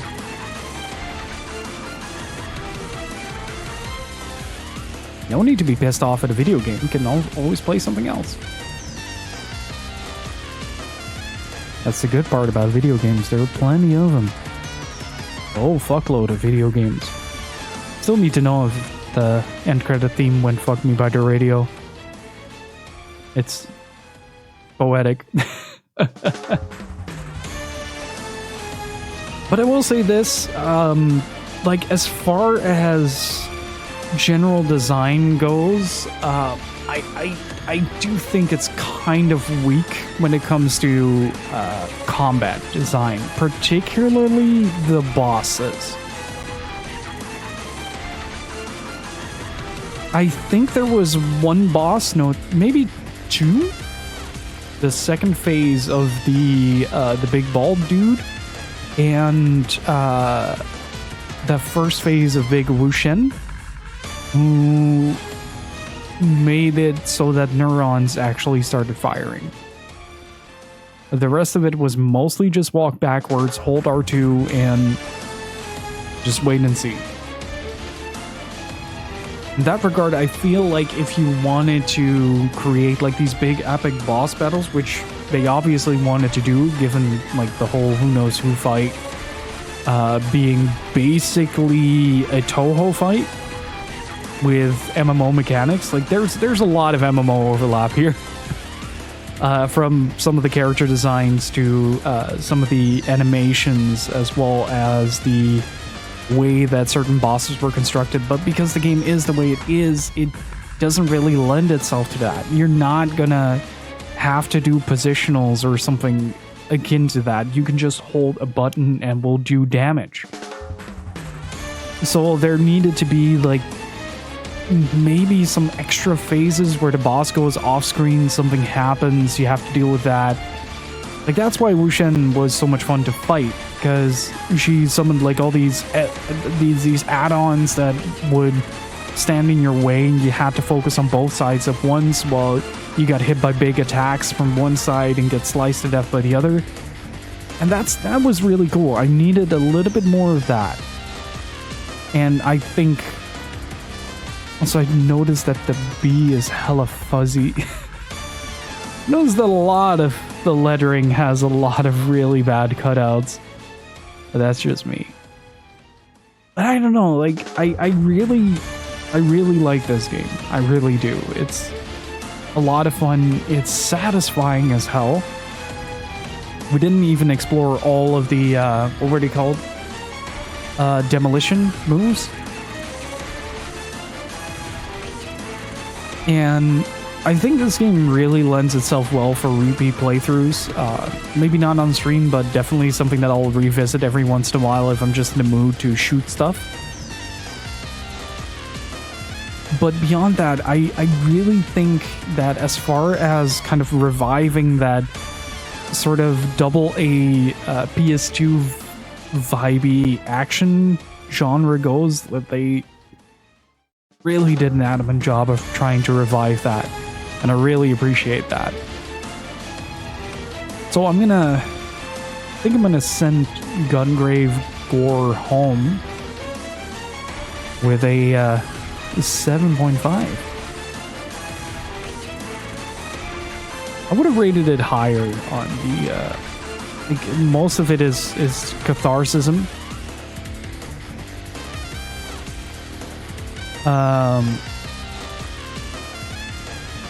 But I would have rated it higher if it was more condensed, more focused, better translated. Because the story makes no sense, but like the rest of it sort of makes up for it. And I love the pre-rendered cutscenes. They're so freaking good. Let's see. Chat. What have you all voted? Let us see.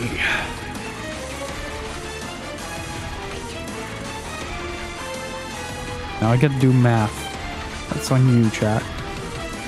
Actually on me, but that's okay.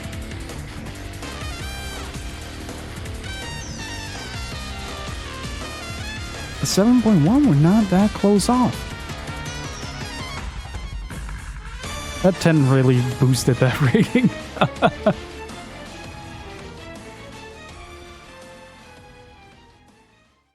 It's probably because I swung in and out of stream, so I didn't get the entire experience. But I don't know, like I really enjoy this kind of game, and I really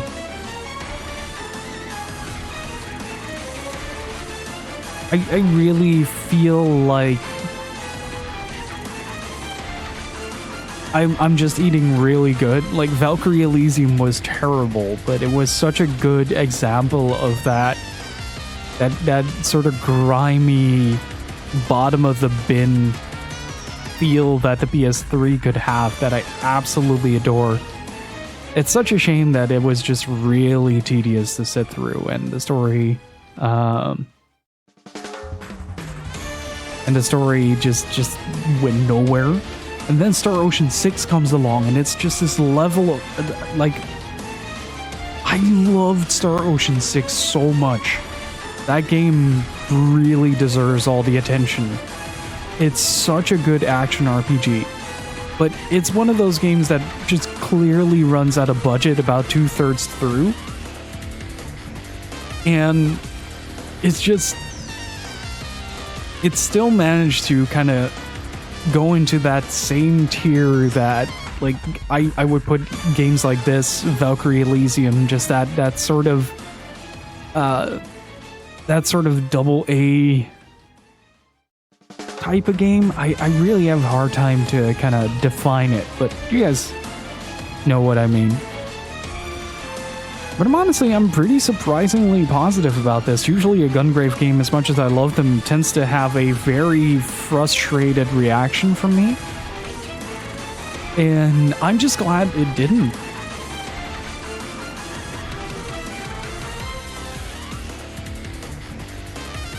All I know is I'm eating gourmet meals. True Michelin star double A stuff. And I'm loving it. But thank you all so much for hanging out. I really freaking appreciate it.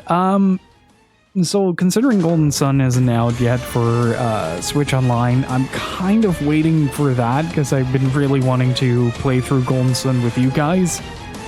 We're going to be starting Breath of Fire. I'm going to have to grab some tea. A lot of tea for that. And it's going to be a real challenge because I don't know how my voice is going to react.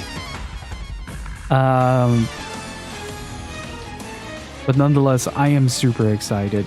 It's been a hot minute since I played it. I think the last time I played it was on the PSP. But we're going to be playing the PS1 version. And I am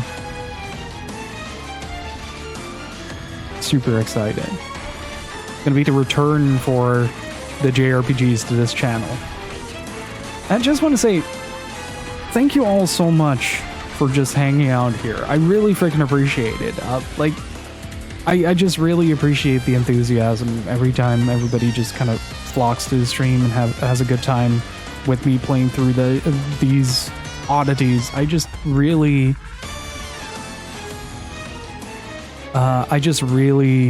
freaking appreciate it. Would an unvoiced PS1 game be even worse for you than Shadow Hearts? On Shadow Hearts, we're gonna restart that because I didn't have the mindset anymore to finish the current save. So I'm gonna do From a New World later this year. Again. And in regards to the voice, I had a swelling that, like a sort of like, trying to find the right words. Sometimes my brain gets stuck between Dutch and English. I had a pretty severely infected saliva gland, and that was the reason I couldn't do unvoiced games. But as it's mostly healed up, like I'm 90% back to normal, I want to give it a go with Breath of Fire 3, hence why I said I don't know how my voice is going to hold out. But again, thank you all so very much for being here. I really freaking appreciate it. I really do. And hopefully see you all on Wednesday for Breath of Fire 3. I'm really glad you guys enjoyed Gungrave with me. Thank you. I'm going to see if there is someone else live that I can send you guys over to. And hopefully, yeah, as I said, hopefully see you all on Wednesday. An extra special thank you to Hope, Steve, See For Yourself, Crazy Myrmidon Gaming, and OngVA. Thank you all so much for the resubs. Really appreciate the continued support. And with that said, if you're new to the channel, do consider hitting that follow button. And we also have a YouTube channel where I post separate content. New video is in the works. I'm currently in the scripting phase, running through my first draft and kind of picking out the factual errors. So that hopefully will be done later this week, along with the Prey article over on Tanuki Chicken Attack. So do check that out as well. Keep an eye on the website. We also have a VOD channel that you could check out for older streams that are edited down, so the no breaks, no intros, and all that. It's just one big stream of Live Alive, Mr. Mosquito, Kyoitoshi, whatever you want. It's on there, and we also have a Discord. So, yeah, with all that good stuff out of the way, thank you all so much for watching. And remember to stay beautiful. Keep on gaming, dudes. And I'll see y'all next time. Have a good one. Bye-bye.